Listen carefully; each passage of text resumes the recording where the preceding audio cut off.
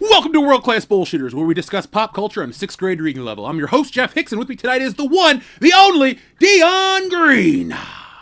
Baby, baby, boys and girls, children of all ages, we come to you on one of the holiest of days, one of the greatest of holidays in all of world history, for the back-to-back World War champions, America!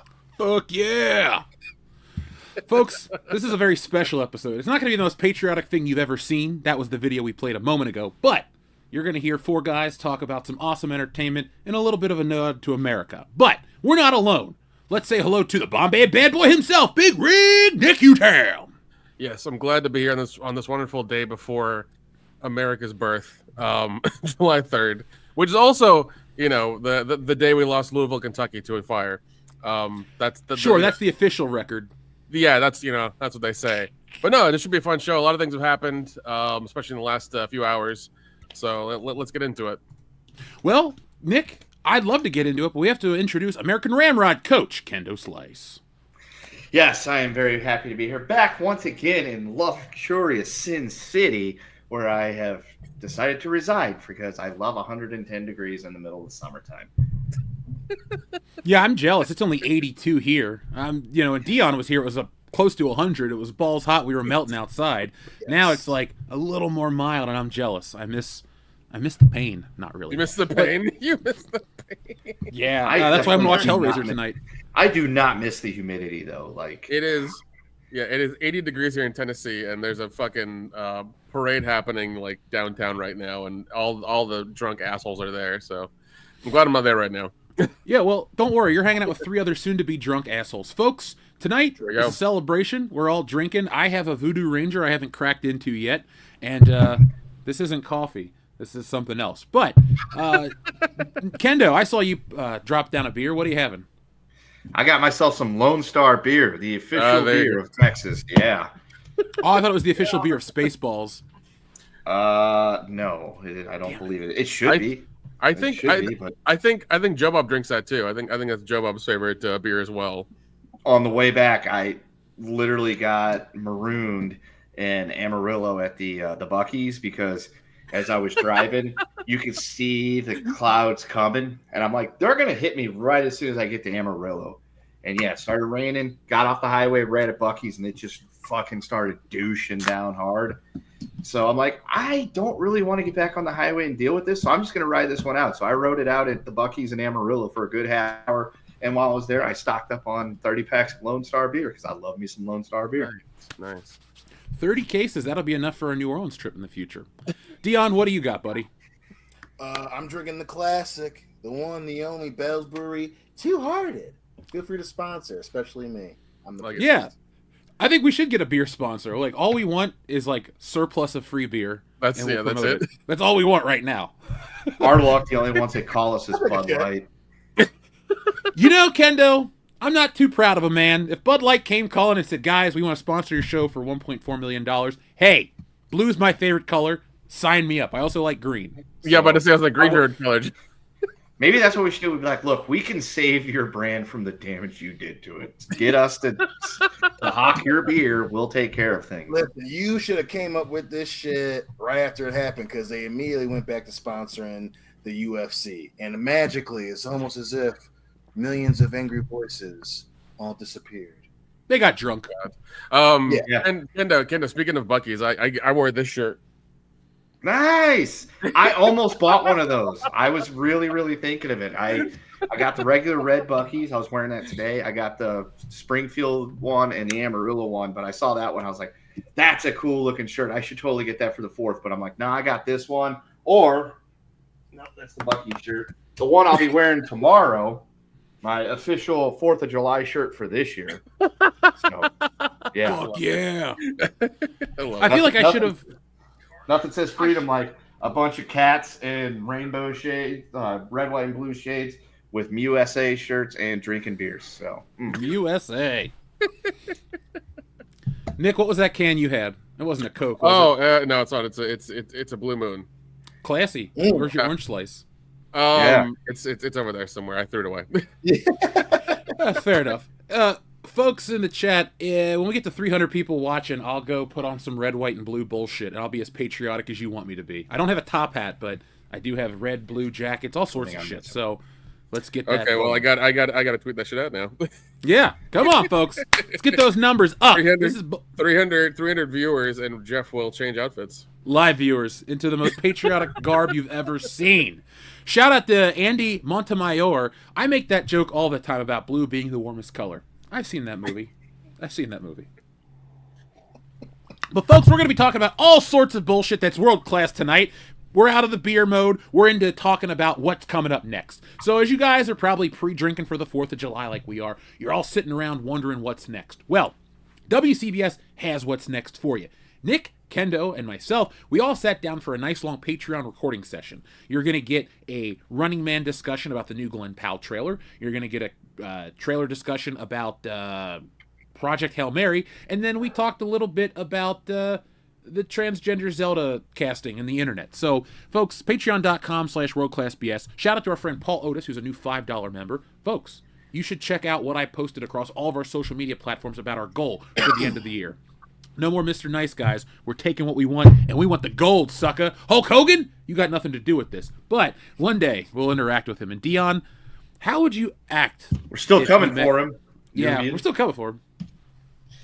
I mean, I would be like, yo, I love Hulk Hogan. And then I'd be like, give me your autograph. And I don't want to hear anything else. I like Hulk Hogan. I don't like Hogan. You can kiss my black ass. The whole production house of it. Yeah, but when you slam Andre, that's one of my favorite. The leg drop, man. Listen, and plus, I thought it was hilarious when you beat Triple H. I loved it, even though we thought, I loved it because fuck Triple H.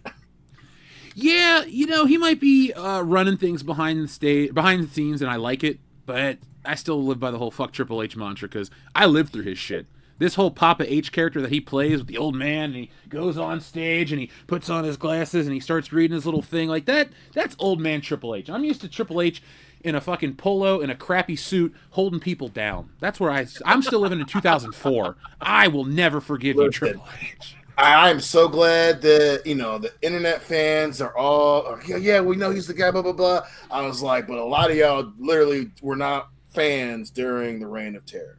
And every fan I know that's older than the age of 25, every single one of them, Booker T should have won at 19. Everyone's still pissed about that. And we've never got an explanation that makes any sense. I'm still angry myself. Oh, Bruce Pritchard's example's bullshit. Don't get to be the world champion. That's the explanation we got. That's the only one we needed at the time. So there we go. So you're telling me that Booker T then moved to Europe, became royalty, and then won the title? So if black people go to Europe, become kings, if they were Kangs, they could be the world champion? After he beat the ass of one of your stars in the locker room, apparently. Yes. Yeah. That's how that goes. He was not qualified to be world champion until he discovered his Kang's roots, and then he became a world champion. I'm feeling pretty royal today. Expect me to be the Intercontinental Champion by December. Ooh, cool.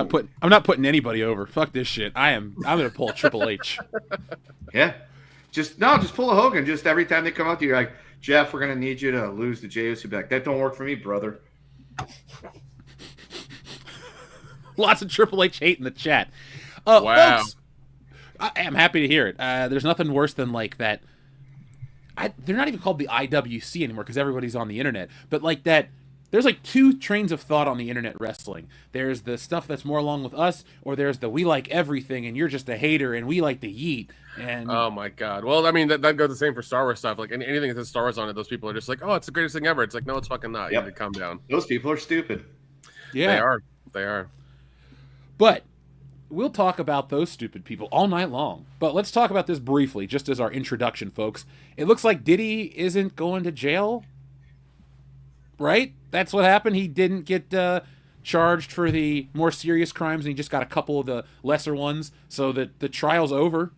It's done. Well, the lesser ones are still up to 10 years apiece. I think there's only 2 left. So he could get some jail time, but not the ones that we've all been following. Yeah, so he's not going to get buried underneath the prison. Shit, man. Here's how I feel about it, based on this text message I sent one Dion Green yesterday at 9:50 Pacific time. Quote, "There ain't no party like the Diddy got off scot-free party." And then it was responded to by she, especially now, at least by the state of New York standards. So, So if we're going to commit crimes, so Dion, is it safe to commit crimes as a black man in New York? Is that what I learned from that text message from Kendo? It is safe to commit any crime in New York if you know the right person. Which Hey! I heard to do the same thing in San Francisco. You know, so well. Hey, there's a reason why they're all mad about the one dude running for mayor out there. Why is he trying to like tighten shit up? You can't just go up to a like Louis Vuitton store and have a flash mob break it down. Like I was living out there at the time. I'm like, what the fuck are these people doing? So yeah, not in California, New York, but yeah, California. We'll see what old Mr. Newsom does because in the mayor of LA, you know that lady's a joke. Thing too. She was on vacation when the fire started, and then interviewed her. She's like, I gotta go. That was my favorite. She didn't say anything. She didn't say anything. I don't think she just kind of like kept walking, and just didn't have any sort of like comment at all, which is just terrible. Like, come on. The FBI raided her house. Her husband went to fucking jail. Well, you know that state. This is talking about the government of that state lost $20 billion. So I don't know how the hell that happened. Shout out to TJ who's listening right now. Disciples of Diddy oiling themselves in the streets. I wanna go to like a out. No, you don't. No, you don't. No, you don't. You know what's gonna happen? There is going to be one baby oil fatality. Some dude's gonna get crazy. He's gonna lube himself up on the 4th of July and go running down the street like a greased up watermelon, and then somebody's gonna hit his ass with a Roman candle, and he's gonna be running down the street on fire. That shit is gonna be hilarious. That's gotta hit like a Darwin Award. Grease up watermelon? What the fuck are you doing for the July, Jeff? I'm worried. Oh, you gotta watch that. It's Always Sunny up episode. Watermelons and rolls them down the street. Yeah, but it's Always Sunny, baby. Thank you. You play it in the pool. You butter up a watermelon and you try to grab onto it, and then when you're done, you eat it. Thanks, Dion. My man. It's a great episode. You never leave a bullshitter hanging. That's rule number 1. Yeah. Doesn't matter if they're wearing a funny jacket or not. So that's pretty much all there really is to say about Diddy. We're not one of those drama channels where we follow everything. No disrespect to those guys. You got to make a living on the internet. But that's the most topical thing there is to say. Anything else you guys want to say about P. Diddy before we move on? I hope he ain't watching me. I mean, him and Amber Heard are in the same boat, or whatever. So, ooh, if Amber Heard and P. Diddy were on an island, who would die first? Amber Heard. Amber Heard. Did you see it? Did you hear the things P. Diddy did? The man is literally the devil. Yeah, but she's no spring chicken herself. She's shitting on people. Amber Heard she be slapping people in their faces, and she'll take a dump on your bed and distract you. Next thing you know, she's wielding broken glass and shit. And it would be a hell of a scrap. Likes the nut. He gonna get distracted. Yeah, I would love to see. She is pretty. It'd be a fight for sure. I mean, there we go. That's how you could raise some money. You get the two of them on pay-per-view to fight each other on an island. Oh, dude, I pay $100 to watch that fight. I don't care. All day. Also, folks, we have to start out tonight's show with a sad passing. Michael Madsen has passed away. You know him from Reservoir Dogs. He's in Sin City. He's in, sadly, this isn't the greatest movie he's in, but Die Another Day, Kill Bill. I mean, his voice. He was a great actor, and I really liked him, so he'll be missed. R.I.P. Michael Madsen. Any favorite Michael Madsen performances, guys? Oh, my God, so many. I know, right? Fucking Free Willy, my personal favorite. Is that Michael Jackson song still your ringtone? Yeah. R.I.P. My son ain't going over there to spend the night, but R.I.P. The SeaWorld? I think they even have one in Michigan? And the whale died too. Damn. And Nicole Simpson can't rap. Everyone's dead. I want justice. You ain't getting shit. Whatever you do, whatever you do, don't look up what happened on Milo and Otis. That movie, it'll break your heart. That breaks my heart. Yeah, that will ruin your enjoyment of that film. Yeah, I've never seen the movie. I just can't stand Animal Piece. Anyway, Michael Madsen though. Let's talk about. I was gonna say let's talk about something happier, but Michael Madsen passed away. That's not happier. Yeah, no. Kill Bill 2 has got to be up there. He's awesome. He did great, and I think it was Piranaconda on Sci-Fi. I believe he was in that one. I think it was Piranaconda. It might have been the one with Jaleel White. Let me double check. God, that's just a star-studded cast. Urkel and Michael Madsen? Fuck. I'm pretty sure that's the one he was in. Let me double check. You guys talk amongst yourselves. Oh my god, dude, that's wild. I'm gonna say Species 1 and 2. He was great in. Oh Were you really paying attention to him? No, I just looked it up right now to see what movie Hey, he don't was be in. mad at Natasha Hensenberger. She is fine. No, that's what I'm saying. She's still fine. She is. What year did Species come out? 90, not 95. Okay. Yeah. 96, I think. Well, that'll play into our theme of tonight later on. Yes, folks, let's see. We got Blood Rain. Thank you, Paul. That's the thing I was going to bring up when Dion's talking about his favorite movies. I'm like, Dion, I know your ass has been drunk, and you watched Blood Rain. How bad was Michael Madsen in that hairpiece? Not only is he bad in the hairpiece, he didn't give a shit how the hairpiece looked like. He just didn't. That was a paycheck, and I ain't mad at him. But goddamn, it is hilarious. I love that movie. John Joseph, you're correct. Virginia Madsen is still very hot. I stand corrected. He was not. He was in Piranaconda, but it was not with Jaleel White. It was him and Rachel Hunter. So Jaleel White's mom? in a different sci-fi movie. So, well, that's real quality work, folks. We are nearing our goal. We need about 90 more people to show up, and then I will go Uncle Sam. If we wouldn't get a copy strike, I'd play Living in America and start dancing around my collection like an asshole. But oh well, you can just imagine I'm doing it. At least you're not Uncle Tom. No, I don't have a cabin, Dion. I don't have a cabin. We read that book in the 7th grade, and I did not enjoy it. Maybe I'll like it now. I don't know. Probably not. Uncle Jeff. Oh, God, I am Uncle Jeff to many people. Breadman Productions. Right. Folks in the chat, let's spend some time with you guys right now. Thank you to everybody who's joining us. Hit that thumbs up button. Let's just do that, folks. We got over 200 watching right now. Let's get it up to 1,000. That's our new stepping stone. We want to get to 1K, and then we want to get to 2, and then 10. Let's just do better than we've ever done before. Shrebbles08 is here. In honor of France helping USA during the Revolutionary War, the word of the day is ooh la la. Ooh la la. Back to the ooh la la. Sisterhood of the Traveling. Ooh la la. Fistful of ooh la la. And there will be ooh la la. Yeah, I watch Back to the Future too much. ooh la la. It's a porno. So is Emmanuel. Which one? The one with the ping pong balls? Yeah. Dude, apparently there are like 27 of those fucking movies. I've seen 6 of them.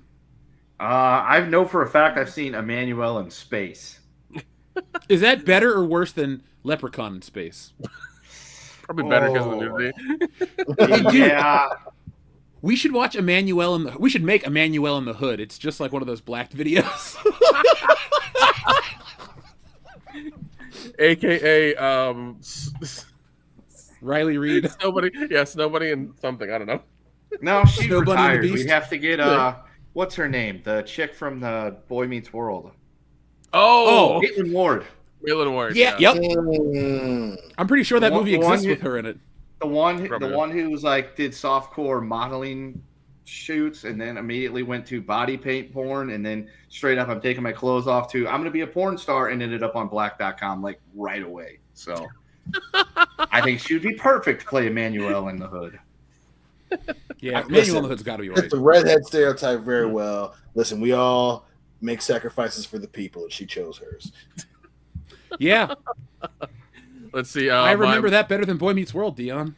Oh God, my buddy Yeah, John. well, you ain't married to somebody who fucking is obsessed with that show. So, Mr. Feeney. Never liked it.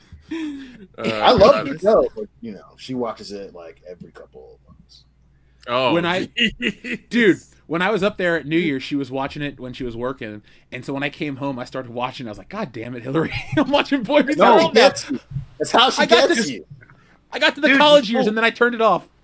Just pull up Maitland Ward videos now, and every time you're watching Boy Meets World, and you see her come on screen, be like, "Hey, it's Maitland Ward. Here's what she's doing now." Glug glug glug glug. Yeah, we know, Kendo. We know.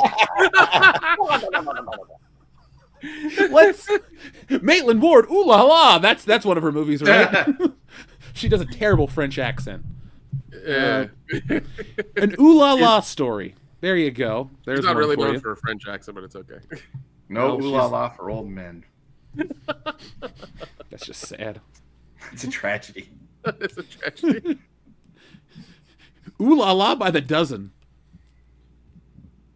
Ooh. I don't know what it means either, Nick. Yeah, but I was like, I was trying to figure Ooh it la out. la, brother, where art thou? That kind of goes together, maybe. Huh? Ooh la la for Ooh la smoking. la. Ooh la la, Mestead. That wins. That wins. I'm done. That wins. Ooh la la Amistad. There we go. Is that Amistad 3? Is that what that is? Ooh la la. It is. What a classic. Gotta love my. Should have won the Oscar. It's a move about a boat. It's more of a love boat type of thing. Subtitle Boats and Hoes. I love it. It ties it all together. Where are the historical like Napoleonic era pornos? That should be a thing, right? Hey, So they made what you're saying is, Pirates of the Caribbean one a couple years ago. A couple years ago, dude. yeah, That that was like 20 years ago, and it was That just was I'm like 20 not years that ago. old, right? I'm still up to date with what's new in porn. That was only a couple you years still ago. using- Nick. God damn it! Are you still using that juke, Dion? Like, does your phone flip open when you go to text? I still have it somewhere. I didn't throw it away. I was too emotionally Good. connected to my phone. When I think of you, I think of that phone and that song I put on for my city. That's college Dion right there. It's just put on. Put on. He's just Jeezy now. He's not young Jeezy. Well, it's been 20 years, Dion. He's old. He's middle-aged Jesus. It's not been 20 years. It's almost. I've known you for 17 years, so it's been a while. Great Oh. song, okay? No, It's Been a While by Stained is terrible. That's a Yeah. Oh, by the way, that particular adult parody that we talked about Pirates is exactly 20 years old this year. So, folks, Yeah. sorry I about figured it telling had you to be about close. Back to the Future. We're going to celebrate tonight's stream by talking about the 20th anniversary of Pirates, a movie that I haven't seen somehow. It's definitely high budget. Yeah, It's like I think extremely it's high. I think it's the first I think $1 it's million streaming- budgeted porn or something. I think it's streaming in one place only. I can guess where. Yeah. Shout out to Jason Green. Pirates of Carrie's Beaver is a classic right after Apocalypse Now. What have we done? What have Jason we Well, Green, I mean, kudos- let's go kudos- back to kudos what we to were you, talking kudos about to a you. second ago. We have somebody that's in the smut business. We could definitely make period piece pornography. Easy phrasing. Yeah, but say use different phrasing. We don't want to make any period pieces here on this channel, Kendo. We got to make Oh, shit. Okay. historical high art. Yes, historical era pornography. I don't know why Nick went to the Red Wings spot all of a sudden, but okay. His Hey, favorite brand of Jeff went shoes. there. Jeff went there too. He was just like, "Hey, phrasing, calm down, all right?" Yeah, work boots and You shit, guys had right? issues. But anyway, yes, we could do that. We could just call it Napoleon boner parts. There you go. Yeah, there we go. Very Napoleon first one. boner parts. And it's literally about him, conquering and doing all the stuff across Europe. And every time he gets to a new city after the fight, he breaks into this cottage and he finds some, farmhand Young- lady. And Yeah, It's the same it cottage. We only have a budget for one shot. We just use it over Yeah. and over in each episode. it's just different girls like, look, honey, you have to be Russian in this one, okay? I know you just played. Da, What it da, was darling. supposed to- I don't know. It doesn't matter. Just talk different. I think we're onto something, boys. I can see 2026 making us quintillionaires. I can imagine Ken being a porn director like that. It's like, listen, bitch, you just Oh my God, is he Freddy Krueger? Yeah, when did I get hostile towards the talent? No, he's in the corner feeding him. He's like, "Here, have another slice of pizza." Like we have very Hey, I very got loose some porn pizza. stars. We got some pizza coming. Everybody's gonna have a good time. Just go in there and finish the job so we can get this shot done. I Literally thought we and were just gonna get them all. So, I thought we were just gonna get them all baked. That would work for me. That also Everybody's would happy. work. There we go. Hot box the movie set. Yeah, Dude. we got pizza. He's got the Chiba. Good. Well, At least open the window in that motherfucker. yeah. Anyway, folks, Napoleon Boner Parts will be the follow-up to Terminegro in 2099. Well, So we Georgian. could also do Terminator Go Through Time, and then that's a whole other portal as Oh well. yeah. Yeah, we have the crossover. Terminegro meets Napoleon Bonaparte's, and Terminegro. We could actually have plot in that one where he's conflicted. Does he join Napoleon, or does he join the alliance that's trying to stop him?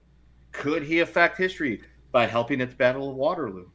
Which side? But then he realizes which side has more white women, and so he goes to that There side. it is. There it is. Well, it's We're talking Europe, about baby. 18 They're all white. I was gonna say we're talking Exactly. about, Joke's on you. 1800s Europe. They all had lots of them. Wait, Kendo, so if we make a period piece about 1800s Europe and it's all white people, are the people that watch HBO going to get offended and tell us it's racist? Yeah, they're gonna have might. a little notice, but before being like, this is a lot of white people. Just calm down. Yeah, Sorry. You realize in the 30s or whatever it was, the Prussian people was like 100% white. We're just being historically accurate, so shut up. History's racist, I handle Kendo. it. So, Georgian, thank you very much for being a member for 28 months. We appreciate you. You talk of WWE Street Fighter crossovers and WCBs450, and not mention Zelina Vega and her cosplay of the video games. Her jury cosplay caused tons of head turning in the 2023 Royal Rumble. She wore the shoes. LOL. Anger the feet, guys. Dude, Zelina Vega is so tiny, it makes me uncomfortable every time I see her on TV. I'm like, that lady weighs what my leg weighs. So, And tiny, isn't she married to like Aleister Black, who's a large human? I think he's A taller large than us. human. A large human. Or no, it's Athena. I think that's married to. No, Kendo's right. It is Zelina Vega. Yeah. Because what's her? Yeah. Yeah, because she's like 5'1", 115 or 20, and he's like 6'4", 250. That's a lot of disparity in that. They have to have one of those numbered beds, so that way it doesn't just keep flipping over on her every night. A strong gust of wind has taken her out to sea once or twice, Kendo. That's why she doesn't wear loose-fitting clothing anymore. She's her own walking parasail if she wears like a baggy shirt. She's Pretty also her much. own grandpa. But yeah. Wait, what? Did you see that David? I hate to butcher his last name because I really like the actor Damlach. David, the guy from Late Night with the Devil. Did you see he's cast as M. Bison? Yep. Yeah, They have that's such, wild. they have such weird casting in the current like in the upcoming Street Fighter. It's very weird. I But I will can't say wait though to that watch it. one. Yeah, I can't either, but I'll say that David DiMaggio or whatever. He looks the part though. Like when that popped up, I'm like, in my head, I'm putting an M. Bison hat on him, and I'm like, I can see that. I know comedian Andrew Schultz is supposed to be in it as well. Yeah, I saw that. He should be Blanca. I can see them making him Vega. What if they? No, they cast Vega. But he's not. No, they cast a wrestler as Vega. I think. And let me pull it up. What if Kumi Nabjabi plays Dalsum? I will be okay with that because Dalsum is a fucking stereotype of Indian people. So that would be really funny. Like you fight him in a palace surrounded by elephants, and he keeps yelling yoga shit at you. So it's like, Yoga hey, flame. stereotype the hell. Yeah, he's like a total walking stereotype. Plus, I know it'll piss a lot of people off that he's Pakistani or something, and he'd be playing an Indian. I feel like that could lead to some explosive, blowback. Apparently, according to Deadline, he's playing Dan Hibaki. Character. Wait, Dan's in this fucking movie? That's what they're saying. Dude. According to Deadline. Dan is the parody character in Street Fighter. It's like there's Ken and Ryu, which are pretty much identical with their fighting styles, and then there's Dan, who's like 50% weaker, and his like Hadouken just barely leaves his hands. Like he's a shit character. I can't believe that's what this movie's gonna be. It's gonna be a parody of Street Fighter. Apparently, a guy named Orville Peck is playing Vega. Any relation to Walter? I doubt it because Walter Peck had no dick. That's true. How can he procreate? I'm sorry. I need to get my shit together. I'm not being very world class right now. But so Georgian, thank you very much. I may have played a couple of 2K25 matches with Umaga versus Zelina Vega because you could just throw her. So it's pretty funny. Dude, a couple of wrestlers in my game have like Cody Rhodes and Roman Reigns are in this movie. Wait, Cody Rhodes is in this movie? Yeah, he's is Giles. playing Guile. Wait, what? No, Yeah. this has got to be fucking fake. No, you're trolling me. No, I'm dude, looking at it right now. It was announced like yesterday or the day before. Yeah, Cody Rhodes is Guile and Roman Reigns is Akuma. Yeah, This movie is too much. Jason Momoa is Blanca. So there you go. This movie could be saved substantially just by the presence of Jason Momoa. Yeah, Well, he made Minecraft a hit. God, Yeah, yeah, I mean- holding on the shoulders. And you got 50 Cent who's going to play Balrog. What?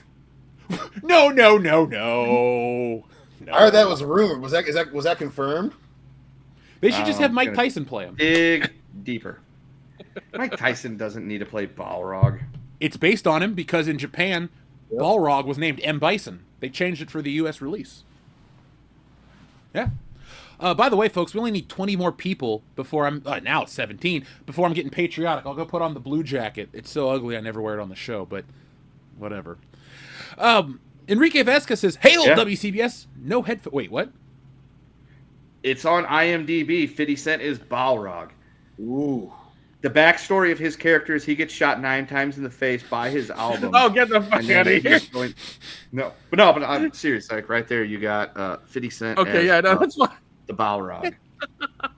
And currently, Joe Anawahi, otherwise known as Rogaine Ramirez, is just rumored to play Akuma, but you know they're gonna be like, yeah, you go ahead and do it. Although they don't have Cody Rhodes listed on here. That's got But to there's be been- Cody Rhodes can't act. There's been shit posted all over the internet the last couple days about Cody Rhodes playing Guile. Yeah, but the it's Earth not is also really- flat according to a lot of people on the internet, so... There we go. Take that screenshot, folks. Hey, he's next in the time other we're all- direction. Next time we're all in the same room together, our first photo is this. That's it. Somebody in the chat had requested that I do a T-shirt of us as the King of the Hill guys, which I will because King of the Hill's coming back out. But in the future, we're just gonna have a shirt that's got an arm with the hand like this. That's all. It's not even gonna say world class bullshitters. Flat Earth, bro. No, it should say flat. Like it should be Flat Earth for life. There you go. That'd be great. That'd be great.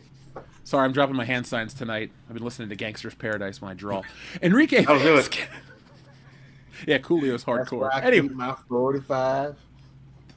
I don't think Coolio ever picked up a gun once in his life, and that's okay. Enrique Vasquez, thank you. He says, "Hail WCBS, no headphones today, so I'll tune in later. Kick butt, guys. Detention button, please. Also, Dion, is Back to the Future hard to understand now?"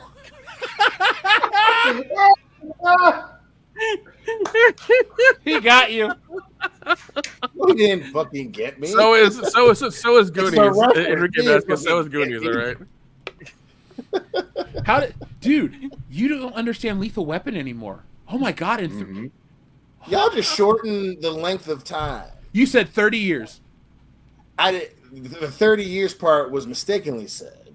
But I didn't Was it say 130 years? I didn't say, listen, y'all barely hear anything any motherfucking way. I did not say 30 years ago. Okay. What was that, Dion? okay, I didn't Jeff. hear you. Calm down. It's cool. The tension humor is good. Like, We only need 18 more, folks.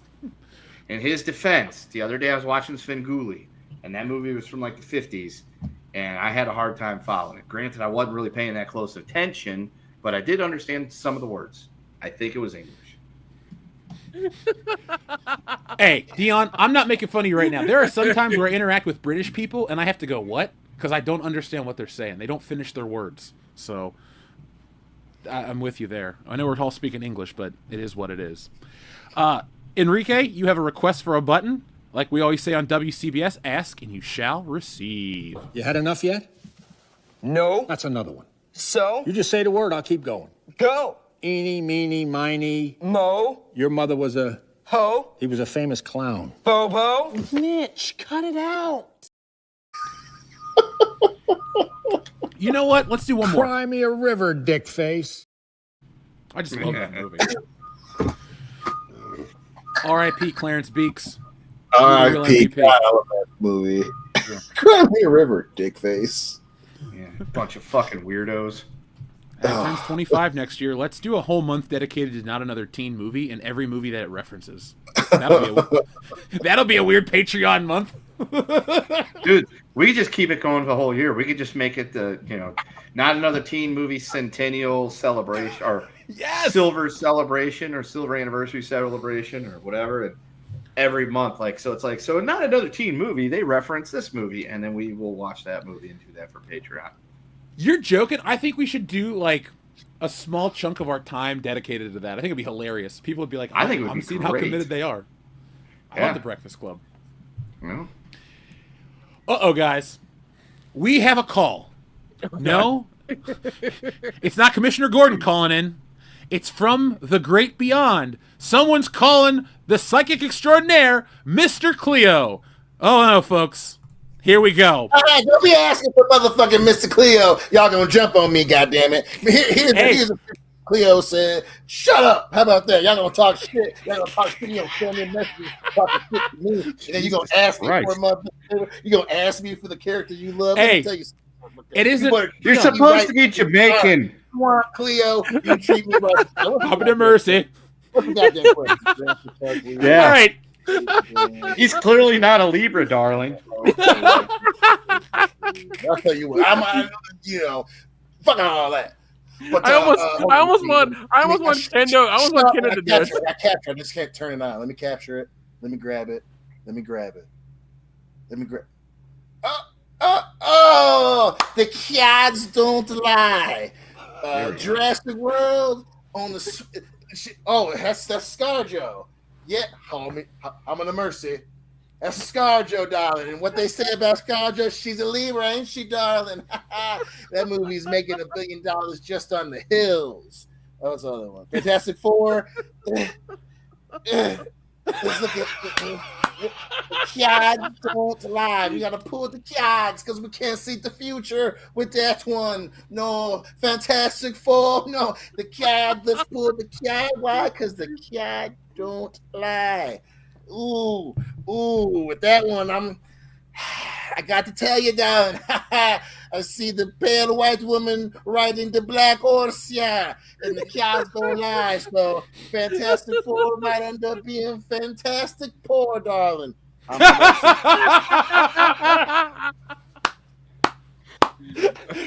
Mr.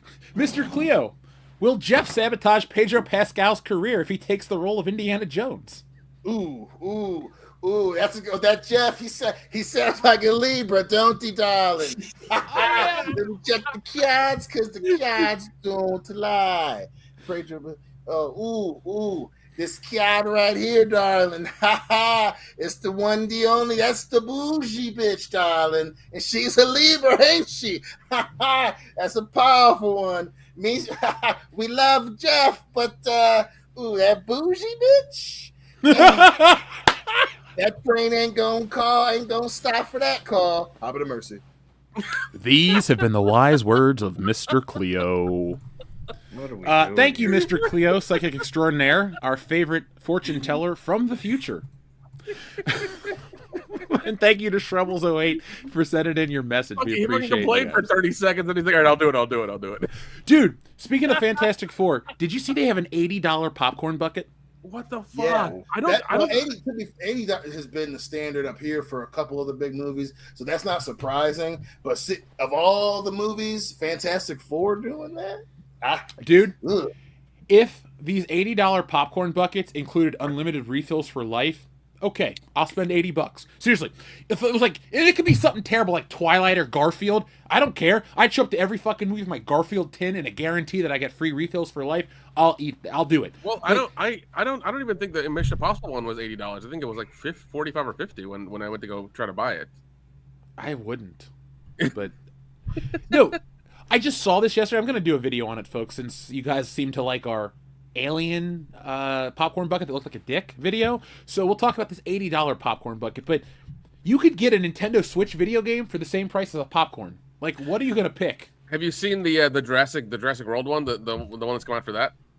Is it the size of a real T-Rex? Because it's got the little baby dinosaur in it, and you put popcorn in it, and then it's got the little sippy cup that it's on the side as well. So it's a twofer thing. I don't know. I'm good. Oh man, folks, we need 7 more people, and then I'll go patriotic. I'll change not on air, but I'll go change, and then I'll be patriotic Jeff for the rest of the night. I'll be an asshole. But thank you, Shrubbles08, for your generous super chat. Our friend Overkill161 excuse me, says, Happy 4th of July, WCBSers. And remember, try to keep exact amounts of fingers after the 4th. No less, no more than 10. I'll be no fine. fireworks this year.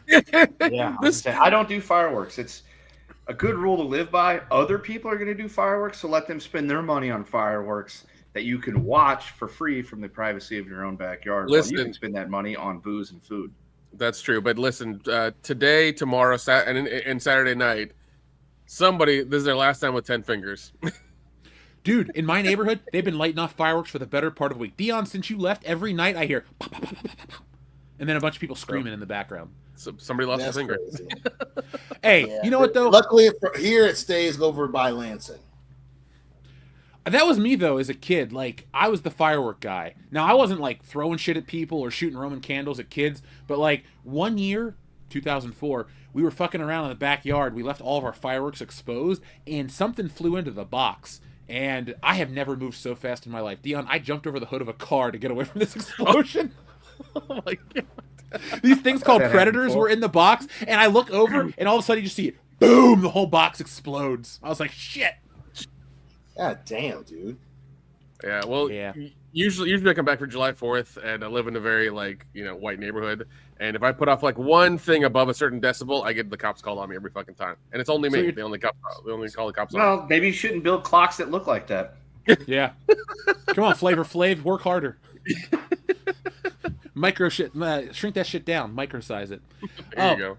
You could do like the guy from Joe Dirt. All right, we hit past 300 in a second. I'll go put on some red, white, and blue bullshit. You could be like Joe Dirt, snakes and sparklers only. Yeah, but that's not fun, though. Yeah. That's fair. Shit ain't blowing up. It just ain't worth it. That's very true. Thank you, Overkill161. Retromeister says, Evening and happy 4th of July, WCBS. Honestly, this month is chock full of feminist and male feminist films with Jurassic Feminist and Superboy and Feminist 4. Are the dinosaurs feminists? Like, do they have a... Did I miss something for the Jurassic World movie? Like, is it like a feminist fairy tale? They have no freaking... I mean... If he's talking about the fact that they made the dinosaurs all female, that was done 32 years ago in the movie, maybe longer ago in the book. And that was specifically to be able to control the population of the dinosaurs on the island. That didn't end up working because, as Jeff Goldblum explained, life finds a way. And so they were made all female, not because of some kind of girl power thing. It was more of a, let's make sure that the island of dinosaurs doesn't become overpopulated full of dinosaurs, especially the ones that can go, rogue and kill the shit out of people. Yeah. This is supposed to be a theme park. One of our listeners, Jettisoned Guy, actually sent us a review. He says, Hey, Jeff, just thought I'd share my Jurassic World Rebirth review. It was the worst one yet. Well, I keep hearing that. Nobody wants to watch it. They're tired of it. They're done with these remakes and reboots, and they just don't want any more. So. Oh, when we talk about reboots in a minute, we're talking about Indiana Jones, Shawshank Redemption. Fuck, everything's getting rebooted today. Hell, they're gonna remake Independence Day. One day there will be a WCBS reboot with a bunch of chicks. Like, who should play Nick? Mindy Kaling? No. Priyanka Chopra. Come on now. Well, she's give me hot. a break. Okay, fine. Yeah. Okay, so if you're Priyanka Chopra, there you go. And Kendo's going to be played by like Morena Baccarin, Dion will be played by who's a hot black lady? Is Gabrielle Union still good looking? Yes. Yeah, she's older. Yeah. Aren't we? No, not really. We're not her age.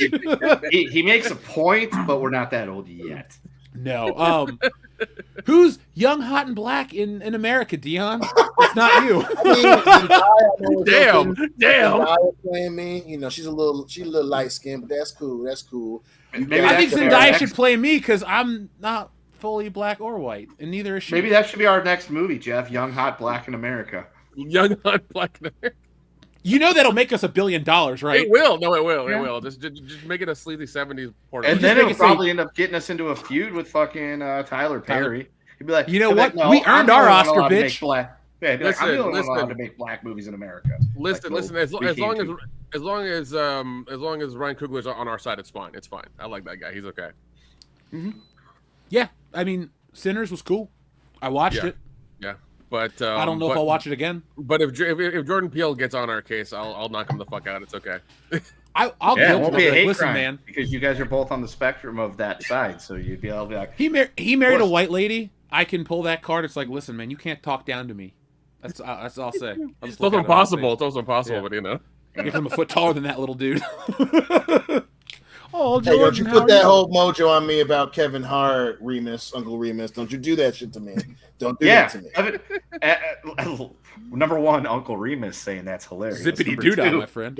Yes. Zippity-doo-dah. Number two, we're being rebooted with women, and last I checked, Kevin Hart is a dude, so I don't think he would qualify. Are you sure? Have you actually checked in person? Because I've heard him. No, I mean, I've never many looked times. under the hood to check out the engine, but I'm just going to go based off of. It's like a Fiat engine, Kendo. Like a It's very Fiat. fuel efficient, but it's this big. Gotcha. Thank you, Retromeister. I got to tell you though, Retromeister, next week is going to be a big week for us. Big beak, we're birds. No, next week Nick and I will have an early review of Superman, and then I will also do a video of it, what I think, because I get both sides of the aisle's arguments about what people want for Superman, but I'm a fan of classic Superman, and so I have my list of things I want this movie to achieve. If it happens, it happens. I've seen a lot of people try to say that James Gunn made a racist comment, and just like happenstance, I happened to click through my Facebook reels, and I saw that James Gunn quote about, he said, oh, the troll, like, I'm paraphrasing here, but he flippantly said in kind of a funny way, like, you know, a lot of the people on the internet that are talking shit are probably like 12-year-old kids in India. That's all he said, but people are trying to paint it as like a racist thing. I mean, how's that And racist? I don't really want to. Here's the thing. I have a rule. I don't argue with our audience. If people are posting on social media and stuff, and they're a fan, hey, post what you want to post as long as it's not. If it's world class, you can keep it. And so I thought, I'm not gonna fight you. I know the truth of this situation, and I didn't think it was a fucked up thing he said. It was just kind of a flippant thing. It'd be like me saying, oh man, this kid's in China that made those Nikes or whatever. Like, it's just a joke. So I think people are trying to take this too seriously. Well, and Ken has been in a couple of wrestling Facebook groups, and he knows how they are. They Oh love yeah, Roman they don't Reigns. like me. I don't like you either. You better watch Oh yourself. damn! Oh damn! We're wanted men. We have the death sentence on 12 systems. That's true. But thank you, Retromeister. And, you know, my interest in... I already have my Fantastic Four tickets. My interest is down here, like, off camera, actually. I don't care, man. I want to care.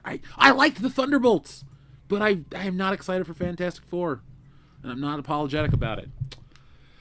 Our friend Lester's Skeptic Tank Obsessions, who's been a member for 25 months, folks. You have been a member longer than I have friends who have... Like, you've been a member longer than my friends' kids have been alive. So thank you, Lester. He says, if Mario Brothers can succeed animated, why can't Street Fighter succeed animated? It needs more action in my... I need more action in my fighting movies. It's smelling like a train wreck right now. I agree. It seems Maybe like that's what they're going for. a train wreck? Is Yeah, Amy Schumer going to you know. play Chun-Li? Well, no, they've already cast the lady to play Chun-Li, but I think there's a part for Cammy, and Amy Does Schumer can Chun-Li play have... that. Does Chun-Li have the appropriate sized thighs? Because that's more important than the fact that she's Chinese. Like, those thought... Never mind. I got to look her up. Ming-Na Wen should still play Chun-Li. She looked good 31 years ago for the first Street Fighter movie. She still looks good now. Yeah, she's like in the mid 50s, and every time they show her, I'm like, you know, they talk about how black doesn't crack, but apparently Asians have got some kind of specialty thing going on too. It's all the rice. It's all the rice they eat. It's all the rice they eat. I mean, even with the wife and her friends, man, they fucking age like vampires. Like you play I'm the changing my age diet guess- tomorrow, Nick. I'm not going to eat You a hot take them- dog. You Rice. take them to the carnival to do the age guessing game, and you're walking around out with all them fucking stuffed animals. I'm just going to be offensive and guess everyone's in their mid-40s and just get slapped. I think it'd be funnier that way. But, Lester, to the point that you were making about the Street Fighter being animated, there is a Street Fighter animated movie from maybe 1995, and it's pretty good, actually. But, okay, I'll be honest, I don't know why they're making a Street Fighter movie. Like, the movie 31 years ago sucked. but Mortal Kombat didn't suck back in the day. But the new Mortal Kombat sucked, so maybe the new Street Fighter won't. And also, too, like, are they actually gonna Are they gonna fight, or is it gonna be like that bullshit M. Bison and Shadaloo or whatever the country is? Like, are they gonna just be basically a military force? Because nobody wants to watch Cody Rhodes play Jean-Claude Van Damme. That's gonna be boring. Unless he does the same amount of cocaine, then I'll watch it. What if he That's the does an adrenaline. accent to sound like Jean-Claude Van Damme, though? Hey, Dion, what does that accent sound like? I'm going to kick his ass so hard. Folks, as soon as I get to the end of these super chats, I'll go off and change and get a new beer. But Lester, I don't think the new Street Fighter movie is going to make $1 billion. I think it's going to cross like 285. That's my guess. It's going to make $285 million on a $195 million budget. But the video game adaptation that they make of the new movie will be #1 on Steam for like 6 minutes. That is my guess. #1 on Super 6. Yeah, Probably. I could see it making half a billion worldwide. You know what would be smart is if they actually use the Street Fighter 2 music in the score. Like Guile's theme. Every time the Cody Rhodes appears, they just play that music. I might get into it that way. That'd be cool. Joseph Bienowicz, member forever, who says, "Hail to all! Just dropped in quick at work. Enjoy the stream." Joseph, thank you very much for all you've done for the channel. We appreciate you, man. Hopefully work goes quickly and you can enjoy your 4th of July with your family, friends, or maybe even us on the replay. Thank you. Xavier God says, Kumi Nabjabi was already Dalsum in one of Pete Holmes' Street Fighter red tape skits. Also, guys, who would you cast as Chun-Li and Cammy White? Okay. Let's play that game, even if What's-Her-Face has already been cast as Chun-Li. Who's a hot Chinese lady? Dion, you know better than me. Who's a hot Chinese lady? I mean, you know, Dion, scroll through Instagram and figure it out, okay? Oh, shit, I'll scroll through my Instagram. depends Maybe on I what gotta- age we're going for. You know what I'm saying? So you know, shit, there's a couple. I don't know why you got to Yeah, put I him mean- out like that. It's like you're trying to label my boy some kind of weird pervert or something. I mean, this was on my Instagram, so, well, there we go. Whoa.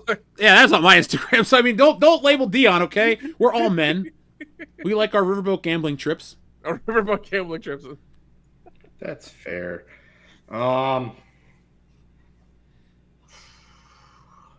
No, what you do is you, if you really want to make people mad around the world, you get that chick from Squid Game, Sabiuk or whatever, and you make her Chun-Li. That way, people get really mad because you cast a Korean as a Chinese lady. Oh my god, that'd be hilarious. So let's see, and Cammy White. Well, then we're gonna go ahead and race swap her, and we will put what's her name? The Usos' wife. Oh, Naomi? Naomi? Yeah, you put Naomi in there as Cammy White because now you race swapped her, but you gave her the last name of White just to make people mad, and she has to wear that glow shit every time she gets out on the screen. Boom. I love it. I would love to give a better answer, but for Cammy White, I don't want to see... I don't want to see our usual go-to Sydney Sweeney because she's got the right look, but I want somebody different. Kylie Minogue was an okay Cammy. No, she wasn't. Who's got the...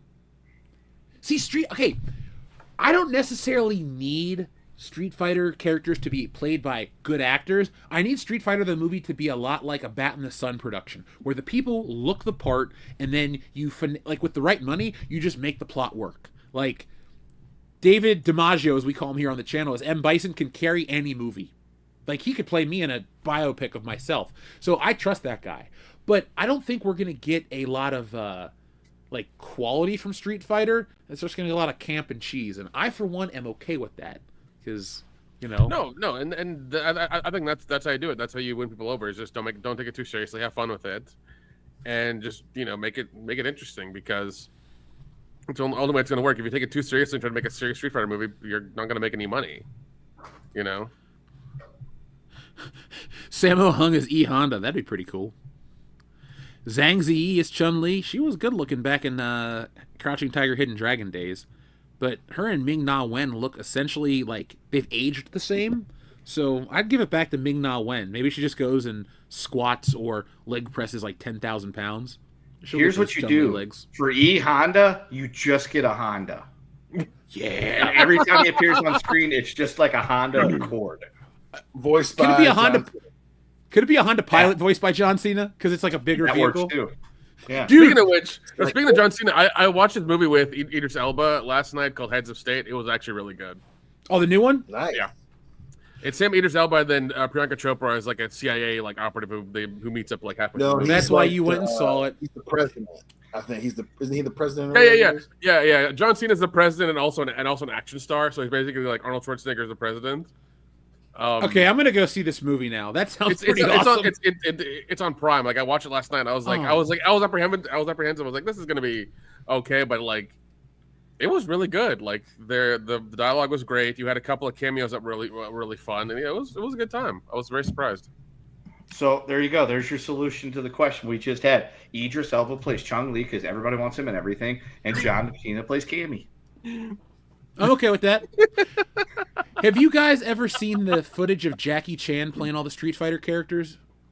Oh yeah. No, but now I want to. No, that sounds. No, there's a movie he's in where all of a sudden, I don't know the context. I've only seen the scene, but there's a movie he's in where he plays like Chun-Li and Ryu and Ken and all this stuff, and it's like very video game it's not accurate. Meals on Wheels. It's I know what one you're talking about too.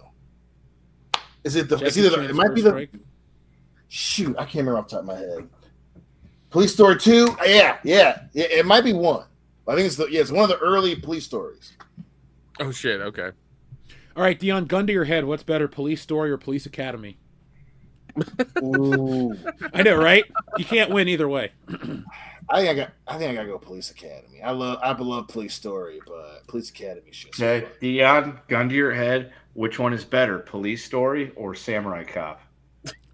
Oh, We respect the Japanese. Katana means Japanese story. I gotta go with Samurai Cop. Hey, Dion, do you want to get wasted and watch Samurai Cop for the channel soon? Because I do. God, yes. Yeah, God, yeah. yes. Yeah. I don't think we ever did that. Naughty Spaces Port. We have not. Yes, we have not done Samurai Cop. We will get that to you by the end of this month, and I will upload my old Samurai Cop artwork to Patreon, so you can see some old drawing I did of Joe Samurai. Is it Joe Marshall? Is that his name? He's a cop. Yeah, it's Joe. Is it Marshall? I think it is Marshall. Samurai Cop. They call him Samurai. He comes from Japan. Blah, blah, blah, blah, blah. And yeah, this is the land of opportunity for legitimate business, not for death merchants who peddle the drugs on the street to children. Jeez. And I'm telling these motherfuckers, Dude, that I remember telling your drugs to kids on the street. Well, I'll have them all shipped in body bags and shipped back to Japan. Dude, I remember the first time telling you about that movie. You're like, you know what? I'm going to buy this. And you bought that shit on your PS3. And we stayed up and watched it before we went to WrestleMania. All right, folks, 2 more messages, and then I'm going to go. It is free to watch on Tubby. Yeah. I also own a copy because I love Samurai Cop. Amir Shervan is my favorite director. Shrubbles08 says, remember, Dion, Tyler Perry is an Oscar winner.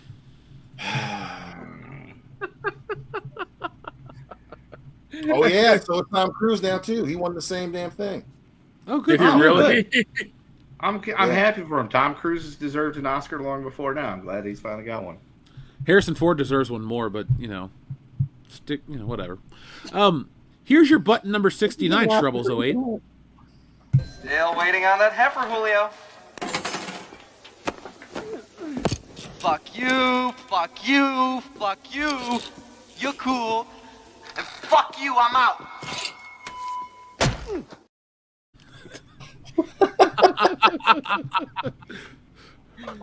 Oh, man. Our friend Master Marlrus, thank you very much, says the band is back together. Yeah, folks, we've had a couple of travel hiccups and life moments, but now WCBS is back together and we're loving it. So while everyone's enjoying us back together, I'm gonna go get patriotic and grab another beer. Guys, pick a topic. We got to keep the audience engaged, and for every person we lose, Dion, you got to take a shot. Ooh. If you're watching right now, I want you to go aheend and click the stream off. That way, we give Dion liver failure by midnight. No, don't. God. Listen, and I know that you 3 assholes, and right now the 94 people watching on YouTube for sure. Twitter audience is a little bit more well behaved. These degenerates in our YouTube chat. They be trying to kill me every time we do it. So I love them for you, whatever. But Yes, I do not, Go folks. ahead. I'm joking. I do not want that. In fact, the other night I had a dream, not that type of dream, that Dion called me and told me that him and the family were moving into the neighborhood, and in my dream, Dion literally moved in right across the street, and we were hanging out on the patio drinking whiskey and grilling, and it was a great time. And I remember, and then I woke up realizing it was a dream, and I was very sad. That put a damper on my day, because that was the coolest thing. I'm like, one of my good friends is moving into the neighborhood. This is awesome. I have somebody to hang out with all the time. And then I woke up and reality hit me I don't have any friends living in this neighborhood. I feel like they all live really far away. I feel like You joke, Vegas was on the list of places that we were thinking about moving only a few moons ago. So Vegas is always perfect for a player like me. There's a lot of shit is out there that I do. So in the event that you're going to do that, I had the name of a very great real estate agent. She was wonderful. And there are plenty of places to purchase inside this neighborhood here. I can tell you there's quite a few that have gone on the market, that have went on and then came off when the market was not very hospitable. So if things really do course correct themselves in the next year and housing gets better, then you just keep looking at that Zillow, and I will see if my workplace needs somebody that's really good with security and tech security and stuff like that, because it's a very large workplace and we're always looking for shit like that. I feel like Kenda fell asleep watching a T-Mobile commercial of Turk and JD, and that's where the dream came from.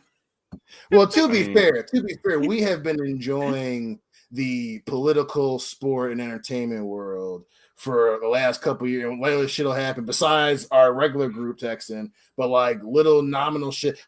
Kendall and I was following the Dalton Mayer thing from the jump. Oh my God! Yeah, when they did it many times, I was like, God damn it, man! I just might do a good job out in Vegas, because we were talking about that shit. We still follow up on that shit. Which, by the way, you trying to write a book, and we were both just let it happen. I want to read that fucking book. No. The book, I was seriously considering buying the book so I could read it and then putting it in the mail and sending it to Lansing, Michigan. I'd be like, dude, read this. I took notes. I cannot wait to hear what you have to say about this. But it's funny because when we were talking earlier about the mayor of Los Angeles and the possible new mayor of New York, it's as bad as those people may be or perceived to be, they're still not one of the worst American mayors that's been produced in the last decade. There he is. Kwame Kilpatrick. Kwame Kilpatrick is the worst. There he is. With Dion, Xavier Jeff over there. You live in Michigan. I lived in Michigan during the reign of Kwame Kilpatrick. I was there too. Jeff was there too. Would you put Kwame Kilpatrick ahead of Tiffany Henyard in worst mayors in America? Listen, if there's ever a comparison that is a good one, it is always going to be Tiffany Hayward and Kwame Kilpatrick. And that dude is he is definitely, and I'm not even joking, he's probably worse. Kwame Kilpatrick's a piece of shit. Don't get me wrong. He did actually serve prison time. She's like Mean Girls come to life. She watched a lot of movies. Kwame Kilpatrick is that dude. Not only is he a piece of shit, she's dumb too, but he's extremely stupid. And that dude straight up, he was trying to use the police department, like a goon squad. That dude, he's a bad dude. And then he tried to get pardoned and stuff. Dude, fuck Kwame Kilpatrick. And Dion, the fact that he beat Gil Hill, a.k.a. Inspector Todd, in the mayoral race. It could have been Inspector Todd from Beverly Hills Cop, folks. He was the guy that Kwame Kilpatrick beat. That's how bad that is. Listen, don't get me wrong. Even Gil Hill's got some skeletons in his closet up here in the great state of Michigan. But it would be interesting seeing how the difference in the reign of Detroit with Inspector Todd as the damn mayor of the city. Because I'm sure at least one person that wouldn't vote for him would be my man, white boy Rick. Damn sure he wouldn't be voting for Gil. Well, Dion, if you do come out here, you and I are going to go have dinner at Hot and Juicy Crawfish. We're going to take a picture of it, and we're going to send it to Tiffany Henyard. Be like, hey, remember that time they asked if you guys came to Vegas to eat here and you didn't answer that question? Well, here's me and Dion eating here. Yep. And we did it without committing wire fraud. Yeah. Where's the fun in that? You gotta tag her on Twitter and post it on the WCBS Twitter just so like people can like. Can we make her an enemy of the channel, like a political enemy? Probably really easily because she gets probably very not be angry that at people pretty quickly and easily. But if you've folks in the chat, if you've paid no attention to what's going on with any of that, because why would you? You probably don't live in that area of Chicago and don't care. Just the one video you need to come up with is the one where the reporter asks her the questions about Vegas, because there's a paper trail that shows that her and her entourage went to Las Vegas and hung out for a week and spent like $300,000 of the taxpayers' money. How? And he asks her, he goes, so you're saying you didn't go to Las Vegas? And she goes to answer no. She goes, no. And then she just stops and smiles at him because she knows she can't say no because they have proof of it, but she really desperately wants to say no because she's trying to cover her own ass because she spent all that money on a supposed like thing for the city. And it's like, what are you going to Las Vegas to learn about your tiny little township in Chicagoland area? Yeah. Then she said she went to some mayor's conference in like Miami, Florida. Yeah. I was there too. I'll vouch for it. Listen, I love me some Miami, but I ain't never heard of no mayor's conference. You know, that woman was, listen, her hand was all up in the cookie jar. And she was dating she was dating a police officer or whatever, and was, you know, obviously using city funds for him to go with her and saying, oh, it was the police. Obviously the police were going with me as an escort because I'm the man. It was nuts. Mm-hmm. So, folks, we will talk politics another time. Let's talk about the rumor. Okay, it's not even a rumor at this point. Let's talk about the discussion that's been the allegations. The allegations against the good name of... Now, look, there's a rumor on the street that Indiana Jones is getting the old reboot treatment from Disney, and everybody's worried that Pedro Pascal is going to play Indiana Jones. Now, you guys can tell us what you think about Pedro in the chat.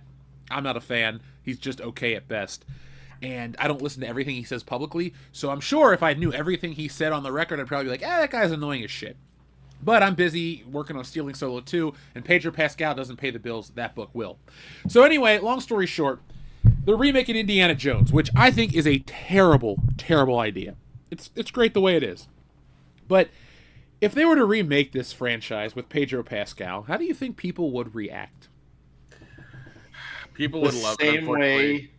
Yeah, I was gonna say, I feel like they would be the same way as the sequel trilogy people, the diehards, the ones that are like, we were wrong, we don't know what we're talking about. When essentially The Force Awakens came out and it was a complete fucking remake of the first Star Wars movie, then we got, you know, The Last Jedi and The Rise of Skywalker, and we're sitting there saying these are terrible. Here's why, and the people that are the diehards that are 100% in the tank for the shit would be telling us how stupid we are. And then maybe the channel will blow up again. It did when the first time the Star Wars came around and was garbage. And we were like, hey, it's terrible. And there was a segment of population that agreed with us and a lot that didn't. And everybody, you know. So, you know what, folks? Maybe we do need this to happen because if we want to get that gold play button, we need Indiana Jones to be rebooted so we can be right and all y'all can, you know, have more people come subscribe and hang out with us. So there you go. Kendo, you're 100% So right. I support I'm changing this. my tune. Oh I support it now, too. Listen, Pedro Pascal. Listen, you get all these people who've never watched an Indiana Jones movie, all the normies who have read a fucking Wikipedia article and think they know what it is and never watched one. They're gonna get all dick hard and retard strong over Pedro Pascal being fucking Indiana Jones and go in droves to watch it. Anybody says anything different is gonna be a hater or a bigot or a phobe or an ist. And you know, that's going to be their thing. They're just be like, oh, it made so much money. See, people like it. It's like, no, that doesn't mean it's good. It just means you were an idiot normie who just went to go watch it because, you know, the guy you want in, you know, on top of you in your bed is like in the movie. So calm the fuck down. So when they do this, are they going to remake Raiders or a different one? And will he be fighting the Yahtzees or will he fighting No. They're going to remake the first one because that's Disney's way. They're going to do redo the first one. And then after that, they're going to be, you know, kind of different. So instead of India for the Temple Raiders of Doom, he goes to like modern day America, talks about toxic masculinity. Okay. Probably. That's a very quick internet way to try to describe. Where are we broadcasting from, Dion? listen. I shit on Disney just as much as the next guy. I hope. And sadly, the remake game is very much alive for sure. I can 100% admit that. But listen, we've heard of movies remakes so far. The list is long of stuff that gets stuck in production hell. I'm with you. I think it's a terrible idea, and I don't think it's going to happen. There have been so many remakes that have been announced. Hell, there have been current properties, current as in have been around for started around the last 25 years that just end up in production hell. I do not think that this is such a bad idea. I don't think it would happen. And even if it was Pedro Pascal, and again, don't get me wrong, there's shit that he is in that I like a lot for sure. And him, I just stack him. He's just the weird theater kid. He says weird stuff, and sometimes he says stuff that's likable, and then there are a lot of times where he says shit and you're like, yeah, you were definitely the theater kid, right?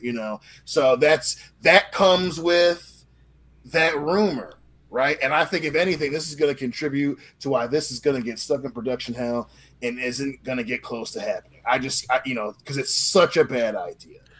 Indiana Jones isn't Fantastic Four. It's a very different thing. We just went through 2 of the damn anniversary movies when they were showing at our flashback cinema. I just redoing a classic character, especially with someone that's just so theater kiddish, it's just such a bad idea. It's so stupid. I don't think it's even gonna get close to happening. I hope not, man, because I lived through Star Wars. I've lived through Ghostbusters. If I watch, Indiana Jones and James Bond are neck and neck for, characters I love, I don't know what would hurt more. Fucked up Indiana Jones or fucked up James Bond. But then again, we lived through the last 2 Indiana Jones movies. Except for the first 6 months of my life, every Indiana Jones film that has been released in my lifetime has sucked the big one. So, just leave him fucking alone. Well, and also I think Indiana Jones is kind of a dead franchise. It's only popular to our demographic. That's it. Anybody younger is not going to give a shit because he's too masculine. He's too much of a man. They don't like that shit. Nick, I think it's they like their Timothy Chalamans. That's who they like. Well, Nick, I also think it's the fact that it took. God, you're talking about sounding old. Jesus Christ. Yeah. Jesus. Old Samoan man yells at clouds over here. Does your back hurt? God damn it! They don't even like Indiana Jones like they did when I was a kid because he was a man and he wore a hat. Did you call him Banana Jones? Indiana Jones, you and those kids don't hear a damn thing. Back in my day, if we didn't hear something, we got slapped. My question is this: if they're going to reboot it, are they going to set his adventures in the 30s and 40s, or are they going to try to make it modern? Is he going to be running around in 1980s? I don't know, Iran-Contra affair type shit, trying to stop that, or that'd be cool. Is he going to be down in Nicaragua listening to Metallica blasting while they try to get rid of Noriega? Manuel. I'm just trying to. I'm wondering. That's my question. If they're really seriously going to do it, it's what time period are they going to set up in? Because you don't want to upset people's sensitivities and put them in the 30s and the 40s, where his bad guys are the armband wearing brigade. But at the same time, it's where that was the thing, and that's what he was famous for. So it's where are they going to place him? Because unless they send him, was he going to go to Egypt and stop them from busting in the King Tut's tomb? He's no, you can't do this, Howard Carter. You're going to unleash a curse, which will be proven to not really be a curse, just some coincidences and shit. But King Tut can't be disturbed. And then Steve Martin comes out and starts dancing. That'd be fucking great. I'd actually, you know what? Never mind. I've talked myself into another movie that I'd actually watch. I support this. Something that they would never make that would actually make money. $1 trillion, Nick. The first $1 trillion picture. Steve Martin is Indiana Jones. Oh my god! If they come out tomorrow and they say Indiana Jones in the Tomb of Tutankhamun, starring Pedro Pascal and Steve Martin, I'm like refreshing my screen on the Movie Tix website. Like, when can I fucking buy these? I'll sell my firstborn to go see that movie early. Like, I gotta go. Jeez. I'll sell your firstborn to go see that shit. movie, Nick. Oh my gosh. Well, no, wait. What's going to happen is he's going to be in Vietnam or something. They're going to play Fortunate Son 4 times. That's what's going to happen. That's where his son died. Why you gotta touch it about Fortunate Son? No. It's no. Every time they have a Vietnam movie, they play that song and like 2 others. I forget what they are, but like I have no problem with them. I love them. Jungle and All Along the Watchtower. Thank you. That's just a good song, though. Which I mean, I have they're no all problem. great songs. I love them, but it's just one of those things that's like, it's whenever Hollywood makes that movie in that time frame, they always play those songs. I'm pretty sure they're on my fuck clobbering 4th of July playlist for tomorrow. That will good for you, start sir. at 8 o'clock in the morning, and I will have my JBL Pill speaker out on the back patio, and I will be letting everybody know that this is an American house, sort of. I wish I could be celebrating the 4th of July like you, Kendo. Dude, Stuck 4th of going July to is going to be family awesome at my barbecues. house tomorrow. We're going to have green chili cheeseburgers. We're going to have fucking hot dogs with mustard and sauerkraut. We're going to have fries with the hot, spicy ketchup, potato salad, coleslaw, ribs, you name it. It's, fucking America tomorrow, all day. I need some ribs in my life now. Shit. 100-something degree weather that we'll be having. But hey, we got a patio cover now, so it's not. Yes, Stanley, I have a bottle of Buffalo Trace I bought specifically for tomorrow. Oh, nice. And we'll be starting with that promptly at 8 o'clock when I don't Irish up my coffee. I American up my coffee because I'm using bourbon. Oh, there you go, sir. There you go. With my Black Rifle bourbon-flavored coffee. Oh, yeah, worlds are about to fucking collide tomorrow morning. Dude, Dion, listeners... move to Vegas. Seriously, just move to Vegas. Go grab Hillary right now and say, woman, you're coming with me or you're not. And then if she doesn't, I'm gonna run the Dunhams, we'll find you a ready-made grab a bunch of replacement. front style T-shirts, and I'm moving out there, brother. I don't really wear those, but sure. Hey, Dion, I live close to a Buc-ee's. I'll send you up a bunch of Buc-ee's T-shirts. That can be Dude, your dude, there's one We can get you here. some There's Buc-ee's. one here right now on off of 40 exit 407. I'll send you the whole Buc-ee's outfit. You'll be set. You'll be set. Hey, Nick, can you send me a right, brisket right. sandwich? I Those can. are It might. good. I'll try to overnight it this way it doesn't get too old. I'd still eat it. If you overnighted me a sandwich, I'd eat it. I'd say, fuck it, I'll try it. Don't say that shit because I might do that. I might fucking do Dude, the that. Buc-ee's brisket sandwiches are fucking next level great. They're good. I mean, they're like $10, and it's not the greatest brisket you're gonna have, but it's It was a pretty little too good, fatty for me. especially from a convenience store. Yeah, but I feel like Buc-ee's is just like America. Whenever you go to one of those gas stations, like that's America. Yeah, For better or worse, it's America in 2025. Right. you very can much. buy completely 100% gasoline at a Buc-ee's. So, Yep. yeah, none of that ethanol corn shit going in there. You can get straight up, E0. I don't like that corn shit. Is that your new rap name, E0? That's pretty cool, actually. Yeah, 100% pure E0. Is that our rap signal? Like, whatever that is? Is it this thing? No, that's the white power sign, remember? Doesn't mean three-pointer. I or went this okay. way. I did too. How can I do the white power signal, Kendo? Think about it. 50% of you can. 1488. Yo. What happened in 1488? Columbus sailed the Great Lakes.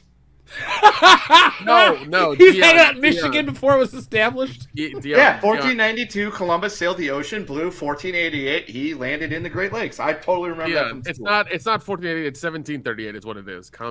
What the fuck? Did man? Plymouth no, Rock but land on 14 Gatlinburg, Nick? Yo, no. Just Google 1488 and then how it's 1738, Franklin said it's time to mate. The 14th By the letter time of the he was alphabet. done, he was on the 100. There you go. Hey, Dion, when I Google 1488, I get 1488 Dental in Woodlands, Texas. Hang on, let me look. What do I get? 1488. I also get 1488 in Woodland, Texas. I'm going to give their Facebook page a 1488 like. Dental Reviews. 1488, a song by JPEG Mafia.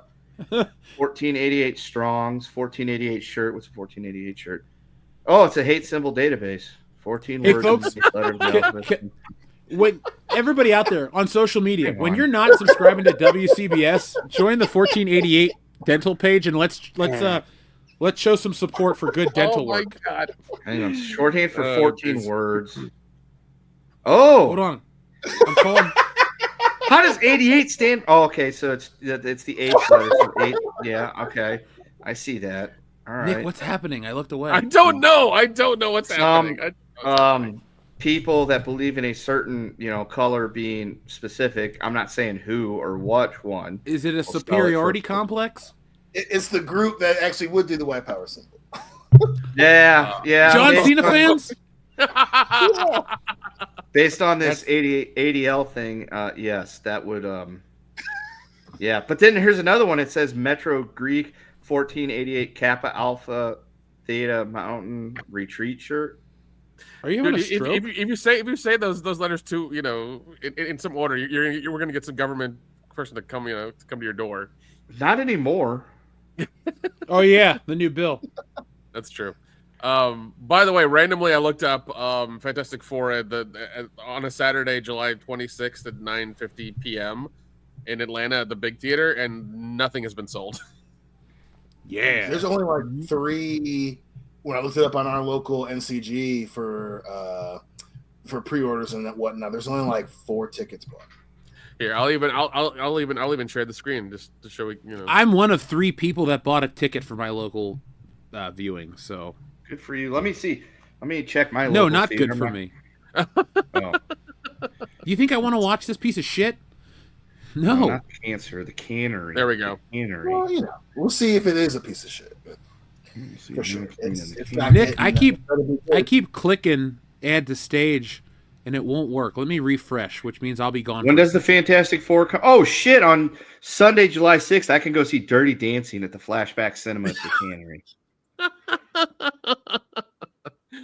Hey man, Not going to. you go watch what you want to.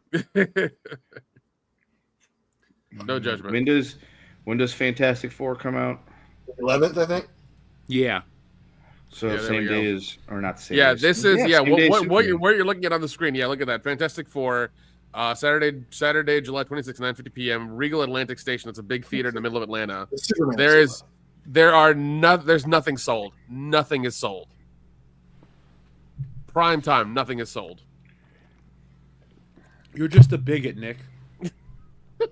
And you hate gay people. No, they're not showing it at this one. Sure, whatever. Why not?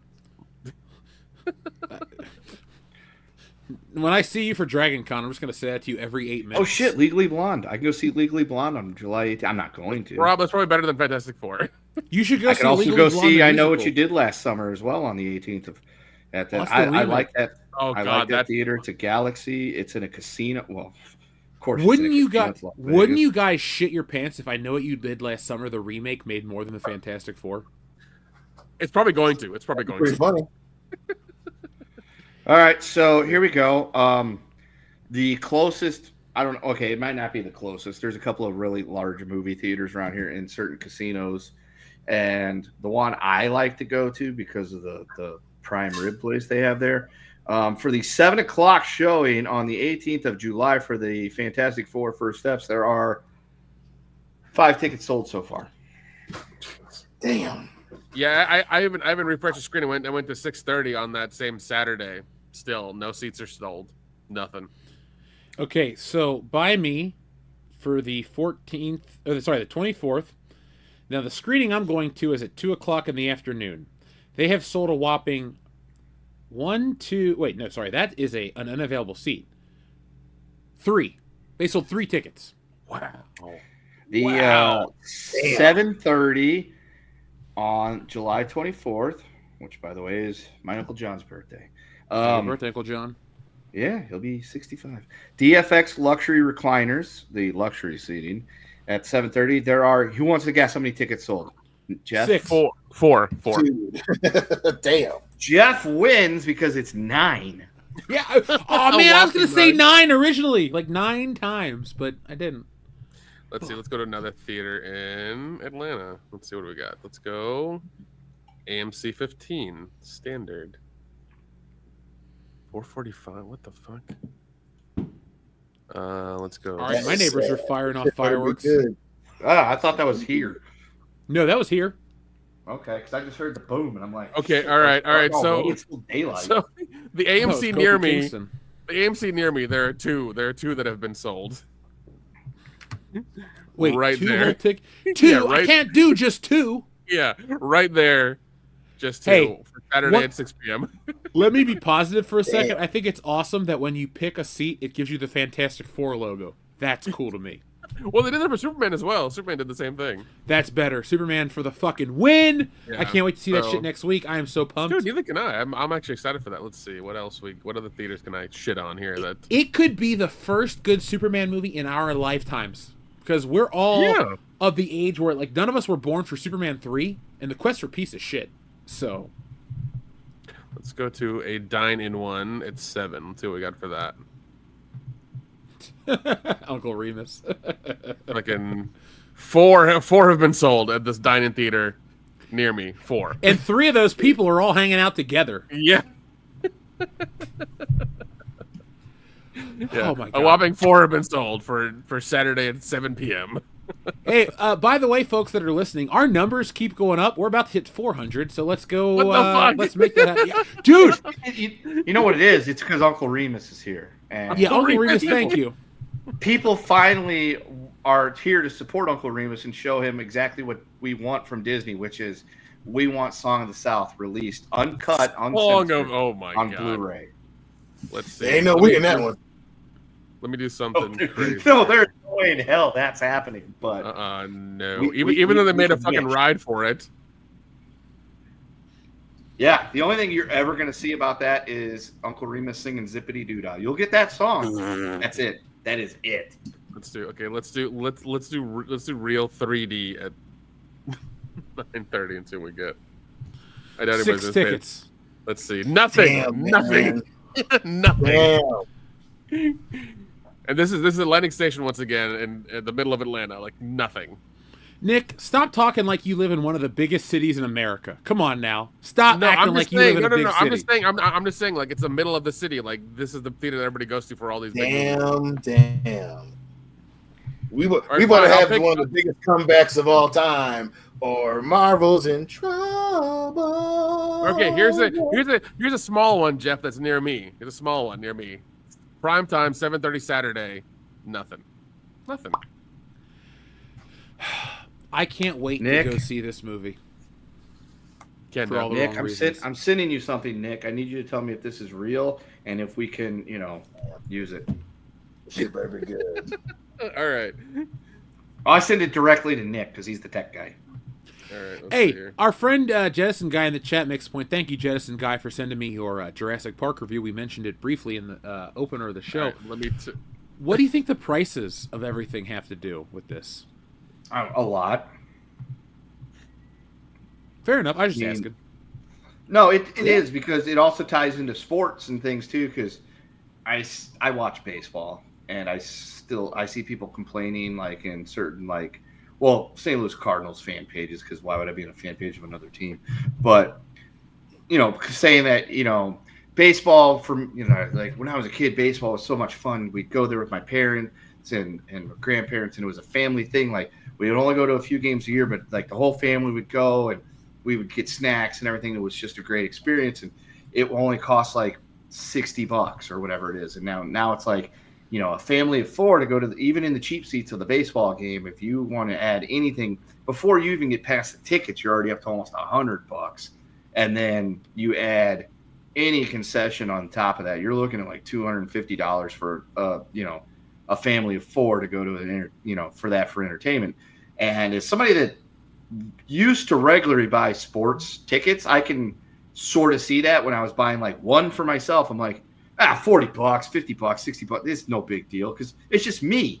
But then if I were to take the wife, because I'll have to, and the kid, because I'll have to, and all that stuff, then I can see where it starts to add up, and it's like, shit, I can see it. And movies is the same thing. Like a couple weeks ago, she was really desperate to go see the Mission Impossible movie, and even like the matinee at the Casino Theater north of here, Aliante, it was like almost $50 in tickets for 3 people.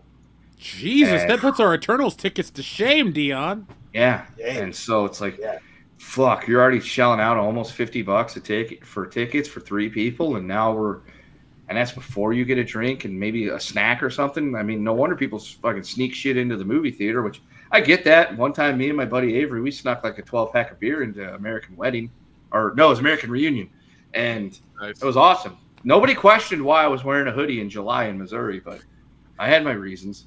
Hey, And, Kendo, that thing you sent me is it's legit. yes, It's legit. all right, I'm sharing it with you guys right now. By the way, my favorite thing I've ever snuck into a movie theater is I have a Yeti mug. I filled it full of hot melted butter, and I snuck it into the movie so I could pour it over my popcorn. Nice. I went and saw Twisters, and I fucking just poured I actually had enough for 2 large popcorns in there. Nice. Yeah. So if this works like Nick says it will, we get it, and we watch it for the channel, and we do it to where we can stream it, which, this could create a great thing, Jeff, because Disney would have to content strike us for that, which means they would have to take ownership of that said movie and declare, yes, this is our production called Song of the South in its true natural form. It's true natural form? Yeah. Now, do you think Disney wants to do that? Do you think they want to put that? Do they want to Streisand affect that thing? I don't think they do. I'm willing to take that risk. We could screenshot the strike. It'd be hilarious. For the people. Folks, we have been called the People's Republic of Pop Culture. We do it for you. Yes, you right there. Look at this finger. For you. Let's check in with our audience before we actually talk about some of the stuff we're supposed to talk about. I gotta say, starting out the show with 2 beers and some leftover wine and a couple of string cheeses is definitely the way to go. I'm definitely I am feeling patriotic tonight. Look, no bullshit here, because that's not only world class bullshit, Kendo. Yeah, this is the first time you've had the 4 of us together in a couple weeks, especially considering the last time we were together, I was, on the road, Camp Kendo, Kendo. And boys are back in town. We're all together again. We're having some drinks, not in the same fucking room, but we are doing this. And we're having a good time. And if these fucking little people over here in this little scrolly thing with the words don't appreciate that, well, you know what? You just hate friendships. But Kendo, those are the people. But Kendo, these are the people that love friendship because they're our friends, folks. There are almost 400 of you watching right now. We keep going up. I guess putting the extra effort into TLJ Screwjob. Hey, shout out to TLJ Screwjob. That dude's here every week. My 4th of July tuxedo T-shirt. I'm a little jealous of it. Like, I could go buy one right now. Dude, this was a Walmart special from like 6 years ago. The only thing I'm willing to buy at Walmart are action figures. I don't like Walmart. Dude, the Walmart here in Sevierville has all their Legos like locked up, but behind lock and key and glass. It's crazy. They're all like that here too. Yeah. Good old Cincinnati. But it's weird because if you go down to Target, like they're on the shelf. It's very strange. So what you're saying is steal Legos from Target. I'm just saying that there's a few restrictions at Target. That's what I'm saying. You heard it here first. Not only do we love all you in the chat because you enjoy friendship and you enjoy spending your night hanging out with people that would call you a friend if you hung out with us.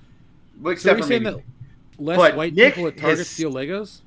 Yes. So Nick is telling you if you want to steal Legos, you got to go to Target to do that. No, we're not.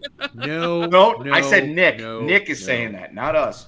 We have plausible deniability. Nick, theft is a crime. I said no such thing, sir. So you're putting words in my mouth, okay, as usual.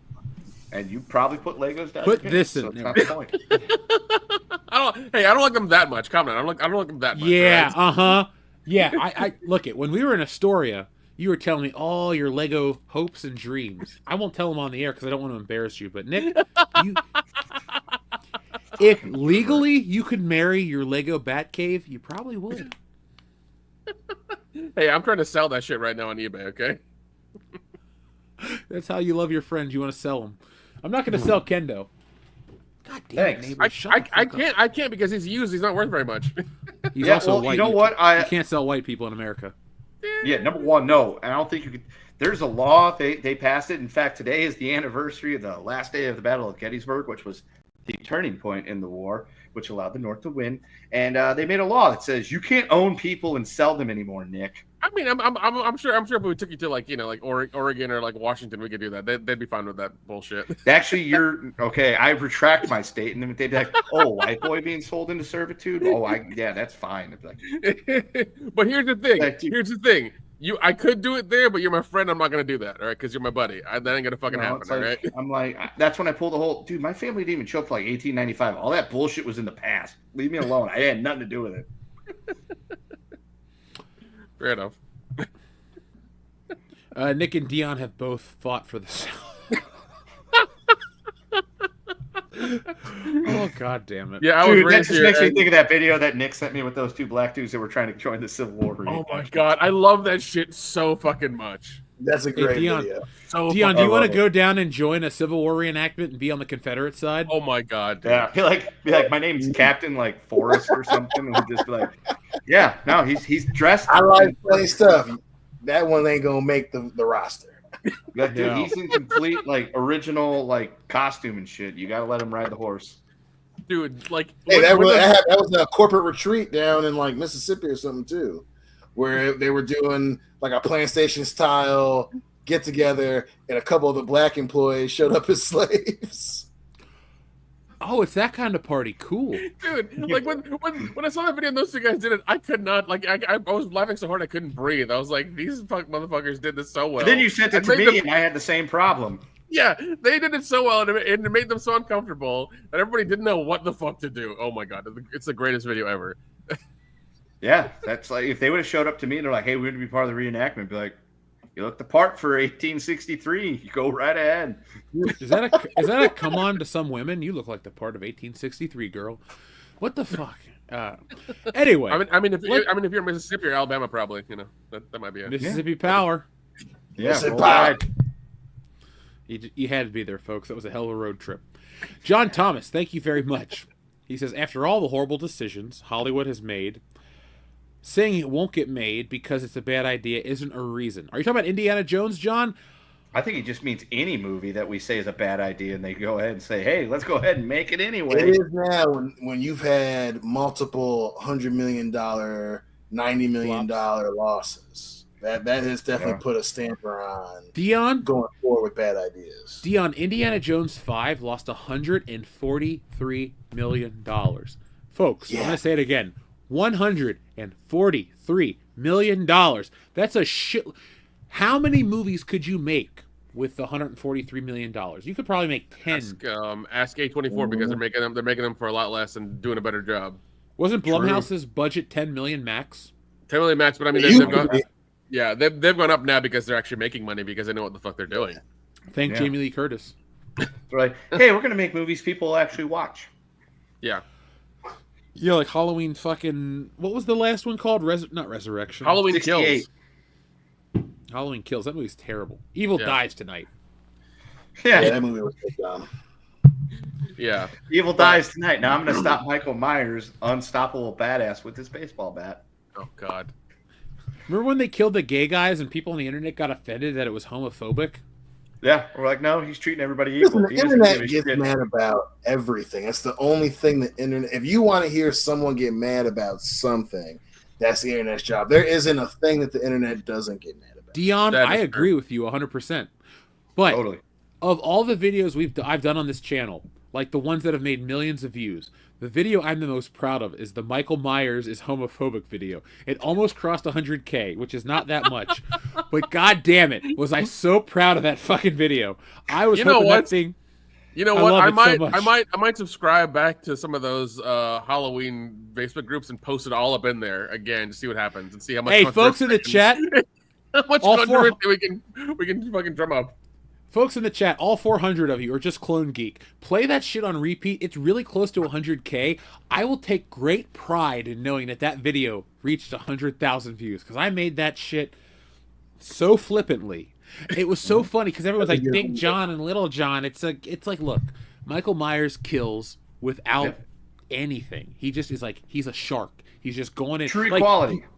Yeah, he's an egalitarian psycho murderer. Do you think Jaws the shark or Bruce the shark cared if Alex Kintner or that lady or somebody else was gay. No, you're meat and he'll eat you. Michael Myers is the same way. You're breathing, he will stop that. Like, I loved how people got so offended about that. And Dion, again, you are right. The internet loves to get offended. Like, have you guys read any of the comments about Ironheart in the oh like, my god, transgender Madripoorian character? I haven't even tried to, because like once again I'm not gonna watch that show just because like anything Marvel or Star Wars from Disney I just don't care about anymore. Buddy, I'm on episode 4 of it. You're a better man than I am. I knew that already, but I'm gonna do a full video. I'm gonna do a full video on it. Good like, look, I put it on when I'm doing either exercise or other shit, and here's the problem with Ironheart, folks. It's not good, but it's not a train wreck. It just exists. It's very mid. For as bad as the main character is, the other elements of the show are so forgettable that you won't get mad. Like, I understand if you're gonna like look for the little bits like, oh, they said this or they said that. I get it. My complaints with the show is that it's not engaging and that it's so redundant, because every movie with a non-white lead has to fight the power.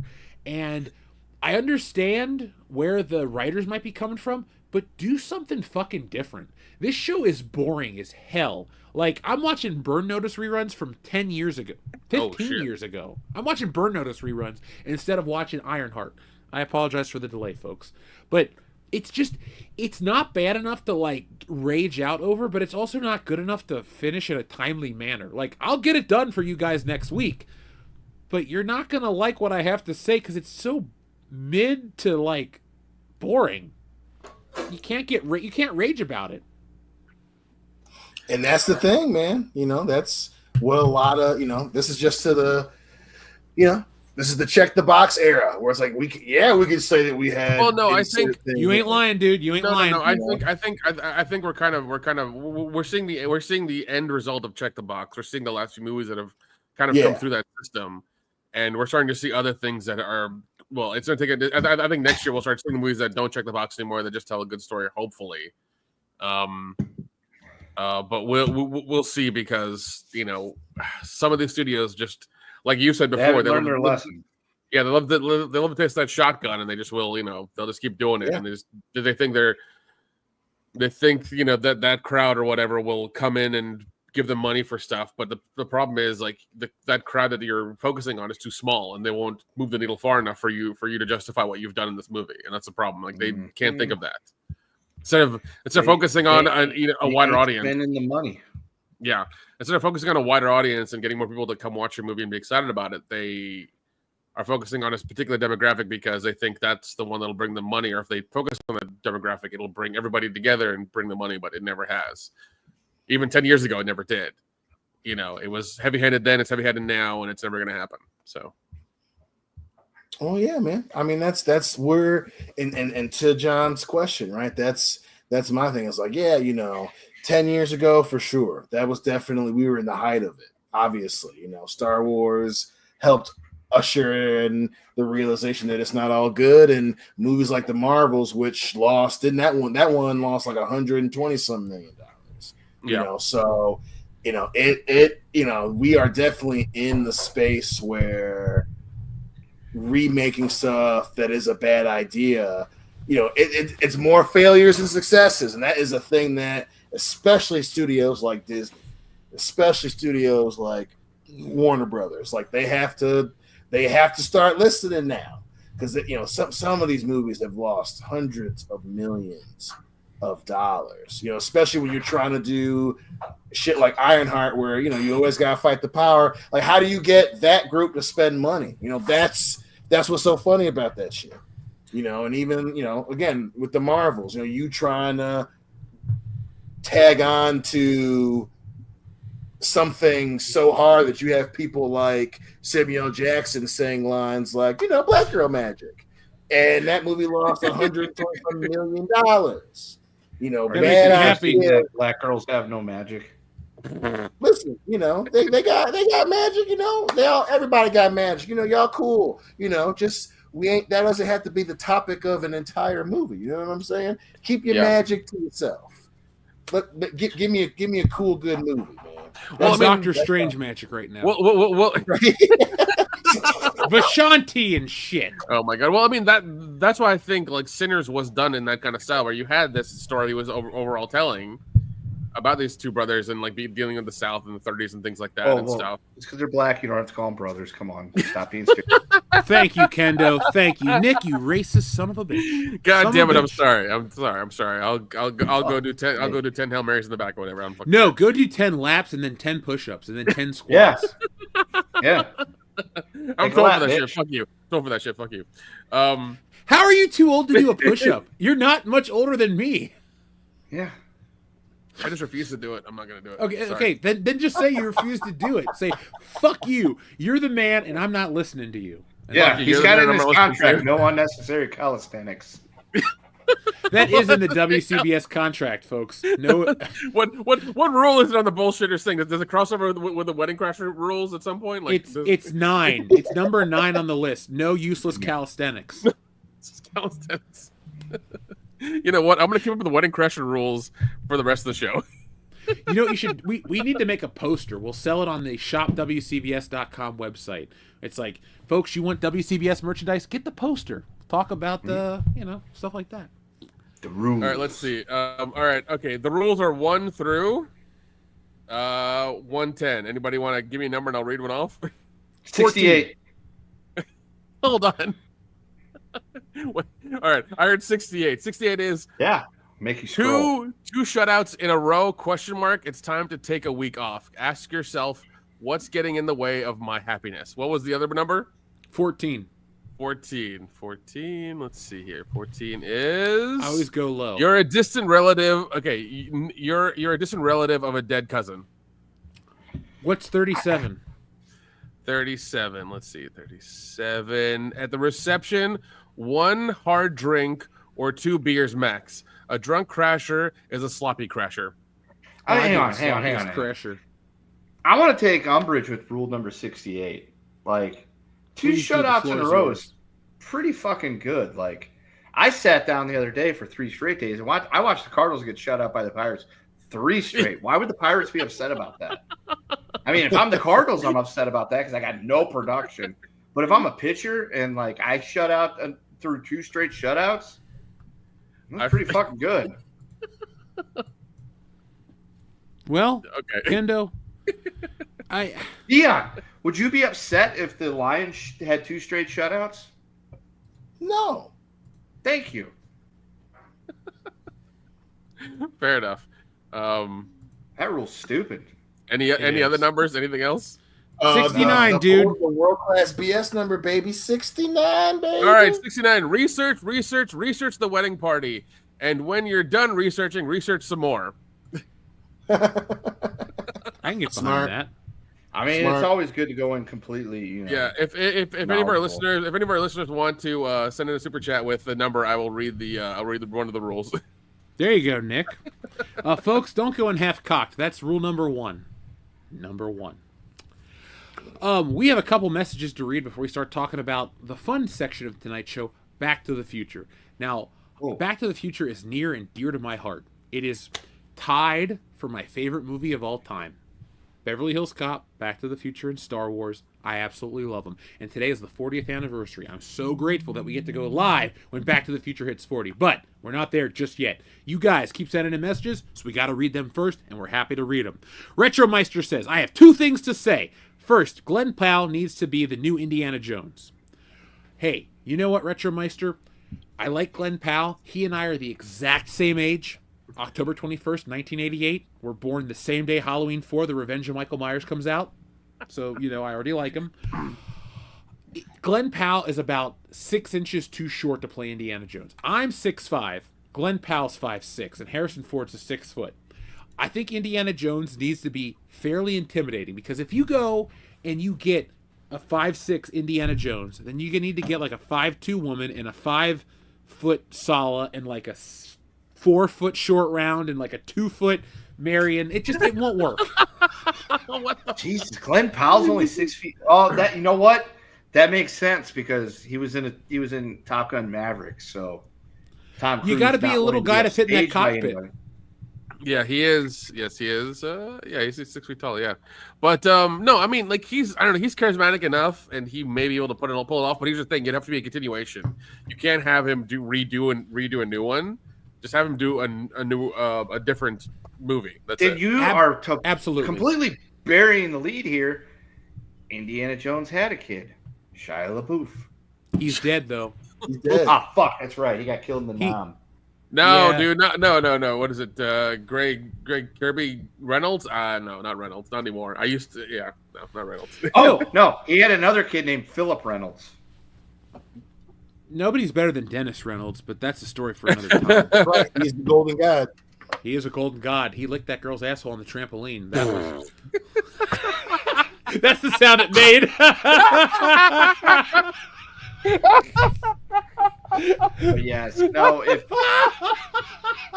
you're gonna do your Indiana Jones movie, it's gotta be a continuation. No. This is a weird show. Let's keep it going. All right, we're gonna keep it going. Second, this comes from our this comes from Retromeister. Second, fire all Kathleen Kennedy loyalists. I agree. I'll be playing 100%. Driver 3 in honor of Michael Madsen's memory. Nice. Yeah, dude, Driver was the shit. Like, that was the first open world game on the original PlayStation. And Great. dude, there is this, like, I guess it's nostalgia. I always talk shit about nostalgia, but I guess I gotta, cash in my chips. I loved the first PlayStation, and I remember going over to a cousin's house to play the original Driver, and I was blown away. But I play it. I got this thing called Duck Station. It's a 4K PlayStation emulator that redoes the graphics. Because you remember how PlayStation had that, like, weird, like, not shimmering effect, but you know how it always, like, moved? The graphics were always kind of, like, fuzzy and weird looking? Yeah. This emulator undoes that, and it redoes the math, so the graphics are perfectly, like, flat and clear. And I gotta say, like, old PlayStation games through the Duck emulator look pretty damn good. I really enjoy playing those games. And in honor of Michael Madsen, I might download the ROM of Driver and play that. Driver 3 kind of sucked because, so folks, if you're younger than us and you don't remember the context, Driver was awesome until Grand Theft Auto went in 3D. And then once GTA 3 came out, nothing compared. Like, GTA 3 was the high water mark. And then it was usurped by Vice City, and then San Andreas was even better. Like, we were eating good back in the early 2000s on the PlayStation 2. That console was the shit. Yep. 100%. 100%. I got it. I mean, Dion, you were here last weekend. I got that shit in my living room. I play PS2 all the time. I wish the only thing I don't like is the wired God damn it. The neighbors are just so loud. But the only thing I don't like is the wired control. Dude, I'm afraid they're gonna, like, shoot a firework through my window and, like, burn my Batman collection. I'll fight a motherfucker if they melt my Batman Hot Toys. I'll, like, go out there and just stomp their chest. Like, I'm not playing. You think I'm joking? Yeah, dude. I'm not joking. That shit was $220 like 12 years ago. The new one's $400. I ain't playing around. Listen, make sure that you have a process for quickly getting figures out just in case there's an emergency. Bam, two, bam, tub, tops on, bop. Mom, go! Don't talk to me. You get to the car. I got this. Just have your listen down. Dion, you are clearly my brother from another mother. I'd be like, Mom, run your ass outside so you're safe, and then I'm coming in and getting the toys. We gotta get the Millennium Falcon, we gotta get James Bond, we gotta get Batman, and we gotta get my shit from my childhood. Then we're good. You get it. I wonder what the chat tonight's thinking about the show. They're like, guys, you are on fire. I hope so, man. I hope so. Yeah, because you guys got to press the like button and all kinds of other stuff too. Like I said, we're hovering around that 400. God damn it! I want to go watch these fireworks, but we're hovering around 400 watching live right now. Folks, keep hitting that thumbs up button. You got to remember something. We're fighting against the algorithm of YouTube. We're not going to sit here and go, and the man. Susan. But we're not going to fight. We're not going to sit here and go, oh, woe is me, blah, blah, blah. Please help us and give you some saccharine bullshit. We're just going to tell you the truth. The algorithm doesn't like us. We need your help. Hit that thumbs up button. That's all we're going to ask. Now sit and enjoy the show because we appreciate you guys. Darian217, thank you very much for your generous super chat. Darian says, what theater do you recommend going to in Atlanta, Nick? I might go see Superman while down in Atlanta during Evolution weekend. Also, Kendo, happy birthday. Thank you, Darian. Darren, if you want to go to the movie with Nick, let me pull up his address. I'll give it to you live on here. 1313 Mockingbird Lane, There you Atlanta, go. Georgia, 91248. Let's see. I recommend Regal Atlantic Station. That one's pretty centrally located. There's also the Plaza, which is really good. It's a little indie theater. They serve beer and snacks are really good, and alcohol, so it's like really awesome. Tara, T-A-R-A Theater's good. It's also another one that serves beer and alcohol and other things as well too, and pretty centrally located. You could go to the fuck is it? There's one that's the fuck is it? It is a dine-in theater that's really popular in the area. I'm looking for it right now. Oh, Studio Movie Grill. Studio Movie Grills are always, they always have the dine-in. Their food is amazing. Nick, your house is my favorite place to watch movies in Atlanta. Because I'm very centrally located to all the food spots. Well, no. You have all access to every movie ever made, and I like to eat Little Caesars and hang out at your house. Did I tell you guys what what I'm doing right now? What I've like all the pieces I bought to make this like 32 terabyte like thing? No, you're on the show right now currently, so tell us. Okay, I bought. I'm making a network assisted storage device. It's 32 terabytes. I have two 1 terabyte SSDs for fast access, 16 gigs of RAM, and a 10 gig Ethernet card so I can transfer things backwards and forwards. But I'm going to try to put all the movies I ever want to watch on this giant brick of metal that's going to sit next to my computer. Is Back to the Future on that brick of metal? Do you have to ask? I mean, I just did, but the answer is no, Nick. I don't. Of course, it's going to be there. Of course, it's going to be there. Yeah, I'm going to try to get the nice 4K version of it so I can play it on my TV. J-Hand04. Before we can talk about my favorite movie, it's like Hollywood has been checking boxes for about a decade or more or less. The craze is dead at this point. You know, J-Hand, I agree. When we started the channel, the diversity boxes were definitely a talking point because you could clearly see what Hollywood was trying to do. But we're in the era we're post-pandemic. We're in the era of like people need to make money. And if you go and you look at the biggest hits of 2025, they don't really check those boxes. Like, Nick, let's pull it back a second. Final Destination 6 was a pretty solid movie this year. Oh yes, it was. I enjoyed it. Oh yeah. I would not say that Final Destination checks any Hollywood boxes. What I'd say is Final Destination is a fun movie that is an enjoyable time. And that's what I want more of. I am hyper aware, folks, of all the stuff you guys talk about. But if the final product is entertaining, I'm very happy. And, well, most of the time in this year, the final product has been good. I've seen more good movies than I've seen bad. Yep. Companion, great movie. I will say the G word. Companion is my favorite Android movie about a robot trying to become human. I loved it. That girl was a great actress. The premise was great. Jack Quaid was great. Thinking of Jack Quaid. Novocaine. Yeah, Novocaine was the shit. Dude, Novocaine was awesome. Speaking of Final Destination, do you know the story of how those directors got that job? They killed somebody? No, they had a Zoom call with the studio, but like they was a pre-recorded one where they were like reenacting things that happened in previous movies about themselves. So like, they died on the Zoom call, kind of, and special effects and things like that.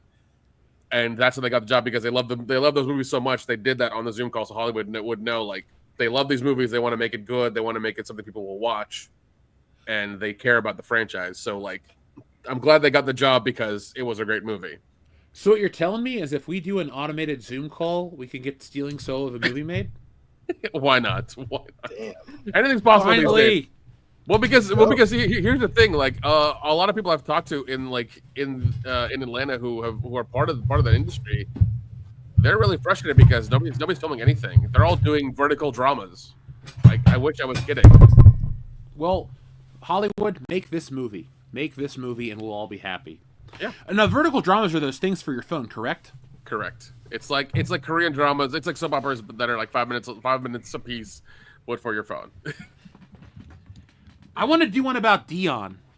folks in the chat, what would Dion's Korean drama be about? I know. It's a dangerous question. he breaks into Squid Games and saves Korean girls. Thank you. Keep it simple, baby. Keep it simple. Think the Man from Nowhere meets, I don't know, one of the romantic ones. Think that, and I can dig it. I'm in. Hey, Kendo, I tried to watch Squid Game Season 3. I wasn't feeling it, so I turned it off. You know what? It happens. If you want, I'm more than willing to sit down with you in a day or so and let it marinate and give you a Squid Game 3 review. I was not upset with the ending. It didn't happen exactly how I wanted it to, but my favorite character survived and thrived, and who I wanted to be still standing at the end of it. So I was fine with that, but I get it. I get the message behind it, and it sort of makes sense. I wish they would have done it a different way, but you know, Chekhov's gun. You can't put that shit in Act 1 and not expect to see That's true, man. 3. 100%. Yeah. So that's, you know, they painted themselves in a bit of a corner with, you know, player 222. But, you know, 456, I will say we got a complete and total fucking arc from 456. All loose ends were tied up, and unfortunately, as somebody that enjoyed all 3 seasons of Squid Game and all that great stuff, I didn't want anything beyond Squid Game Season 1. I don't want anything beyond Squid Game 1 through 3 of what we got, but it looks like we're going to get more. We're apparently getting the American Squid Game version as well, too. Which, I mean, it does make sense because the Vips spoke pretty good English, so they were probably from the North American continent. And it would make absolute sense if there was an underground, you know, Squid Game that took place in America. If there is a real underground Squid Game that takes place in America, I would be really great as a recruiter. My resume is that I work in education, and I know where you could find a lot of people in crippling amounts of debt that would be really, I mean, young and athletic people, supposedly bright because they've got college educations that would be perfect because they've got probably a good couple $100,000 worth of, you know, student loans to pay off for their psychology degrees and, you know, general education studies and women's studies. And, you know, a bunch of useless art history degrees, you know, a bunch of shit they can do nothing with to get a feasible job. And, you know, they'd be perfect for your American Squid Game. So here's my number. It is area code 702-555-1269. And you can give me a call, and I will gladly, you know, be a recruiter if you're watching. If you're not, it's cool. Don't call that phone number, folks. I really don't want you to. I don't know whose it is. It's Robert Downey Jr.'s assistant's phone number. Oh, shit. He's got a Vegas number? That's cool. That'd be funny. Yeah. He's a party man. Rock a party like nobody can. Well, no, he used to be a party man. Now he's, you know, he's calmed down. You know, we're going to talk about a time travel movie. If I could go back to 1985, I would party with Robert Downey Jr. That shit would be insane. It would be fucking epic. Hey, Dion, what would be crazier? A 1980s Robert Downey Jr. party or a Diddy party? I mean, probably still Diddy. Okay, just asking. I wouldn't go to a Diddy party at any point in the timeline. I'm sorry, just no. I would go to a Diddy party in like 1969 when he's a kid. You know, it's like, hey, here you go. Here's a Spider-Man comic in a fucking. Well, I mean, apple. you know who his dad. You know who his dad was, right? Does he? No, because his dad was part of Frank Lucas's gang in America in the Denzel movie American Psycho, American Gangster. Yeah.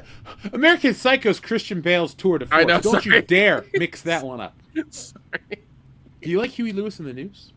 Yeah, but no, he was part of. His dad was part of that gang, so he's been connected to ever since he's been born. Well, shit, I've been connected That was to. in New York. Hey, I'm in New York. Let's go to a Broadway show. Darian217, thank you very much. He wants to know, Nick, what's rule number 17? Rule 17: every female wedding guest deserves a wedding night. Even grandma. Listen, I'm not Dion, but okay. Hey, you know. Grandma deserves some fun too, damn it. You know? Hey, I'm not married. So Dion, I ain't judging, bro. Like, if she still looks good, she still looks good. Right. Thank you. If she looks like the grandma in the Wedding Crashers, then okay, that's fine. No. I'll keep my jam to myself. But if she looks like Jane Seymour, shit. Woo! Like, I met Jane Seymour once. That was an awesome day. Did you want to see more? Yes. This was in 2000. This was 20 years ago. I got her autograph, too. She signed my James Bond book. To Jeffrey, with love, Jane Seymour. Nice. Nice, very nice. Yeah, I was friends with an artist who had a visual disability, and Jane Seymour was a part of that community. So, shout out to Jane Seymour. You were awesome. Adama, thank you very much for being awesome with your generous super chat. He says, "Hail, bullshitters. Happy early 4th of July. Yeah, America. If two fuck, marry, kills, I got two fuck, marry, kills for you. Superpowers edition. Super strength, super speed, and flight. Also, invisibility, intangibility, and invulnerability. Thanks for the button on Tuesday." Oh, Adama, thank you very much for those excellent questions. So, guys, first round. Strength, speed, and flight. All super. What would you choose? How fast can I fly? Mach 99. So Okay. speed of Okay. light. All right. Now here. Well, I'll die from that. Yeah, I'm about to say. You can only. You can't fly the speed of light because you'll just crush yourself. It's not going to happen. Yes, thank you. Somebody understands physics on this channel besides me. That's good. Yeah. Sorry, I studied you probably it's probably even below that because of inertia and pressure waves and all kinds of. I won't get into that. Stop using big words, Nick. Let's just go with 1,000 miles per hour. That's what. 1,000 miles an hour. Okay, 1,000 miles an hour. Fine. Fair enough. So. Listen, I'm banging super strength. I'm marrying super speed, and I'm killing flight. Flight's cool. If I got super speed, I can just run across the water. I can live with that. Yeah, but how fast can you run? That's the question. And two, super miles per hour and shit in the way. So, I'm killing super speed because there's buildings and shit in the way. Well, especially if you've been drinking, you might not be able to react fast enough, and you crash into a Bob Evans. I'm on the farm. You crash into a fucking Waffle House. Oh, sorry, guys. I'm banging super strength, and I'm marrying flight because at least if I'm hammered, I can get up above, treetops and, sail the 7 seas or, continents. And, you could also technically run in, because they'd see you on camera. But as I say, you could run in and just fucking gank a cash register and fly away. And then for the second one, I'm going to kill intangibility. I'm going to bang invisibility, but I'm going to marry invulnerability because I could just walk in and gank a cash register or a bank vault, and they could shoot me all they want, and it ain't going to do them any good. I got But also with invulnerability, do you just not age and get disease or cancer or anything like that? Or you're just invulnerable, just that's it. You're just going to live forever. Fuck, that means I'd have to live forever. Never mind. Yeah, I'm about to say, I was like, yeah, what level of invulnerability are we working with here? Yeah. So we're gonna go ahead and bang that one and marry invisibility because then I could just go invisible and fucking steal. Notice, folks, if I had superpowers, I would be a villain because I'm just I'll just go into that bank and steal all their shit, and I'll walk out with $250,000 in the sack and buy some fun things or buy houses for my friends so they could live in my neighborhood with me. There you go. I hope you get superpowers because I'd like to live in a house right now. Let's see. I don't know. I think I want to marry flight, bang strength, and kill speed. I will also marry invisibility. No, I'll marry invulnerability, fuck invisibility, and then kill intangibility. That's what I'm going with. I think I'm banging invisibility. I'm killing intangibility, and I'm marrying invulnerability. Oh, so Dion's gonna live forever. I'm sure you still can die of old age. I just unless maybe you're like a Highlander and you gotta get your head chopped off. There can only be one. That's true. I'm with Dion. I'm going to marry invulnerability, fuck intangibility, and kill invisibility.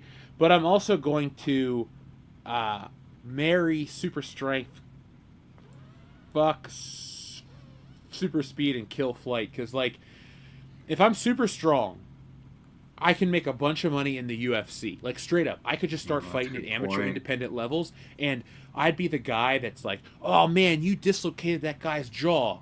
Yes. And then when I get to, like, pay-per-view and Joe Rogan's doing commentary, I'm just going to fuck around and, like, pop a guy's head like a grape on live TV. And people will be like, what the hell happened? And I'm just going to be known as the guy that just, like, blew up a dude's head. And so... And Dion and I will be there. Because after he moves to Vegas, we're going to be going to the fucking Apex all the time. That's right. Oh, dude, I'm going to move to Vegas, too, because I'm going to do a UFC fight every week. And they're like, watch Jeff kill a dude. Boom. One in the head right there. Like, you know what? I'm going to get so lazy that these guys are going to come up to fight me. I'm just going to flick at them, and they're going to explode. Like, that's me. I'm just going to take the easy way out. So, thank you, Adama. That's exactly what we're going to do. I'm going to become a tyrant. And murder. Doesn't Ultimate Power isn't it just so great? It corrupts, absolutely. Exactly, and that's what it's supposed to do, and that's why it leads to the next super chat, Jeff. Thank you, Kendo, for that transition. Fucking great transition. It's no longer June, but, you know, whatever. Fuck, Mary. From Xavier to God, what is up, man? He says, fuck, Mary, kill. Being the strongest, smartest, or the fastest alive. Well, I don't want to be Sonic the Hedgehog, so I'll go with... I think I'd go with smartest. Give me strongest. See? Wait, super speed, flying, and teleporting? So here's the thing. If you do strongest, you could win in, you know, fighting and shit like that. If you do smartest, you can go on game shows. If you go fastest, you could go into the Olympics and get a bunch of endorsement deals. Doesn't matter which one of these is on here. I'm marrying all three because that's how you get rich and powerful and married to your mother. Thank you, Biff. Yeah, give me intelligence. That's what I want. Give me intelligence. I'll take that one. You could use some. Go! Remember when we were drunk watching those fucking videos with Gilbert Gottfried? That was the best. It was after of all time. Dude, it was after we watched the Flat Earth documentary, and those guys found out that they were wrong like 4 times during that documentary. Yep, that was a great fucking day. Kendo was in the kitchen making us corned beef and cabbage. We were drinking beers and getting ice cream delivered. delivered. If you want a quick recap, it was St. Patrick's Day 2019, maybe? 19. And we were at the horror convention in Cincinnati. Dion went really hard in the paint the night before, and he woke up very hungover with me there because Jeff and Nick went to go and take care of business, and like we do at the horror convention, and I stayed with Dion so he didn't freak out when he woke up in a strange location. And we watched The Wire while I made St. Patrick's Day corned beef and cabbage for everybody. And then Jeff and Nick showed up. We watched Flat Earth documentary. We watched a shitload of Gilbert Gottfried. We ordered Grader's ice cream. It was a great day. Top 10 days of my life. It was excellent. It was a good one. Enrique Vesca says, I'm back. What did I miss? Doc Brown button and Dion. Hey, hey. What up, Enrique? Folks, here's your Doc Brown button right here. What happens to us in the future, Doc? It's your kids, Marty. Something's got to be done about your kids. What do you mean? Your daughter marries a black man. That's actually not a big deal for me. Yeah, me neither. What? What? You really? Yeah, I mean, well, what's wrong with that? No, nothing. It's nothing. I guess. I think it's great. Congratulations. I don't think I'm comfortable around you anymore. Did you know peanut butter was invented by a black man? Too late, Doc.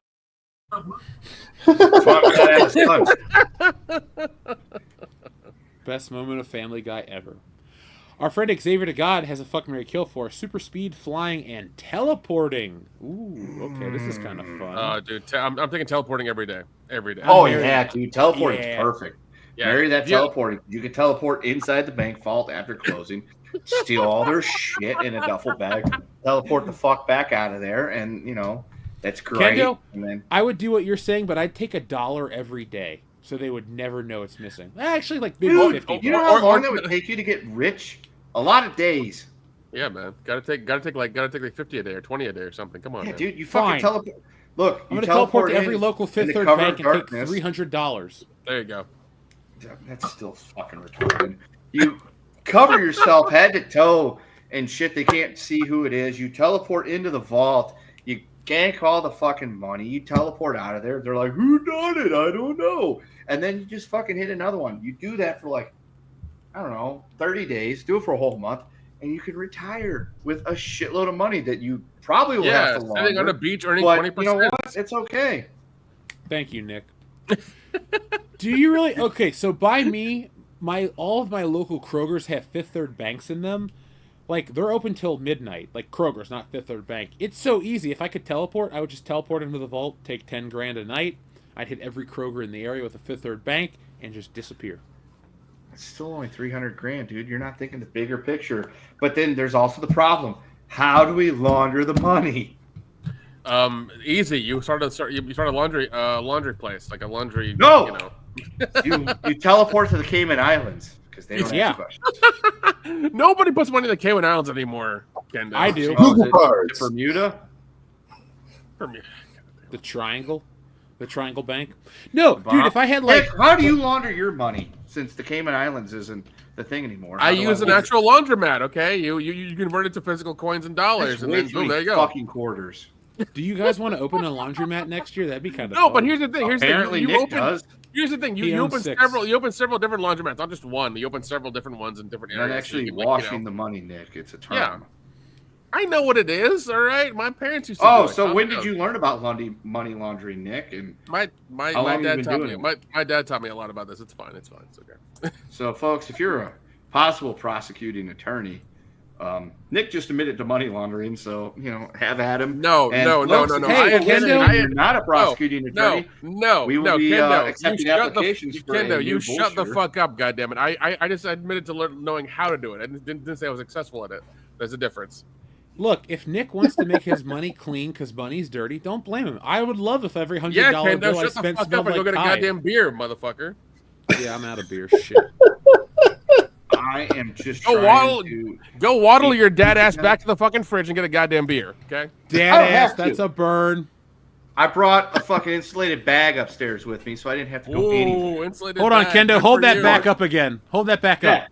You bring one of these upstairs, so you don't have to go down to the fridge. You can pack 12 beers in this motherfucker. Yeah, Nick, you just And got served, son. Steve Harvey's in. I've only been through 6, which means there's still 6 Steve more. Harvey If loves I him really, some baby oil. If I really need to go out to the fridge, I got a mini fridge upstairs. Yeah, there's one over there too, man. Don't worry about it. I used to have a I'm mini glad fridge you're in not moving college. out here, and it's just Dion.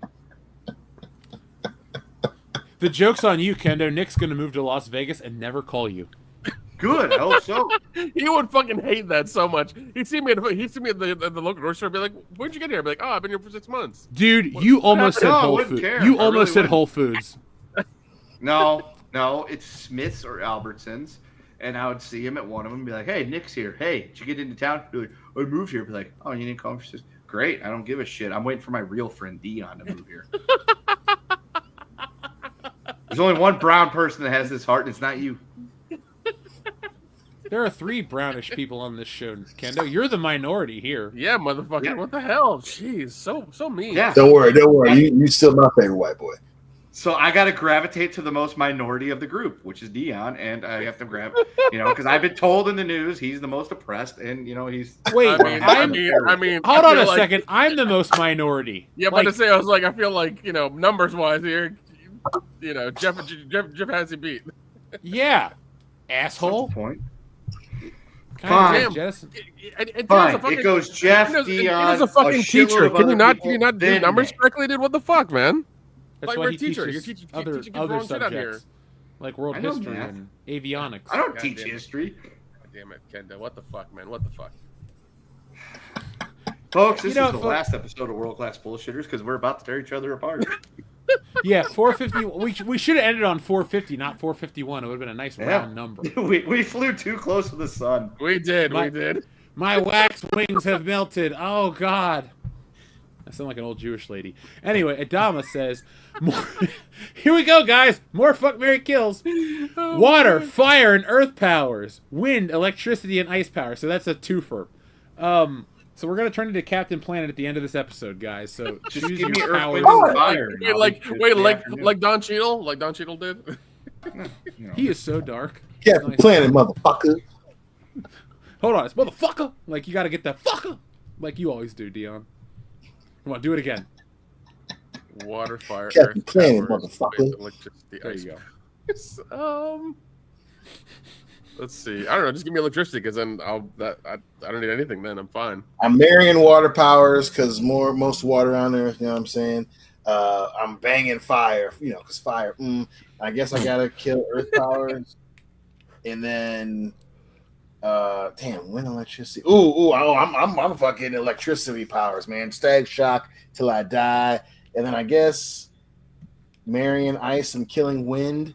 I don't want to be like the one character from Soul Calibur. Wind. She annoys me. Tammy. Dude, you're just going to be like in the background and be like, I love Twister. Let me make this shit happen for real. Ha ha. Helen Hunt. Dion's going to count to say, it burns when it pees. Oh shit, he's got an S. Never mind. I'm sorry, Dion. Only one lady, man. One lady, man. They'll be putting that bad mojo on me. That's what I thought, man. You're a faithful dude. Yeah. You know what? You I'll got a just good take lady. Earth, Wind, and Fire. I mean, For 500, Alex? yeah, Earth, Wind, and Fire. Give me that.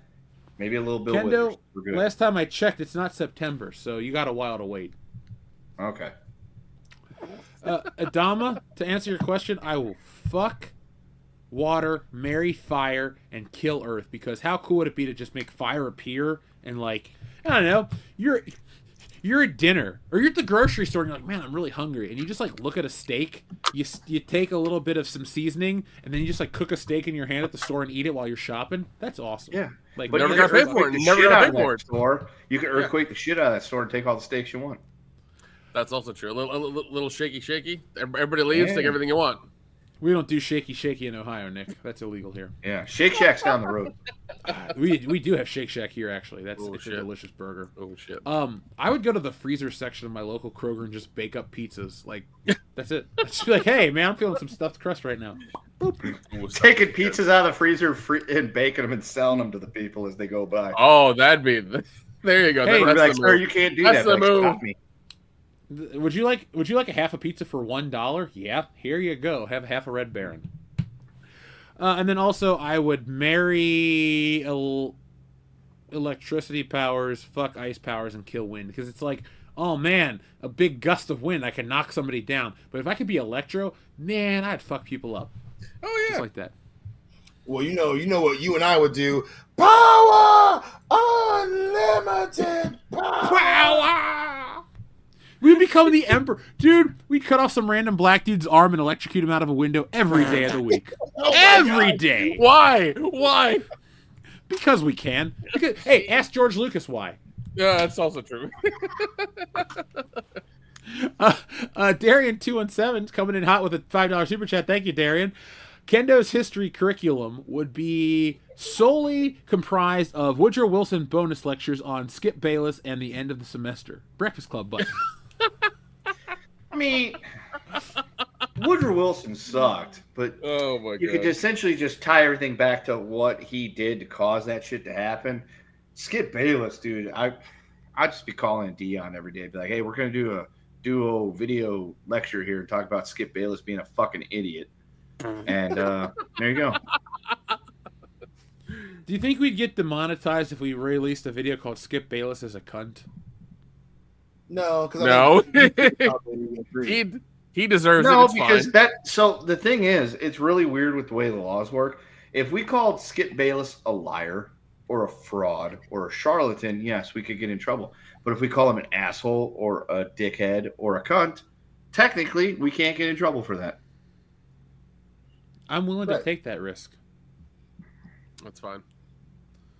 I really just, I know he's on TV and I don't care about Skip Bayless. But, you know, Kendo, in the future on Patreon, I want to do a video with you. I'll introduce it. 50 reasons why Woodrow Wilson sucks. And it's just you listing off. I'll get to work on it. I mean, 50's a It'll lot. It'll be a goddamn TED Talk. Yeah. Like, there might be a few that are just like, he's just an asshole. But, we'll get to, I'll get you 50. I'll pad that stat as best as possible, but I can get you there. Hey, Darian, in terms of Breakfast Club buttons, we have not another teen movie, but we don't have the actual I think that's what he was talking about. I think that's what he was talking about. Not a teen movie. Yeah. Oh, sure. Well, no run problem. it again. Yeah. You had enough yet? No. That's another one. So? You just say the word, I'll keep going. Go. Eeny, meeny, miny. Mo. Your mother was Ho. he was a famous clown. Bobo. Mitch, cut it out. Cry me a river, dick face. There we go. That Mitch. Mitch! Is a bitch. Mitch, cut it out. Cry me a river, dick face. Oh my god. Yeah, we're watching that for the channel for sure. Dude, that movie's so fucking hilarious. Here we go. Let's change it from 100 to, like Jim Sterling says, 10 things I hate about Woodrow Wilson. Let's go. Why is Kendo Julia Stiles? What the fuck happened? He's more like Heath Ledger. On the one hand, I don't have this weird flat face. On the other hand, I just die randomly and Mary Kate Olsen wants immunity before she'll talk. I'm not sure how I feel about that. Jeez. Well, at least you almost impregnated an Olsen twin. Good for you. Yes. It'll be Yeah, I a guess little bit so. more to handle than you would thought. You never know. How about a mercy? So, folks, today is the 40th, 40th anniversary of Back to the Future. I guess, not even I guess anymore. It is my favorite movie, tied with Star Wars and Beverly Hills Cop. I love Back to the Future. It's so perfect. I really don't have any criticisms. I don't have any complaints. I know the dialogue. I know the movie. I've been to the filming locations. I love everything about Back to the Future. So today, we're going to play a little game in a few moments. We're going to talk about a what if. What if Marty McFly went back in time 30 years today to the year 1995? How does that make you feel, guys? To go back 30 years is 95. Fuck you. I know, right? I was. Let's see. I would have been 10. I would have been 10 in 95. 6. On this day in 1995, I was 6 years old. I had just come off the high that was the Power Rangers movie. I was going up to my playroom, playing my Super Nintendo, and living life, watching Fresh Prince reruns. It was good. But I don't want to make anyone feel old out there. Nick, I know your back hurts a little bit. Thank you. My knees do too. Calm down. Is that creaking sound? I thought that was my neighbors. You motherfucker. All right. Well, I could do you one better, Nick. Back to the Future. So if it came out it was this day in 1995, I would be in the summer before I went off to junior high school. Just finished the old 6th grade. It's going to 7th grade. And that was a hell of a fucking middle school, dude. There was like a fight every day. And our school name was no longer what is considered appropriate. Let's just say it was the same as the former Washington football team's, team name. And if Marty McFly went back in time now to 1995, he'd be inundated with the dying era of neon clothing. Yes. Slap bracelets were still a thing. Yes. He would get to see some really good movies if he went back on July 3rd, That's true. 1995. Well, don't worry. I got shit in the theater. I got a list of those. Hold on. That was a fun summer. Let's see. The OJ trial would still be happening, or would it be over? Hadn't happened yet. Hadn't happened yet. Hadn't happened. All right, He got chased down. It was the year before is when he was chased down, and the year after was when they were, supposed to be doing the investigation. That was a whole. No, thing. wait a second. I think the trial was going on at this point because the chase was 94, right? The murders and the chase was 1994. It was June because if you watch that documentary and it talks about the chase happening, I was at my sister's dance recital while that was going on, and we got home and we caught the tail end of the chase, and I wanted to watch the fucking basketball game, and that's what was on TV. I was like, I want to watch the basketball game. I want to watch the NBA Finals. I think hockey was just about over at that point, and the Rangers had beat the Canucks in 7 games, but I could be wrong, or maybe it was an off night. I don't know. And so the trial was the next year. OJ trial dates is September 26, 1994 through October 3rd, 1995. So the trial was going on at that point. Also, July. Okay, in July, Bill Gates is announced by Forbes magazine to be the richest man in the world with a net worth of approximately $13 billion. Let's just go ahead and round that up. Now, guys, one thing you're failing to realize is just because Back to the Future was released in July, it doesn't take place in July. The film takes No, place it takes place in October. Yeah, 26th. So So he would have saw the OJ verdict. Yeah, he would have. Yeah, he would have. You know what? Fuck it. Damn. Let's go back in time to 1995. We're just going to use all of 95 as a, all of 95. All right, let's do that then. So, let's see. Kendo, you're Marty. I'll be Doc. Great Scott, Marty. We have to go back to 1995. I could do a better voice, but I'm drinking. I don't give a shit. So let's talk about some of the top things of 1995. So if Marty McFly would have gone back from today to 1995, here are some of the songs that Marty McFly would have caught on the radio. It wouldn't have been Mr. Fucking Sandman. Oasis. What'd you say? Oasis, dude. 95 is when What's the Story Morning Glory came out. Also, so he'd been inundated with Wonderwall, which, Yep. by the way, is not. They have so many other better songs. Oasis. I know, but he also one of my favorites. They had better shit than Wonderwall. I'm upset. But he also would have heard "Kiss from a Rose" because Batman Forever happened that year. I think. Batman Forever came out earlier that year, around this time of year in 1995. So he would have been inundated with Seal. Here are the top 10 songs of 1995. Let's hear it. Gangster's Paradise. Yeah. I like that song. Yeah. He would have had 2 TLC songs, Waterfalls and Creep. Yep. Kiss from a Rose. On Bended Knee by Boys to Men. Don't remember that song. Fantasy. I just remember the joke. Ladies back then. What'd you say? You wasn't into the ladies back then. That shit was everywhere on the radio. I was 6 years old. No, dude, the joke was better. It's like Michael Jackson thinks Boys to Men is a fucking dating hotline. That was a great joke. Hey, you bring up Michael Jackson. Marty McFly would have been listening to "You Are Not Alone" by Michael Jackson. That's true. Yep. Yeah. Also, we would have gotten "Fantasy" by Mariah Carey. Yeah. "Take a Bow" by Madonna. "Unchained Melody" by Robson and Jerome, which I don't remember at all. No. Not as good as the original, don't worry. And the original.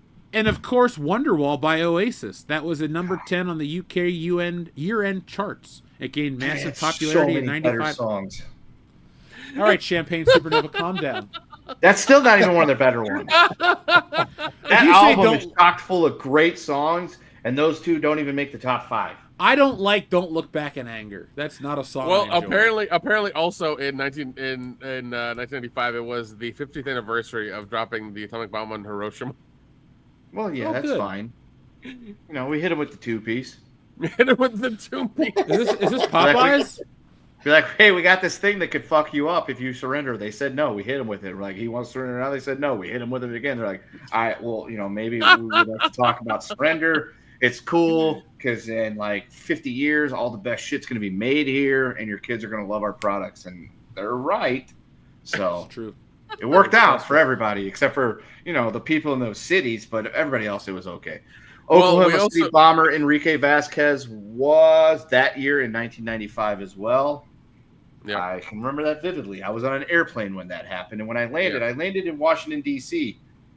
Let me tell you, a 12-year-old me was in for quite the culture shock when I landed in what had become a lockdown city.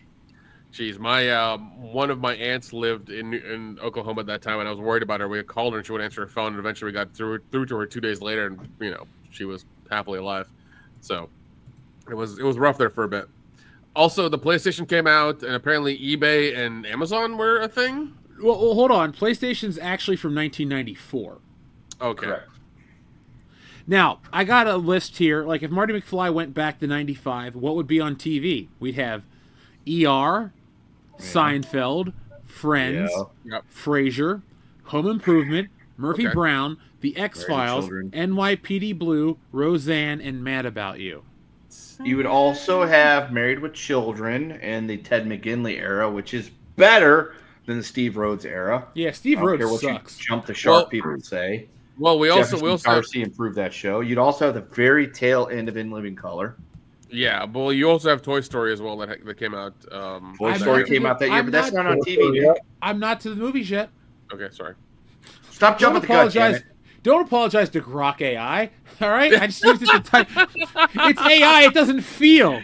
It doesn't. Now- feel- Monday Night Raw was 2 years old.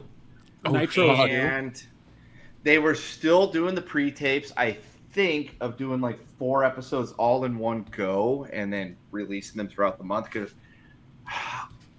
I think Nitro goes live with Lex Luger around the end of this year. Yeah, Mom of That's America. is the 94. first. Apparently Pogs were at peak popularity in 95.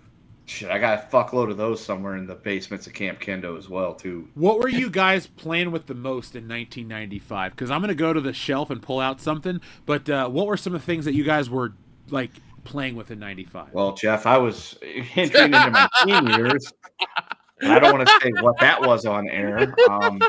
Please don't. I don't want to get I was deleted. gonna make that joke too, Kendall, but I'm glad you did instead. Thank you. Thank you. these Thank you. I was people gonna say, teenagers don't man, care. early puberty No, Kendo in 95. But no, I would, if I had, aside from, and this is gonna sound weird, but my friends, because in 1995 we still went outside and did shit, with our friends. Like, you had your neighborhood crew and you'd go outside and play and do things, and then you'd go home. It wasn't, I'm gonna go home and then talk to my friends on Messenger and Xbox chat. But let's see, probably okay. So 95, playing a lot of Sega. A lot of Sega, definitely a lot of Just Sega. getting into computer games, because I want to say that was around when we first got a computer. So I know a friend of mine had a computer, and so there was a lot of Duke Nukem and Doom that got played on that, and Dune 2, and Leisure Suit Larry, and SWAT. Yeah, I know. Oh, Police Quest. I And, know. I was on Netscape trying to like type in boobs. Yeah. Ah, The damn. early frontier days of internet porn, where you would get celebrity pictures that you may or may not. have Oh been yeah, yeah. But they were so bad back then. Oh, they were terrible. It would take like 10 minutes to download a picture of Gillian Anderson. It really wasn't her, and it was just like this weird cutoff of her head on this fucking topless chick. But you didn't care because you're like, No, you 12. didn't. Like, I just want to see this shit. Yeah. We did not have South Park yet. Nope, 2 Simpsons years. was still good. But yeah, no. I would say Nintendo and early fucking computer games on the big fucking black, huge floppy disks. That was the thing back then. Why It they gotta was be black, awesome. Because that's what color they were. I was going more for like the toy element of 95. So, I was late 12. I 90s, wasn't playing with toys. I was I was 6 looking- years old. I was starting to definitely- get into chicks. I wanted to play with them. Not at 6 years old for me. Early 2000s, yes. But anyway, I got this in 93, but by 95 I had evolved to like the flip head Power Rangers. So Oh, I thought remember this was that one. I the- remember that one. I Yeah. got the Red Ranger one somewhere. Hold on, let's do the automorph. So, all right, clearly I'm in the same Power Ranger costume. It's Morphin time, and now I'm the Blue Ranger. Nobody knows the difference. But also, in 1995, I was playing with this Spider-Man figure. I fucking love Spider-Man, and that animated series was the shit. So that's what I was playing with in 1995. Dion, you and I are closer in age than the other guys. What were you playing with in 1995 toy-wise? Toy-wise is very similar. I didn't turn 6 until November of 95, but I was it's downstairs in my storage area, but I was playing with that 12-inch Cyclops figure. That was one of my favorite toys back then. I was really into X-Men and Power Rangers, and yeah, I had my Cyclops. I don't think I got a Wolverine for a long time. Cyclops was my dude, and then I had my Red Ranger, Power Rangers figure that I was obsessed with, and then I always wanted the Green Ranger, and they just never got me a damn Green Ranger for some reason. Even though the Green Ranger why that was? I can tell you why. Because the Green Ranger was only sold with the Dragon Zord, and that shit was like $80. Okay, Yeah, maybe like 60. But still, you couldn't get the Green Ranger, folks, by himself. You had to buy the deluxe Dragon Zord set. So there you go. I understand. My parents were like, "Fuck no." My mom was like, And "He's then got to have it all." until the 2000s. That's how I'm with my kid. He's got to have it all. So, yesterday, he was very upset. He was watching a video, and there was somebody playing with toys, and it was a Peppa Pig toy, and he had to have a Peppa Pig. So guess what? I bought him today while he was at school to make him happy when I picked him up from school, a Peppa Pig. So, great. He's got all the Paw Patrols because you can't just get one. You got to have them all and the tower. My kid's going to be made in the shade when he's older. He's got good taste. The other kitty shit I liked, I was a Bernstein Bears kid. Yeah. Did you ever get the McDonald's toys of the Bernstein Bears? Were they too soon for you? No, so back then we were right at the end of Bernstein Bears being available, and I think because we had the cups for the longest time. And Star Trek. Yeah, my mom got me the little 6-figure toys with the bridge. I had that. I was really into Star Trek. Well, specifically, I was into Star Trek Next Generation, and then my mom went and got the original crew movies, and then Kirk became my favorite. But yeah, that was the other thing I was really into back then, 95, especially 96. But yeah, summer in 95, and then that Christmas in 95 is when I got the Star Trek set. Also, Tamagotchis were a thing apparently back then. Got one somewhere still in its box. Yeah, I think I still have. The thing is, I have one from Hong Kong. I got a couple of years. I mean, when I was that age. When you were in Hong Kong? That was Hong Kong. Yeah. What was it like to be in Hong Kong when the British still colonized it? Here's a funny story. I was there when the changeover happened. It was fucking. Wait, weird. You were in rush hour? Juntao? No, actually, I'm no punk bitch. You are a punk bitch. The lamest thing. I have a magnet of that happening. It's really stupid, but I was there for when the changeover happened, and they had to drive around the fucking embassy 3 times and then leave. Once I think we left the next day, and once you left, there was a lot of Chinese army dudes with machine guns everywhere. It was weird. So it was. So you're saying the British and the Chinese handle things very differently. Correct, sir. That's all I'm very saying. Insightful. Yeah, very differently. Let's see. In terms of video games, though, let's see. Did I read this list right here? Marty McFly would have played Chrono Trigger, Donkey Kong Country 2, Super Mario World 2, Twisted Metal, Tekken, Ridge Racer, Wipeout, Command & Conquer, The Beast Within, A Gabriel Knight Mystery, and Mortal Kombat 3. Yeah, 3 is what 95. I keep thinking that it was 2. Yeah. No, 2 was 92. 2, right? Yeah, it's 2 or 3. Yeah, it's the original it's hit arcades and the original hit arcades in 92, and then 93ish was when 2 came out, and then the ports because on Sega, Mortal Kombat, the first one came out in 93 or 4. Yeah, September because it was Mortal Monday. Yeah, and then 2 came out shortly thereafter. Then 3 hit in 95, and that was the big cartridge you had to have for Christmas 95, or maybe 96 was Mortal Kombat 3. It's crazy to think that all this shit back then was this big deal. Now you can just download it for free on the internet, or you can go and spend $500 at Arcade 1-Up and get all of them in the same cabinet with a bunch of other shit too. It's crazy. Why would you at this point?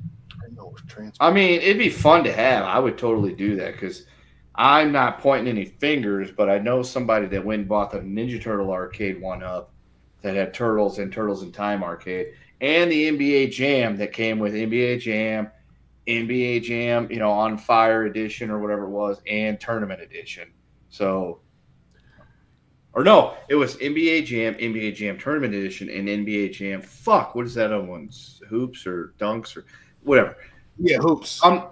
Yeah, I'm not saying who bought those, but he's on this panel, and they will both be. No, it wasn't him.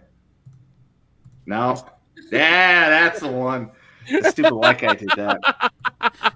You want to know how I spent my stimulus money on those? So yeah, also, at least you got stimulus money. I didn't get shit. Also, I got a stimulus check. I'm like, what am I going to do with this? Oh, I know. I can buy 2 arcade machines. Did the Super Soaker come out in '95?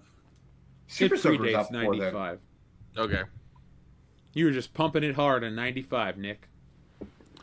In terms of the movies that came out in 1995, we had Marty could have seen Toy Story, 7, Apollo 13, Heat, GoldenEye, Braveheart, Dead Man Walking, Casino, To Die For, or Sense and Sensibility. But personally, I think he should have watched Mortal Kombat.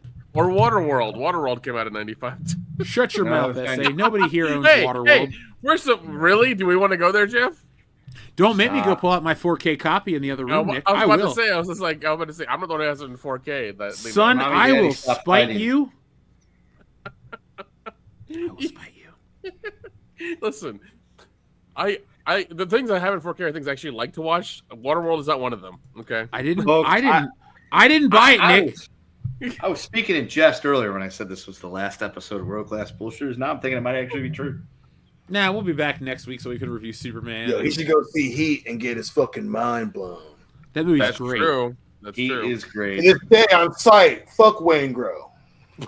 So, speaking of getting blown, I have a list of the top 10 most famous women in entertainment in 1995. So Marty McFly would have probably enjoyed ladies like Mariah Carey, Madonna. Can we guess? Can you guess? Yeah, let's see. So you already gave us 2, Mike. Okay, guess Selma Hayek. Not on the list. Ooh. Oh, shit. Shania Twain, was she on the list yet? Not on the list. Yes, she's on the list. Demi Moore. Not on the list. Shit. Oh, really? 95? That was still her heyday. Oh, I'll give you yes, she's on there. I'll give you a hint.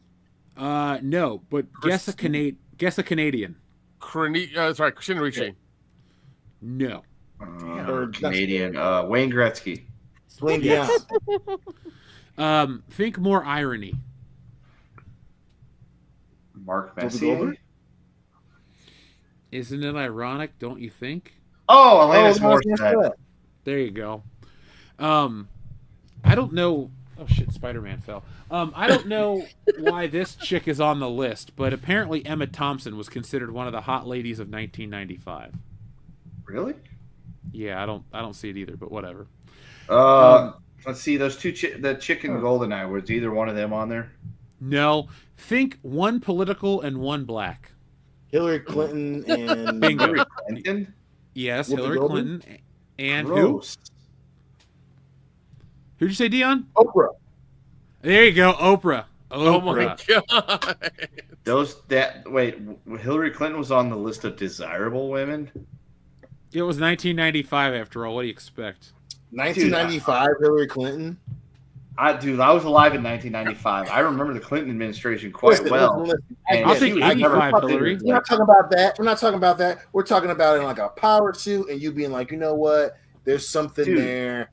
I can squeeze on you. Dude, you are Dion. going way off the fucking rails here at this Easy, point. buddy. Easy. I was going through those formidable years. Y'all are so immature. I'm not talking about Selma Hayek running wrong the with bathroom. you. I'm saying like if it's the 90s, you're like, yo, I got a staff meeting. I have a wife that she get the job done, so to speak. Jesus Christ! 90s, you're gonna look me in my eye, like you can take home to Mom. This is the white woman I'm bringing home to you. You're gonna tell me I'm Beyonce. I'm Beyonce's. On the show we built from the ground up. You're gonna tell me Dion, this is me looking you in the eye right now. This is me looking you in the eye right now. I was going through the change in the 90s, okay? I was becoming a man. At no point did I ever look at fucking Hillary Clinton and think that's some spank material. No, because you are like I get it. You got this thing for powerful white women, especially the older ones, dude. No, Hillary. No, sorry. I get it. No. I'm telling you, dog. I'm telling you. She's still alive. You can find her. This is that internet shit talking, dog. Dude, there was no internet in 1995. She didn't hold on to it. You know what I'm saying? She didn't hold on to it. She didn't do all those goddamn makeup commercials. Yo, 1995. Cindy Crawford. Okay, Cindy Crawford. Come on now. You're speaking my language. Mold, dog. In 1995 at Christmas, I got a Kathy Ireland swimsuit calendar for all of 1996. I still have that fucking thing. I was never thinking of Hillary Clinton as some kind of like attractive woman. Listen, that's that internet shit talking. Dude, Tipper, don't just start with this internet shit. I wasn't on the internet in 1995. The internet was barely it's the local internet that's got y'all fucked up. That's the goddamn problem. I saw the bitch on the news. That's why I be staying on you. That's why I be fussing at you about this shit. Because, listen, I get it, but, you know. Hey, 1995, Pamela Anderson in 95, all right? And if we're going to go with political women of the 90s, I'd rather have Tipper Gore than fucking white America. You know what I'm saying? You'd see a serious like, how did she get the name Tipper? I don't know. Let's find out. And then Hillary Clinton doing something. Oh, yeah. So, folks in the chat, you just heard that Dion finds Hillary Clinton, especially the 90s version, super attractive. And if you don't, it's because you've been on the internet too long. I was simply saying, if the top of the list is 1995 Nicole Kidman, Batman shows up, she goes, huh. And there's that weird, nerdy white dude going, Batman! And it's Nicole Kidman looking like, bam! Hillary Clinton's like 3-4 rungs down. Whoa, not even 30 rungs. Maybe 30 or 40. Add those two, put those two numbers together to make 34, and that's a little bit more accurate. Because you're forgetting fucking Dangerous Minds came out that year, I believe. Yeah, Michelle Pfeiffer. You guys' minds have been poisoned by the political. Hey, dude, even Mekhi Pfeiffer is better looking than 1995. I'll give you that. If you give me Mekhi Pfeiffer and Hillary Clinton, I'm like, yo, Mekhi, let's go get a fucking drink. There's no movie. Hold on. I'm going to let the audience... There's a reason why Slick Willie was fucking stepping out on Hillary Clinton every fucking chance he had, and every woman that came forward and says I fucked Bill Clinton was far more attractive. I get it, but don't be getting confused by a bunch of dudes who couldn't land in a pair of panties if they paid for it. See, you picking up the fucking Dion. No. Dion, I wasn't gonna make fun of you. I was gonna say like she's looked worse than 1995. Dion, how old are you in 95? How old are you in 95, Dion? He was 6. Okay. You gonna pick that? Apparently, he already had a taste for politics and white women. I guess. Yeah. Hey, that's Dion's autobiography, Nick. Politics and White Women: The Dion Green Story. I'd read that. I'll write that shit. Let's fucking write it. Let's fucking write it then. That shit might be a hit. I'm not saying that. Look, 95 Hillary Clinton was not hideous by any standards. There was way worse out there, but to put her on the top 10 list of like attractive women in 95 or desirable women, it's like, dude, the president of the United States in 1995 didn't even desire Hillary Clinton. So how is he had her every night? If you gotta go to a fundraiser dinner, you gotta go to a fundraiser. You're picking the most Wonder Bread looking Hillary Clinton. Boom. Would you take? Dude, we've had better looking first ladies since her. Okay. Yeah, the current one. That's true. There's that one. True. I'm sorry. What? Pretty hot. The current one's pretty good looking. Dion, you're letting the internet talk to you. You're letting your no, I'm not. I've seen what plastic surgery looks like. I would rather take plastic surgery over. Well, that's Baba Wawa. Sorry. Listen, all right. Laura, we get it. Laura Bush is the hottest first lady of all time since fucking Mary Todd Lincoln. Okay, I'm agreeing with you, Dion. No, Laura Bush wasn't that bad looking comparatively speaking. Plus, she had a couple kills. Folks, make sure you hit the like button for this episode because we're getting wild. We're suffering for your entertainment. Apparently, we've been drinking so much that Dion finds Hillary Clinton attractive. Sober, he'd find her attractive. Said to me in real time, current first lady's hot. Get the fuck out of here, Doug. She is. She is. Okay. Our first lady and our second lady right now are attractive as hell. Yeah, I like our second lady more. Yeah, I'm not gonna look. politics aside, right now, our first and second ladies of the country, that is the most powerful, attractive combo we've ever had in this country. Except for maybe, Dolly Madison and whatever her name was. But that was, like 250 years ago. It's also because of the donuts, Kendo. That's true. I fucking do love them donuts. But, you got Melania, and I cannot remember the Vindaloo Vixen. I cannot remember her name. But Lady Vance. Mrs. Vance. Usha Vance. Usha Vance. You put those two up against any other first and second lady. I mean, it's better looking than the last first and second lady because the second lady was a dude in the last administration. So there's that. Oh, Michelle Obama. I forgot that was the last first lady. Oh, Big Mike. Yeah. God. No, I mean. So we went from Marty McFly traveling back in time 30 years to know what was popular in 1995 to, hey, which first lady do you want to fuck? Like, Jackie O? Go for her. Definitely Mary Jackie O. Hey. Oh, definitely. All right, Jackie. Dion, Definitely gun to Jackie. your head. What would it take for you to fuck Eleanor Roosevelt? Not much. Not much. Listen, A couple of two-hearted ales and maybe maybe a shot of Jim Beam beforehand. You need to have a I vagina. ain't thinking of nothing. But rumor was she was lonely. Yeah. Give her She was also give her what's some his chocolate face's to hold cousin. on to in those winter nights. I'm mad at it. Come here, Eleanor. She- These fireside Dion- chats gonna mean something else. You know what I mean? Dion, she died 24 years before you were born, so That's not going to stop him. I'm using the DeLorean to go back to prime Eleanor. Yeah, All right, he's yeah, like, I real- went back to he wants- 1932 he and wants to knocked test the out them- cobwebs he wants off. to Talk about the New Deal, baby. Come over here and Listen, get he you wants some. to test out them sugar walls. warm-up. Okay, that's what he wants to test out. Yeah. hey, everybody in the chat. You know if what? you Hey, could- look. All joking aside, if we could get Dion into DeLorean and send him back to like the 1862 or 3, he could not. I guarantee he could bang the fucking crazy out of Mary Todd. Dude, if you sent him back to 1863, he'd end up on a plantation somewhere. Then we'd have to rescue him.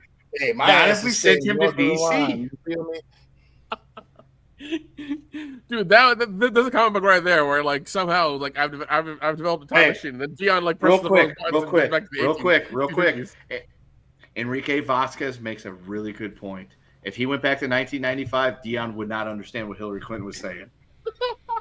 So does no mean no in 1995?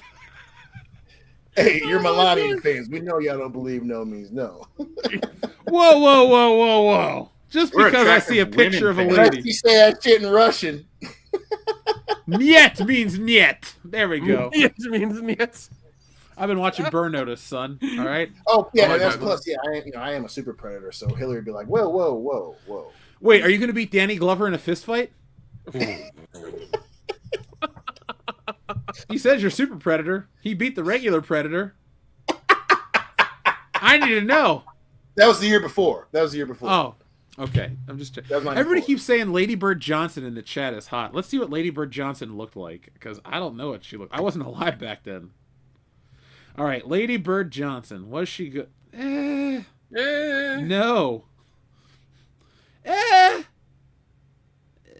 No. They just keep showing pictures of her as an old lady.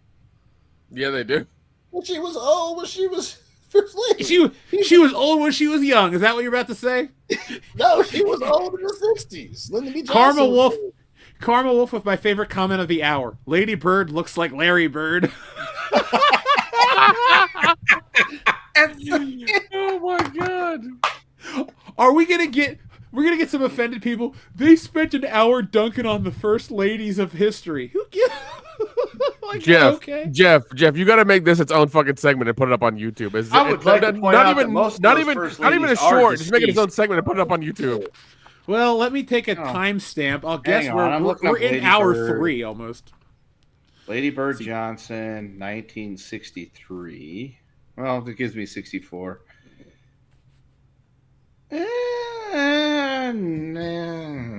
I'd rather do Jackie O. Yeah, Jackie was. I don't even think Say she what was you will good about- looking. She was okay. She was decent Honest enough. first I ladies. mean, JFK decided to go out and bang around on her, but that's because he had the power to do so. I'll go with after Melania. I'll go Jimmy Carter's wife. Rosalind Carter? That is Yeah, I'll go Rosalind Carter. Rosalind always Carter. motherfucker saying she's number one. Let's see. Let's go with 1970s because Pat Nixon.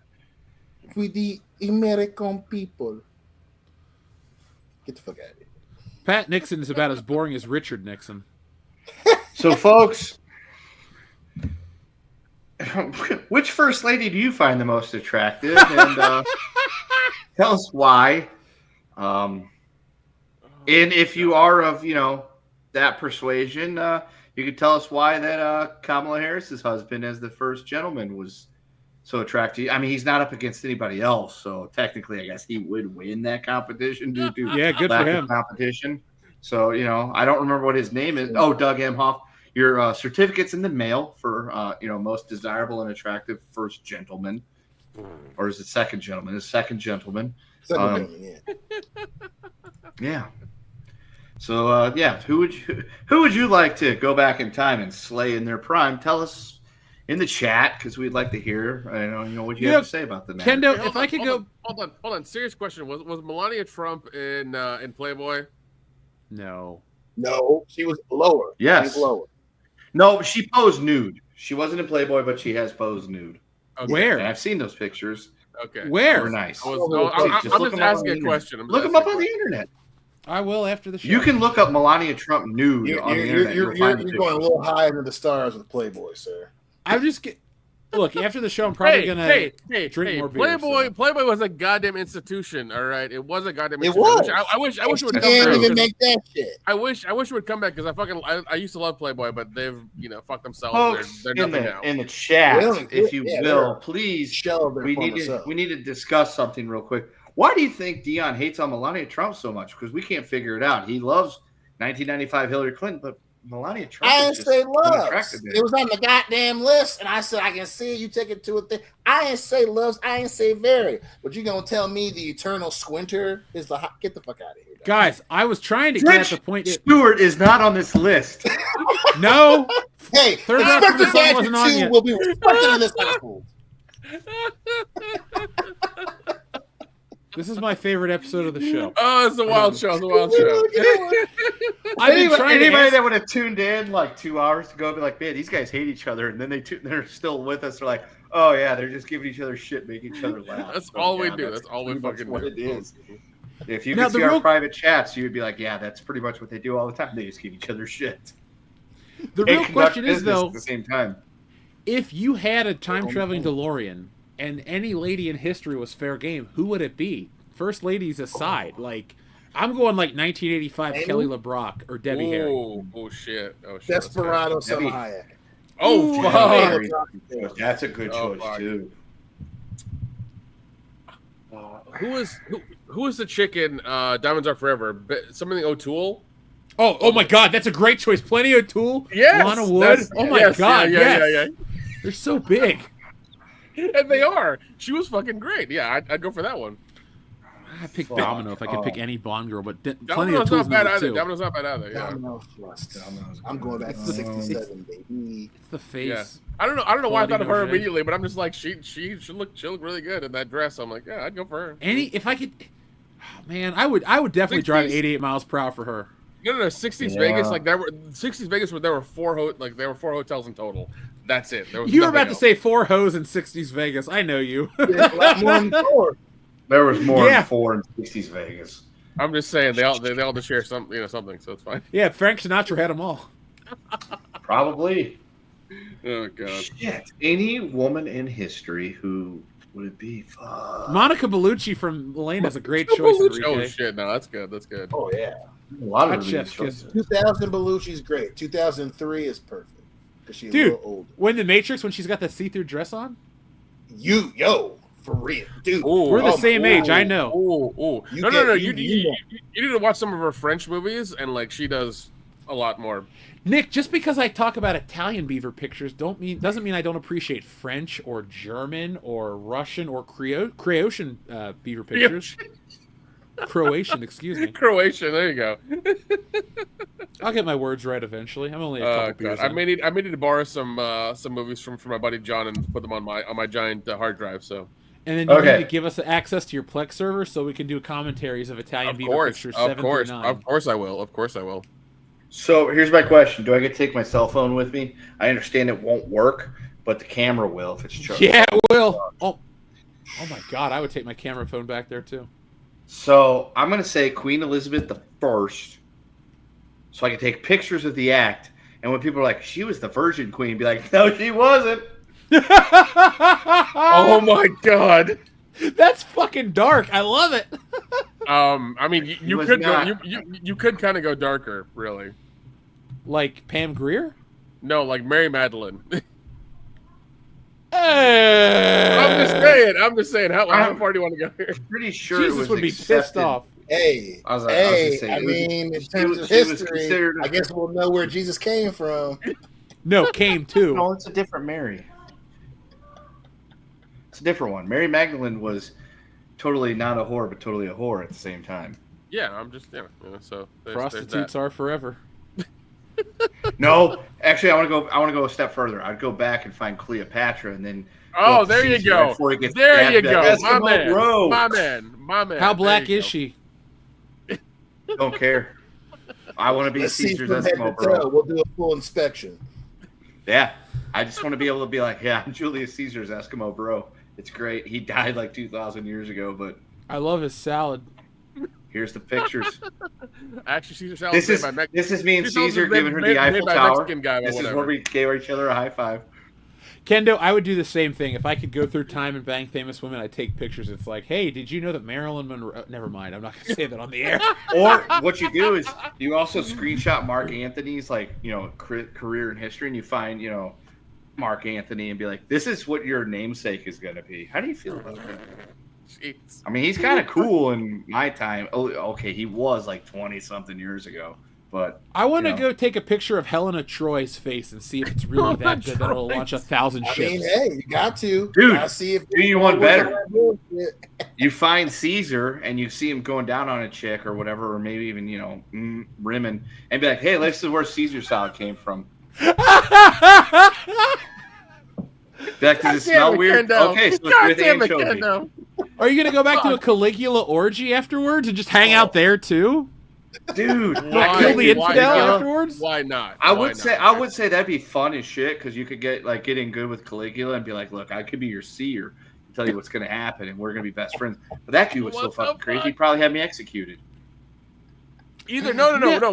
One of two things: either executed or you're his buddy for life. Which I mean, again, that is a hefty fucking gamble because on the one hand, there's a lot of cool shit that comes with it. On the other hand, there's death that comes with it. But on the other hand, all that cool shit will result in death. And, well, they want to kill me too. Can I get the DeLorean to get me back to 2025 before that happens? The stainless steel construction will protect you from their arrows and spears. But they don't have gasoline. Yeah, I was about to say, he need the stainless steel construction so we can get a fucking penicillin shot as well, too. Oh, dude, if I was going to go back in time and mess around with these people, I would make sure I have... You know how Doc Brown has that briefcase full of money from every era? I would have medical drugs to make sure I'm safe. It's like, all right... I have a briefcase full of antibiotics. Yeah, exactly. Well, there's one big one you'd have to take for sure, baby, and that's penicillin. Plenty of penicillin. Oh, yeah. Every time I'm done, I would just inject it into myself. I'm like, all right, I'm safe. Yep. Flick the needle, flick the bean, be safe, we're good to go. I love our patriotic episode. We're traveling through time and banging historical figures like Helen of Troy. And I would also go back and see how attractive that chick was that the dude built the Taj Mahal for. Like, was it really? That's a good point. That's a really good point. That's a really good point. You built this amazing fucking structure for this woman, but I want to see what she looks like. She had bad teeth. I don't know. I don't know. Maybe. Who knows? I don't know, Nick. How do all those Indians? Some Indians, some Packy gals. Ooh, dude, you know what would be even better? You go and you find Pocahontas before Lewis and Clark get there, and then they go on their trip, and you're standing there in Oregon, and be like, "Fuck, I already did all this shit, bitch." Nah. I'm gonna wait till after she tells them where to go, and then she coming back to the future with me. Really, Pocahontas is who you're bringing back? Hell yeah! I'll bring back 1980.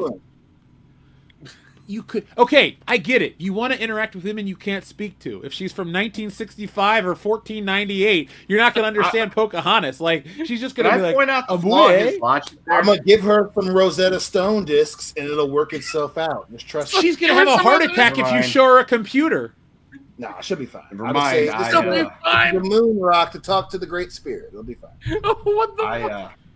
I would like to point out the flaw in Dion's logic of I want to go back to the early 1800s and interact with people in a totally sane manner, but I'm gonna let that one slide. I just got that, Ken. I just got that. I feel like it wouldn't go as well as he thinks it would. And then I would have to get a DeLorean to go save Dion from Mississippi. Guys, we all have our own DeLoreans. Okay, and they all fly. So imagine if Dion's getting carried away. We get a fucking alert like the fucking Commissioner Gordon bat phone. Dion just flew back to 1862 America. God damn it. Where did he go? Atlanta, Georgia. Son of a bitch. Kendo, you got to go save him again. Oh my god. And then you see the Doctor. It's a graphic of the Doctor Who TARDIS flying through space, and you see Dion's DeLorean. You see mine racing to catch him. Dion, you can't go to 1862 Atlanta. It will not work out. Turn around, please. That would be the funniest shit. Of all of a sudden, it's just kind of like we all get our fucking alerts on our show. Watch like, why is Dion in 1846 Atlanta? What the fuck happened? Dion, leave the white women of the past alone. Was he cleaning his time machine and the button? I'm the only one that can go save him. They're like, we can't send Nick, we can't send Jeff, we have to send Kendo every fucking time Dion goes to the Antebellum South. I want that one. I want that one. I just want to make that. No. This one is mine. Here. I just want to make. He's got good shoulders. He's got good shoulders. No. Here's what happened. I've got his papers. It's okay. He's coming with me. God damn. No. Why do I have to keep doing this? Here's what happened. Around the second or third time, Dion quits getting picked. He's like the last one picked. He's like, motherfucker, why? And Ken is like, I'll take him. $3. All right, I'll take him. Let's go. At a certain point, it's just like, you know what? $3. And he's like, God damn it, Dion, I'm just going to let him learn his lesson. I'm going to let him learn his lesson. It's fine. I will show up a couple days later so that way Dion stops going back to 1853. Yeah, but on the spectrum of dudes that you want for your plantation, he's like the last one. He's just the mouthy one. We can't understand what he's saying. He's from the future. He's the mouthy one, and he always gets picked last year. Like, all right, here's $2. I'll take him. It's fine. I'll take my hands for him. And you're just like, God damn it, Dion, this is the third time. Let's go the fuck back. Quit doing this shit. Dion introduces himself as, "Hey, yo, bitch." And then it's no, sorry, Toby, stop it. We got to get back in this magic flying machine before they kill us both. Hold on, guys. We got to stop. Our very good friend Valiant Renegade sent us a super message, and we have to press this button right now because, well...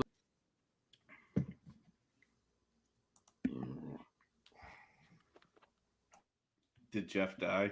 Did they get him? You know, they say all men are created equal, but you look at me and you look at Small Joe, and you can see that statement is not true.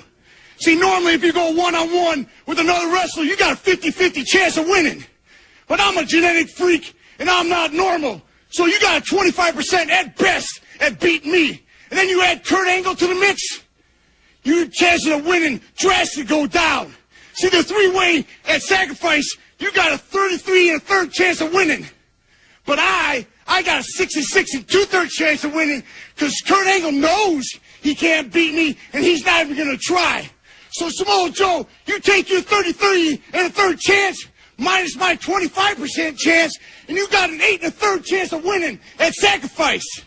But then you take my 75% chance of winning, if we used to go one-on-one, and then add 66 2/3%, I got 141 2/3 chance of winning at sacrifice. See, Joe, the numbers don't lie, and they spell disaster for you at sacrifice. I am still alive.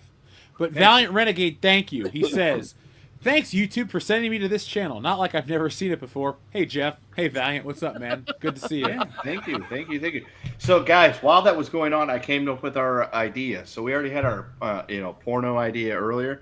This one's called Blacked to the Future. And that's essentially about Dion trying to satisfy his urges for white women, especially those that may have some kind of power, and how I constantly am getting tapped to go with him on these adventures to the antebellum South and get him into the problems and then out of said problems. Dude, I just want to. Meanwhile, Jeff and Nick are just sitting in the control center going, "I'm glad I don't have to deal with this shit." Yeah, we're just tracking you to make sure you make it back home in time. It's just like, all right, he's got like a few more minutes. He's gonna do it. Yeah, and then it's just me standing outside the door going, "God damn it, Dion! This is like hour 2. That guy's gonna be home any minute."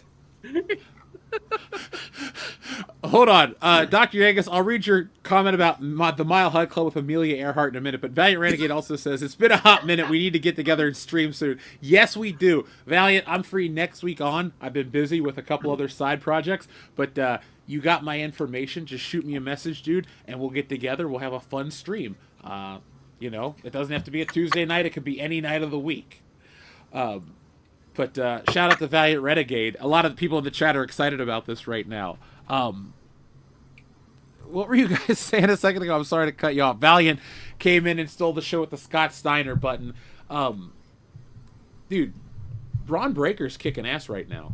So good. I'm all about that Steiner family. I'm all for that, man. Dude, that Steiner shit. I wish he was calling himself Steiner because that would make more sense. But, then again, we live in an age where we know who the fuck he is.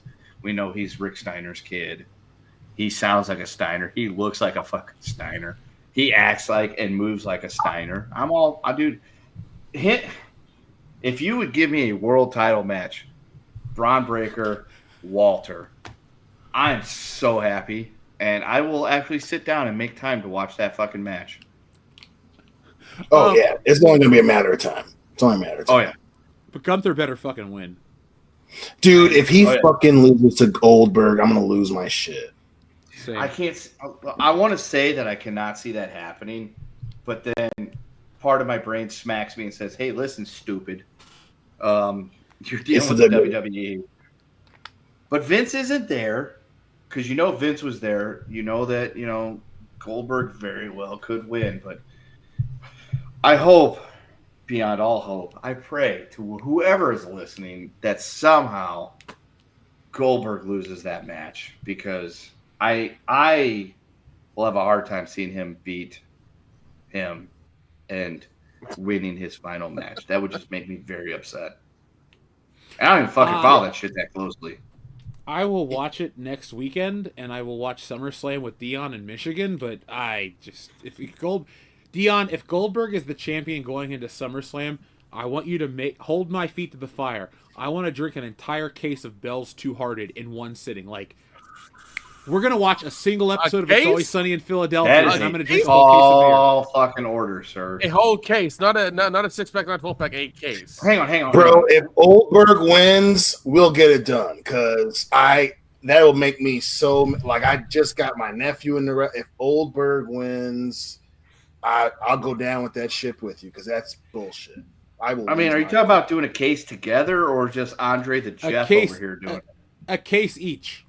Oh, Dion, Andre the Jeff, a case race. We'll fucking go, dude. You and me, it'll be like, we'll put it on our TikTok or whatever, and it'll be like, all right, Dion, how quick can we get down this case of beer? I say, is a case a 12-pack or a 24-pack? Well, what the fuck? 24.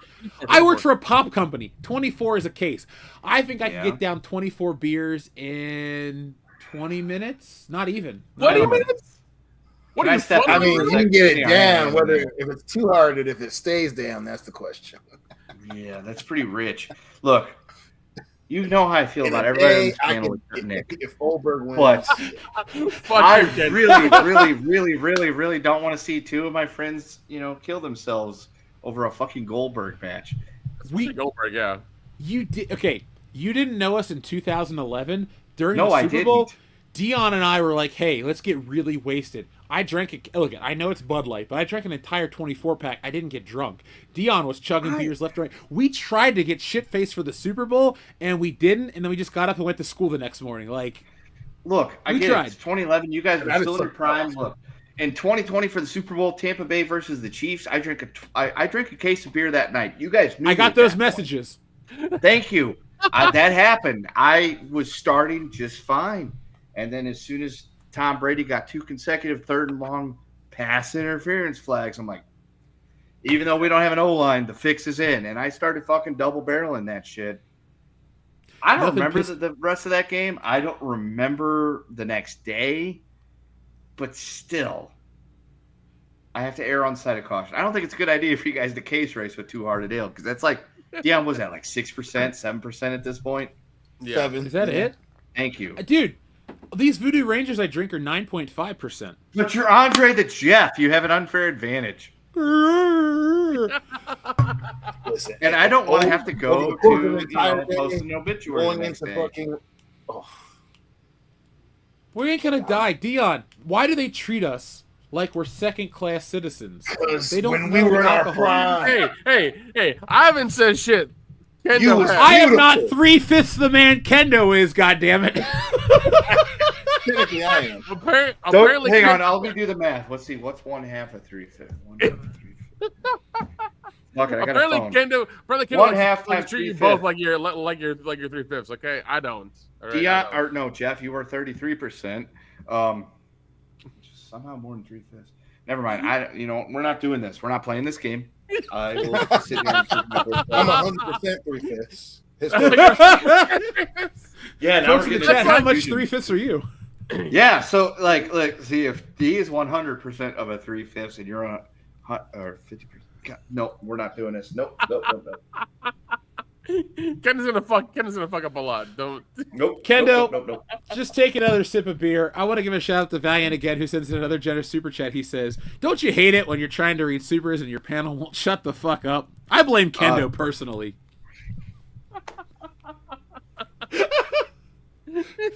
God damn it, Kendo, Mr. Patriot over there with your red, white, and blue tuxedo shirt. You getting real mouthy over there, Valiant. Getting real mouthy. Yeah, Oh. some might say uppity. Dude, Dion, I went to Kings Island with Valiant. He was trying to ride all the roller coasters, and we ended up walking around, and we did like the last, like before the park closed, we hit as many roller coasters as we could. It was a good time. Nice. Did Yeah, you get let in me before tell the you. power went out? We didn't have any power outages, but Oh, that's good. yeah, it was a good day. We went to the Cheesecake Factory afterwards. Oh, nice. It really was a good time. It was better than the Solid Kings day. Island food. That's a solid day. Yeah, Mary Mayhem was there, and so was Proper Justin. All other YouTubers. Folks, I've been working on some network ideas in this little handy dandy notebook I keep. Beyond the daily notes and the random drawings, I have a list of networking people. So you're going to see some cool people on the channel very, very soon. I'm shooting for the moon though, so I'm gonna shoot for guys like Dion. What would you do if we got Skip Bayless on the channel? Would you be excited to talk to him? I would be definitely excited to talk to him, and I would be even more excited to embarrass him. But not like Dion, me. would you be more excited if we got Shannon Sharp on the channel? Oh, way more excited! Hey, yo, you figured out how that live function on Instagram works yet? Yeah. Did you do that on purpose, or are you just stupid, Unk? Did he share his was he taking a shit? He and just shared went him live on He Instagram? went- He was in the middle No, of he was thrusting, fucking somebody and went live on Instagram. That's awesome. and he was saying some wild shit. You know what? I respect that guy just the same. Yeah, dude, that was like one night I sat down and I clicked on X for some reason, and Shannon Sharp was trending. I'm like, oh god. what Wait, did he hold do on. now, I or heard did he Instagram live banging. What's happening? Shannon Sharp. Shannon Sharp. Why? And so Why? you click on it, and it was Shannon Sharp went live on Instagram while he was banging, and it listed some girl.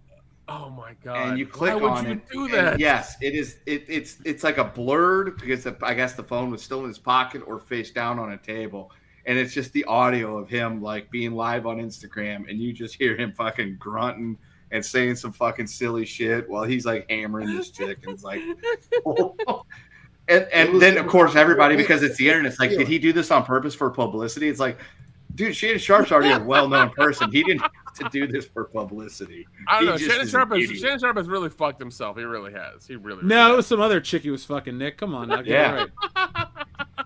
It's like, no, he's already got publicity. Everybody knows who Shannon Sharp is. He's just dumb. He is kind of dumb. He really is dumb. For a guy who's like 50, 55, he's really dumb. Well, he also got hit in the head a lot, so there could be some CTE creeping in there. But then again, when he goes up with, when it was him and Skip Bayless, he always had the more intelligent, parts of the conversation. So there's that. Jeez. Oh, Well, this has been CTE Talk here on WCBS, the epitome of pop culture. Yeah, if you watched UFC the other night, you got to see some people get some CTE in real time. Since we're talking about sports icons, our friend Darian217 says Kendo's history curriculum would be solely comprised of Woodrow Wilson bonus lecture on Skip Bayless at the end of the semester. Like I said, I don't know what the Breakfast Club button would be for you, man. So we're gonna give you Mitch. Cut it out. All right, fine. We'll play it again after we play this one.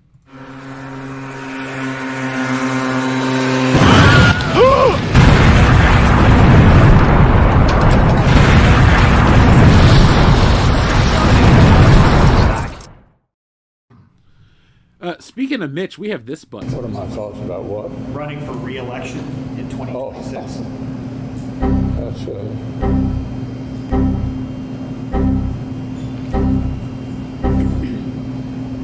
Did you hear the question, Senator? Running for re-election in 2026? All right, I'm sorry, you all. We're going to need a minute. Good old Turtle Mitch. Good old Turtle Mitch. Cry me a river, dick face. R.I.P. Paul Gleason. Damn it, that guy was great. Clarence Beeks, fucking Dwayne T. Robinson. Mm-hmm.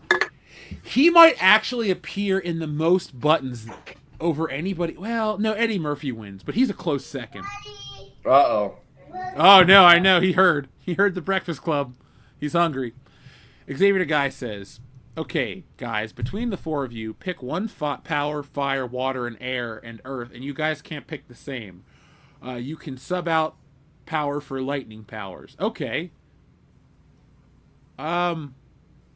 Nick is earth. Because he's not here right now. I call... Dion, what do you want? Oh, give me fire. Give me fire. Give you fuel, give you fire, get which all that you desire. I will pick... if you're going to pick fire, I'll pick water. I will pick air and wind, and then I will work with Dion. When he starts fires, I'll come in and help those fires spread. Yes, right. Fire tornado! I'm going to go down to Florida and make a bunch of money somehow. I don't know what I'll do, but I'll do it. Xavier God says, fuck, marry, kill. Reading minds, seeing the future, and X-ray vision. Ooh, these are all great powers. Dude, see the future. Then you can know who wins shit and bet on it. Now, since you picked that one, I might pick reading minds. Wait, no. Reading minds doesn't mean you can influence minds. I would also pick seeing the future. But X-ray vision would be a lot of fun. But it could also be very dangerous. You could see some shit you can't unsee. Yeah, I'm marrying seeing the future for sure, and then I'm banging X-ray vision because that would just be phenomenal. Dude, seeing the future, know who wins the World Series, the Super Bowl, all that stuff, and the fucking Powerball or Mega Millions numbers. Oh, we've got $1 billion lottery. Yeah, I know the numbers. Thanks, dickhead. Yeah, I would do that too, and I would do that repeatedly. It's like, how did Jeff Hicks win 14 lotteries in a row? Lucky, I guess. I'd be like, hey, Dion, your kids are going to Harvard. I don't care if they, qualify to get it. I'm paying for them to get into Harvard. I'm fixing that generation, and I'll start my... Listen, damn right. Even though now I think Devin's pretty solid at Michigan State, baby. Get a nice endowment. Hey, you know what? I'm sending Devin on spring break every year through college with that money. All right. Hell yeah. I have my own kids and shit, but I'm like, hey, Devin, you want to go to Fort Lauderdale this summer or this spring break? Yeah. All right, you're covered, and all your friends are too. Hey, Dion, you want to go to Fort Lauderdale and keep an eye out on everybody? yeah. Keep them. That's right. You're right. The funny thing is, like all these college kids, we'll outdrink them still. We'll seriously. Well, especially the new ones. Especially the new ones. None of them now fucking drink at all. They just don't. Yeah, they're all vapors. Well, and here's the thing about seeing the future.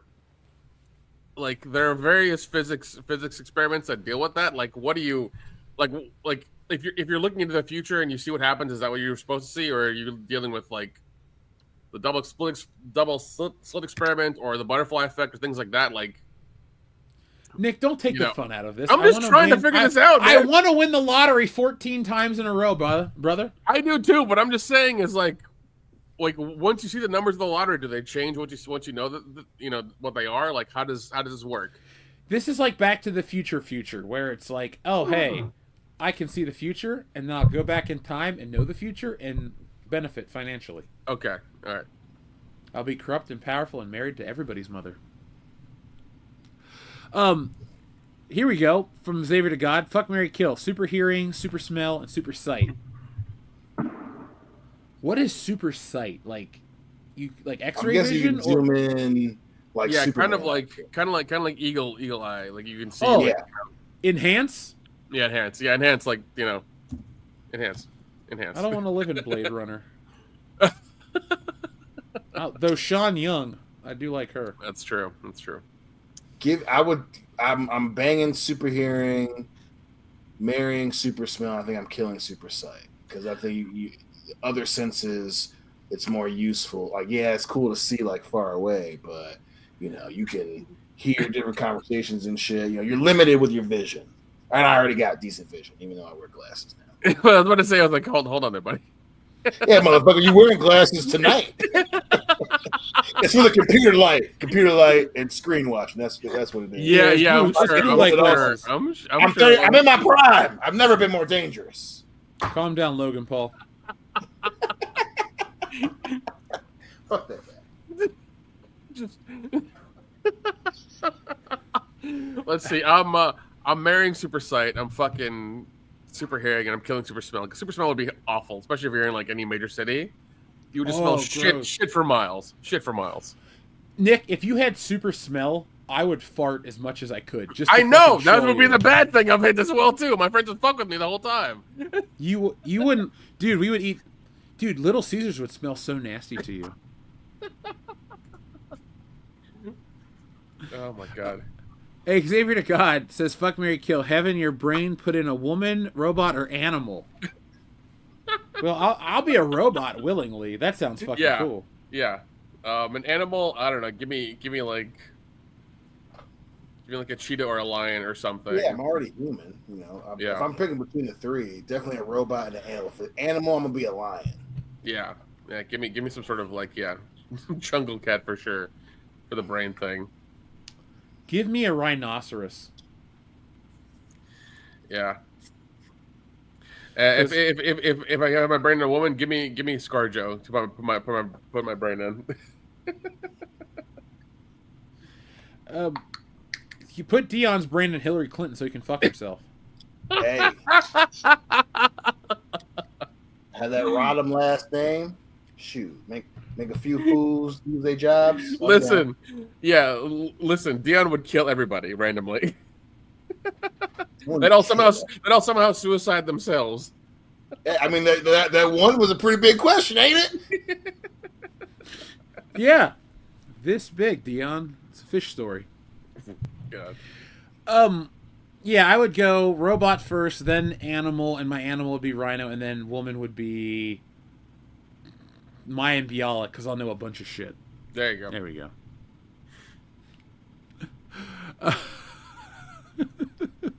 Shout out to Valiant again. Thank you so much, man. We'll definitely stream after the holiday, because my mom's birthday is after the 4th. I'm pretty good moving forward, so we'll make that happen. I want to make 2025 an interesting year for tons of crossover streams. Let's make it happen.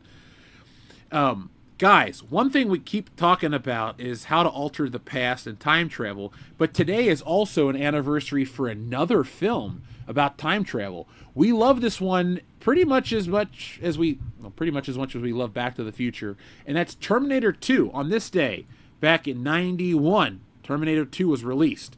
Oh my god. So, yeah, today's a great anniversary day for films. I mean, I'll just put it out there. Terminator 2 is one of the greatest action films of all time. It's a 10 out of 10 for me. I absolutely love it. It's the best Terminator film. I don't really have anything bad to say about it. Movie bracket, I think. It won our 90s movie bracket for sure. It did. Yeah, no, it's great. You know, I'm glad James Cameron came back, and I'm glad he came and did part 2 because it was great. Part 1 was but part 2 was... Part 1 was okay. It was good. Part 2 was great. And then I'm kind of disappointed that James Cameron decided to do more parts.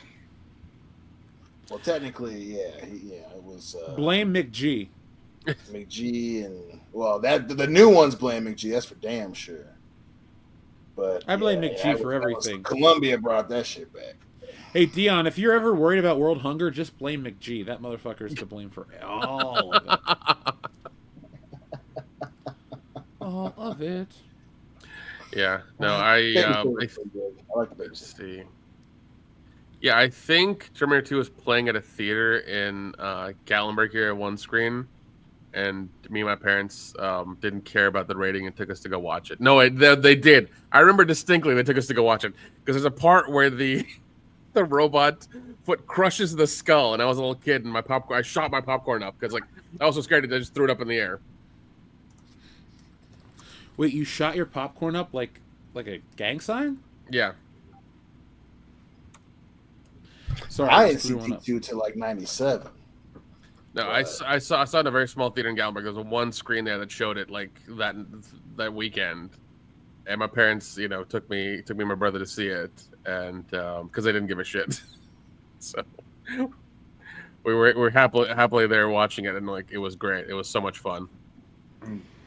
So with me as a kid, I'd go to the video store and I'd rent Terminator, but I would mistakenly rent Terminator 1, hoping it's Terminator 2. So I'd watch the whole first Terminator movie, and I'd be like, when does the liquid guy show up?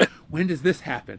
When does that happen? And it never happened. And then I learned, oh yeah, Jeff, those are two separate movies. I did not like Terminator 1 as a kid. I loved T2 as a kid. So that was kind of my... yeah. I was like 6 years old. Come on now, give me a break. No, it's fine. It's fine.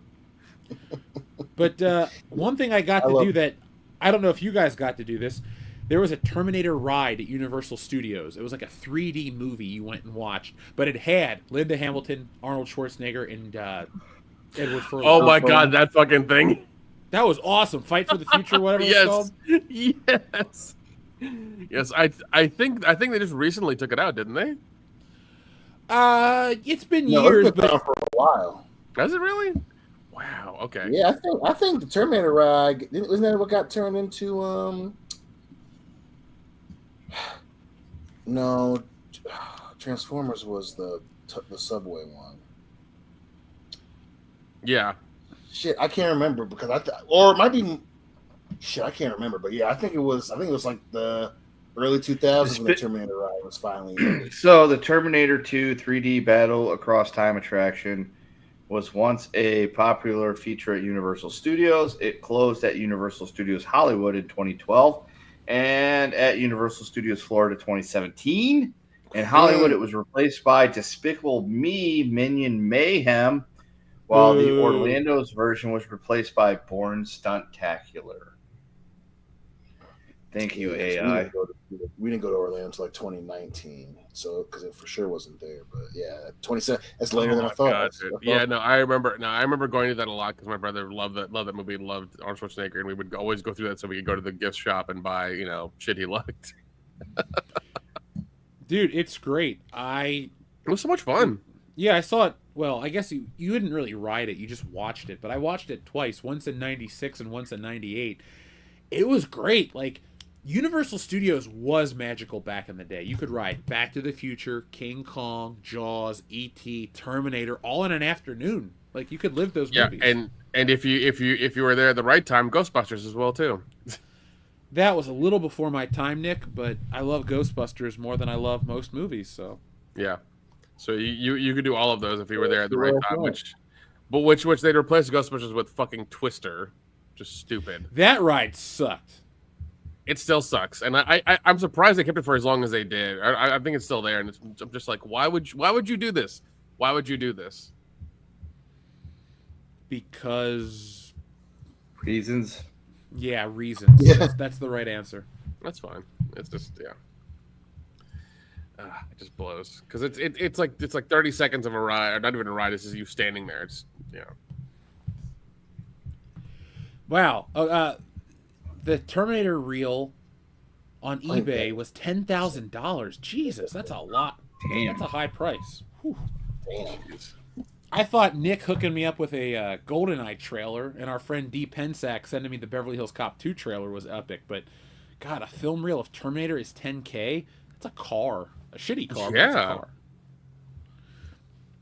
car. Xavier God says, all right, boys, yes or no? Is there such thing as too much meaning it's too big?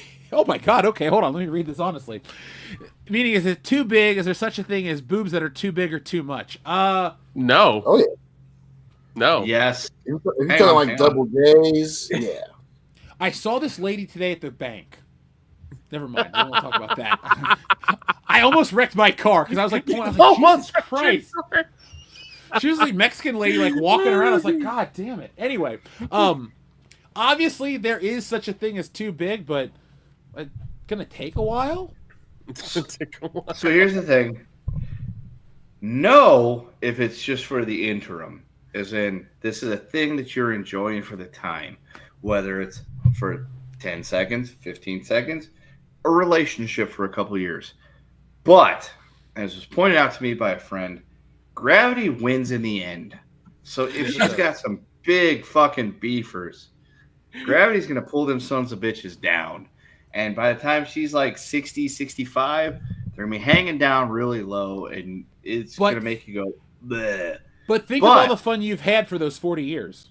That's true. The wild rides can be there, but then, as a male species, we live in the now, and we're a very visual creature.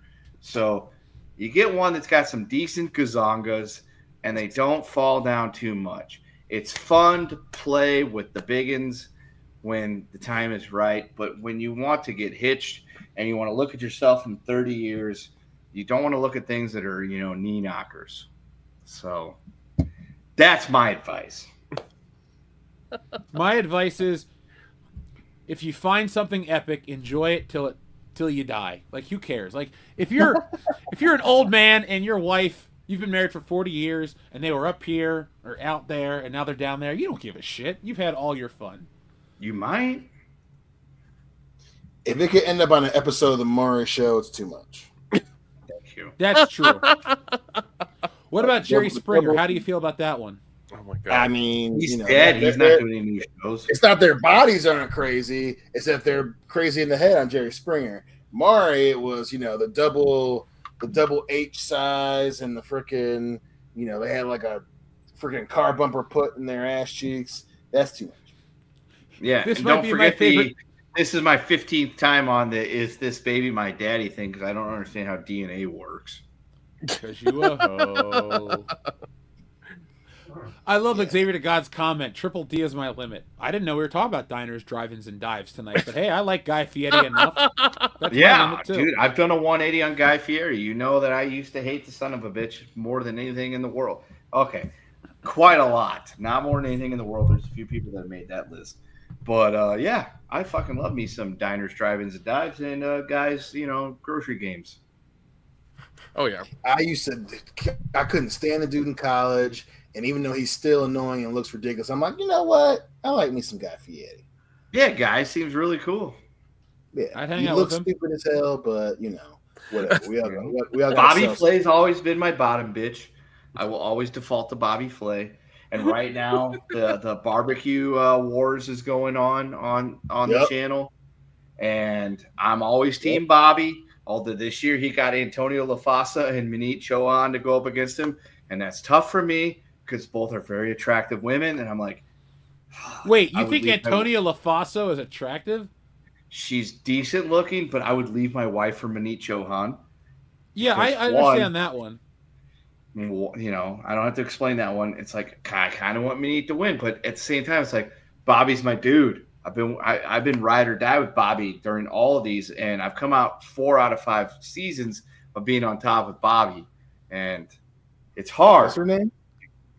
Are you talking about Manit or Antonio LaFasa? No, Antonio Labat. Yeah, Antonio. I think Dion would like her. No, he would. I just looked it up. I'm just give like, me my Jello Lawson. She's also like 6 feet. She's 6 feet tall, Dion. She's perfect for you. Yeah, who, dude. Who She are you talking about? She could fucking throw You down. guys know me very well. I've only known you for the better part of 2 And decades. I think she used to go out with Heavy D, or That makes sense. Yeah, she was with a bigger. She's dude. definitely into black dudes. Yeah, 100%. I can tell. Like, people have a sixth sense. That's mine. I'm like, that girl is banging black dudes. You know, Yeah. whatever. So like, you know, Manit, you know whatever. But you know, Team Bobby, ride or die. So I hope Bobby wins in the barbecue wars. Bobby Flay's the best. I fucking love Bobby Flay, dude. Same. I would leave Kendo's wife. Thank you, Shlomo. You get it too. You know, if tomorrow morning I wake up to, and I'm like, who's there? And I open up, it's Manit Chauhan. And she's like, leave this all behind and come with me now. I'm like, 100%, because I'm gonna get some really great food, and you are the Vindaloo Vixen. The dancing spice queen. That's right. Spice up my life. Who the fuck are you talking about now, Kendo? Manit Chauhan's cute. But she got on all the Food Network ladies got on Ozempic, and now they're all like a bone. It's kind of creepy. Oh yeah, dude, Manit. Yeah, if you go back and look at like the first job. couple of seasons of Chopped, Manit was a chubby chick, and then she got on the Ozempic or whatever the hell she got onto. She slimmed down big time.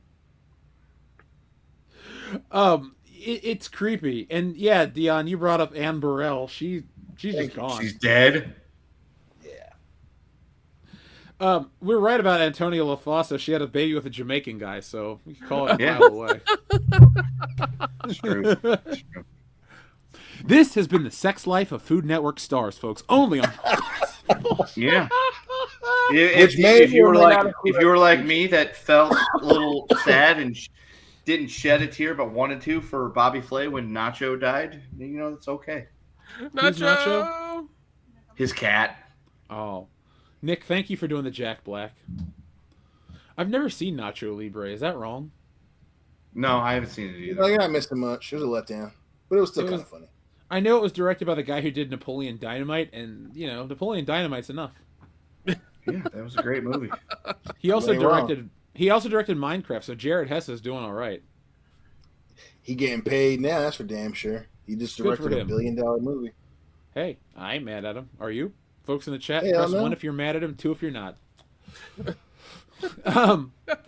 So let me look at these show notes. I didn't plan on us going for 4 hours tonight, but it's a good 4 hours. It's been a great 4 hours. Yeah. And none of us have to work tomorrow. No. Yay, yay. Very true. I got 2 4th of July parties and a breakfast to go to. AKA I got breakfast. one. Just gonna I'm make a about to bacon. watch Independence Day, and Hillary made her deviled eggs already, and I'm going to go drop my kid off to go to his grandpa's for a couple days. I'm about to fuck his mom. There you go. I'm not, but I'm also going to watch Independence Day in the morning. Yeah. I'm going to watch it. Fuck all. I'm going to wake up in the morning. I'm going to not feel like P. Diddy because that would be bad. Although he's free. I'm going to bust out the fucking music. I'm going to have a good time. I'm going to grill. Not think about what Dion's doing because, you know, those are friends of mine and I don't want to picture that shit. But, After the kid off, so it'll be nighttime. Okay. Still. I know both of you, and I don't want to think about that. And I'm not gonna be sending pictures, but I'm going to be happy for you. I'm going to be like, look, Dion's getting that nut. I'm happy for the man. You know, love him like a brother. He's great. And you know, I'm going to read some Dick Tracy. Maybe bust out the 3DS. It's going to be a good time. We're going to have a good party here. You know, America. That's all I can say. Yeah. Fuck yeah. You know, watch other people spend their money on fireworks while I spend mine on alcohol and food. Oh yeah. Oh yeah. I'm gonna watch fireworks and then probably Independence Day twice tomorrow because it's such a good movie. I'm going over to a friend's house for a barbecue. It should be fun. Don't catch yourself on fire, Nick. I'll try not to. If it happens, it's not the end of the world. No, we'll still love you. Stop, drop, and roll's a lie. Just run as fast as you can and scream, "Help me!" Okay. Ask one of your friends to film it so we can put it on Patreon. Oh, thanks, buddy. Thanks. You'll be our next. You'll be our new Terry. Oh God, yeah. I just You know what to do. You know what to do, and it's the rule that I know. Even listen, your parents might have been darkies from the other side of the world, but I know that you have heard the phrase that I've heard. Your parents told you let the white kids do that shit, and you watch from a safe distance. So you know what? I have faith in you. You know what the funny thing is you're not wrong, and it's just like it's funny how like that comes up every time. Things I wish I could say for 200, Alex. You know, if you say it here, none of us are going to get mad at you, Kendo. You know what I'm saying? Well, I know you guys aren't going to be mad, but then somebody's going to clip it, and I will get canceled. Oh, don't be a bitch, Kendo. Darkies isn't bad. Darky Duck. That's our new comic book. Darky Duck. Let's get offensive. You're killing Kendo. When the darkies get some white women. That's my favorite title. Would Darky Duck versus Diversity Dinosaur make us a bunch of money? It's a battle of DVDs. No, because Diversity Dinosaur is too kiddie. You got to have something cool, like Diversity Danny or something. He's a kid from the bad Diversity side. Dinosaur is all of our retirement. I know you all got like 401ks and shit. Hang on. We got Diversity the Dinosaur. Let's steal from the 80s. Instead of Denver the Last Dinosaur, we got Darky the Last Dinosaur. So you got Diversity Dinosaur and Darky. As long as he's a Tyrannosaurus Rex, I can dig it. Oh, a black one? There you go. He can be black. He's Darky, so he's got to be, He should be dark green. Shade. Oh, my God. You know what 1995 Marty McFly wouldn't watch? Was Dinosaurs. That show sucked. Oh, my God, that was a terrible show. Dinosaurs is overrated. I mean, it really is, isn't it? It's a very overrated show. It was a fun take on the whole family show dynamic because we had a lot of that in like the late 80s, early 90s, Full House.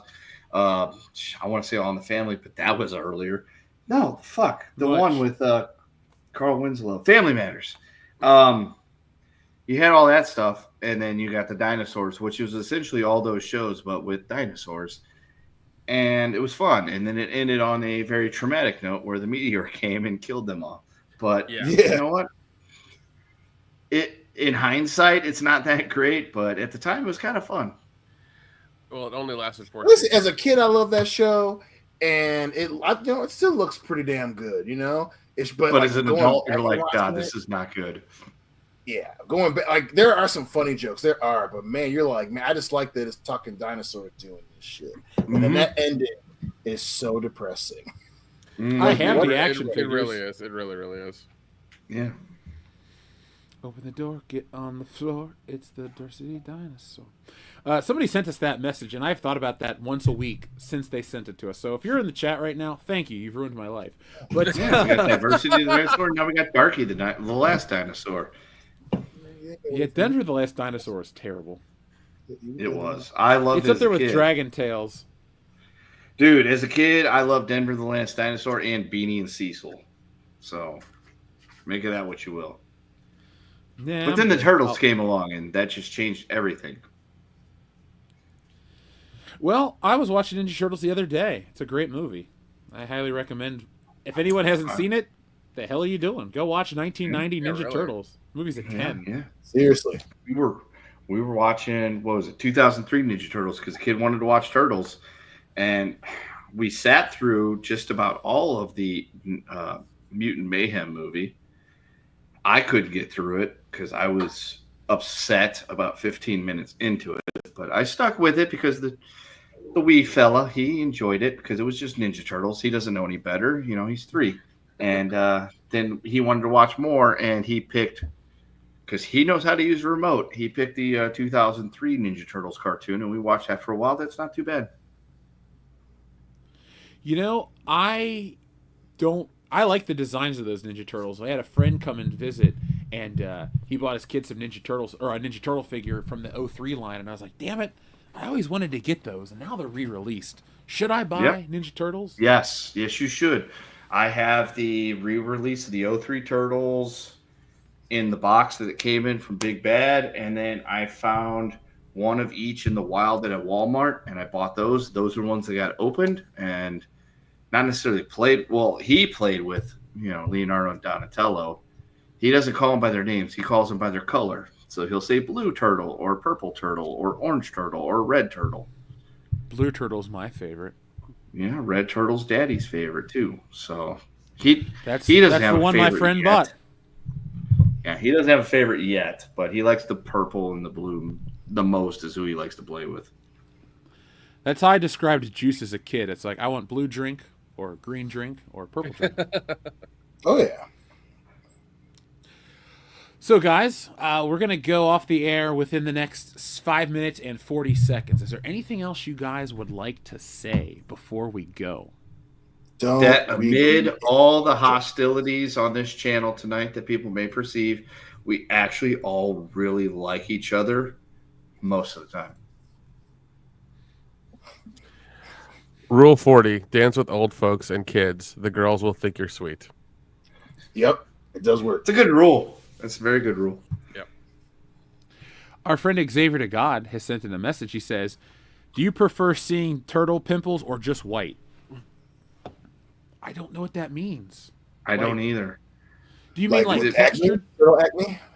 Does it mean that their teenagers are supposed to have acne? No, because they have mutagen, which would mean it would counteract all that shit. Is that called tacne if they're turtle acne? Yes. Okay.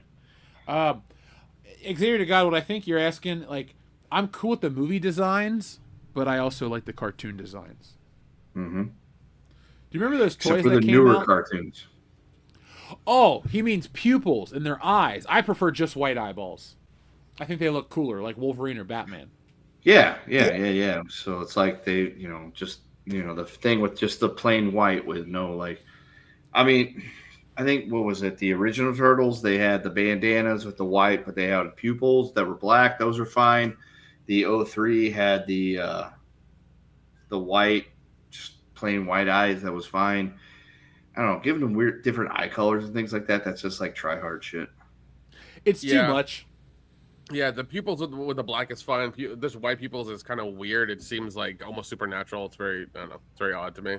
Well, they're mutated turtles, Nick. They are supernatural.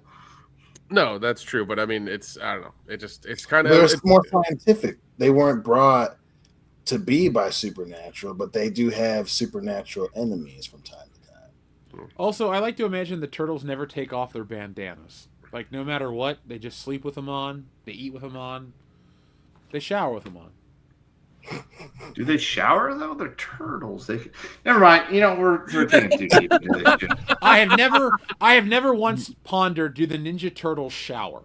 No, look. What is it? It is for me 9:35 on the 3rd of July in 2025. Yeah. Nobody fucking cares. We're all on the It's East the Coast. 4th of July here, bro. Fuck up. It has been, let's see, 35 years or so that I've been following the Turtles. I've never once thought about them showering until just now. So that's, you're welcome. A milestone for this channel. No, they're Malibu comics. Get it right. Sorry, that's a super deep cut. Speaking of comics, folks, today's video has been moving a lot of Stealing Solos, so get ready. This is Stealing Solo 1. It's a big graphic novel. Everybody seems to like this book. It's the story of a disgruntled group of Star Wars fans who kidnap Harrison Ford and force him to remake Star Wars in their basement. The sequel is deep into production. I'm more than halfway done with the book. This is my iPad, so I don't know why I'm showing it to you. But it follows, it's a follow-up. It's a direct follow-up. Mark Hamill, spurned on by jealousy and the fame that Harrison Ford receives in his kidnapping, kidnaps the kidnappers in an attempt to make The Last Jedi. This book is a lot of fun to work on, and I can only imagine it's a lot of fun to read. I've been getting color pages back. I'm very excited, and if you're a patron, I'm going to share some pages with you guys very soon. So be on the lookout for that, and there's all kinds of fun stuff coming from WCBS. And if you read Stealing Solo and you want more, you can always go to wokebusterscomic.com right now and get yourself a copy of that book. I'm going to go ahead and make sure all covers are available, but it's a fun epic. It doesn't really comment on female Ghostbusters. It's a commentary on the world of entertainment. So there you go. That's what Wokebusters looks like. I drew that one myself as well, and the guys enjoy it. They like being in these books, and I like making these books. So guys... Fun. It's Kendo. You're my favorite one to work on still to this day. Like even in Stealing Solo 2, your part in Wokebusters is much bigger than your part in Stealing Solo 2. It's more of a group effort / Mark Hamill's the star, but it's a lot of fun to work on, and you still get some of my favorite lines. So can't help. I'm just that you're able to write me so naturally. Wait till you read part 2. Dion is pretty natural. There's a part where Mark Hamill makes him dress up in a giant. You know that space cow that he milks in The Last Jedi? Yes. Dion dresses up like that character. So Act 2 starts out with Dion in that suit, and the first line is, "What the fuck am I doing in this thing?" And so Mark Hamill proceeds to milk you on camera so he can... Never mind. Hey! I have to dress up. Kendo has to dress up. Dion has to dress up. Only Nick doesn't dress up because he's got to operate the damn camera. So, folks. Hey, somebody's going to make this shit look good, all right? Dude, I'm looking forward to it. I got my copy. I want a signed poster. I'm pretty sure I can get that done. And, you're in the just book, something to pass on to the kid. So when the kid's like, "Dad, you're like old as shit, and I'm only like 16 years old," I'd be like, "This is what your dad was doing." And just hand him those comic books. Be like, this right here. Oh, by the way, this YouTube channel, go back to about 2017-ish, 18-ish. You can find out what your father was doing during your formidable years when you were, just a wee fella and or not even existing. And you can see just who your father was. Plus, say I walk outside tomorrow and get hit by the garbage truck. Probably won't happen. Today was trash day, not tomorrow. But I have a legacy. And I'm okay with that. You should tell your child that in 2018 you kidnapped Harrison Ford. Just see if he'll believe it. Just tell him every year. Yeah. I mean, I could tell him right now. I don't think he understands who the hell Harrison Ford is, but that's okay. Well, in a few years, when we're watching Indiana Jones, he'll be like, "That guy's cool." Back, yeah, me and Uncle Nick kidnapped him once. Here's the comic book that'll tell you all about it. Yep. You guys kidnapped Pedro Pascal? What? That hurts me just to say it. I hope that doesn't happen, but I know it's going to happen. It's not going to happen. And his female companion will be Bella Ramsey. Oh, God. See. His female companion will be that English chick that always writes that bullshit that nobody watches. Phoebe Waller-Bridge? There you go. Yeah, Phoebe Waller-Bridge. Hey, gun to my head, I'd take Poob over fucking Bella Ramsey any day of the week. Yeah. You know you would too. I mean, I want to agree with you, but God, that is hard. I'll agree with Jeff. It's a losing endeavor no matter what. Yeah, it is. It is. So, folks, we try not to leave the show when we keep getting new people, but we keep getting new people, and we've been on the air for 4 hours, and we want to celebrate 4th of July with our families. So, happy birthday, America. We'll be back. I'll be back on Tuesday with the High Council. We'll be back next week with more, and be on the lookout over the week, the rest of the week into next week. You'll be getting new Patreon content. We're going to start with The Running Man, starring Glenn Powell, a.k.a. my birthday buddy, and we'll be going on with all kinds of new content in the new week. And be on the lookout, folks. Next week, Nick and I have advanced screening tickets for Superman, so you're going to get an early review of that. And I'm going to get the guys together, and we're going to do some Superman-based content for Patreon. So remember, that's patreon.com/worldclassbs. And be on the lookout for Stealing Solo 2. Is there anything else you guys want to say before we go? Free yayo. Damn right. So, folks, thank you for watching. Until next time, be smart, be safe, be cool, but always be excellent to each other. .com. America.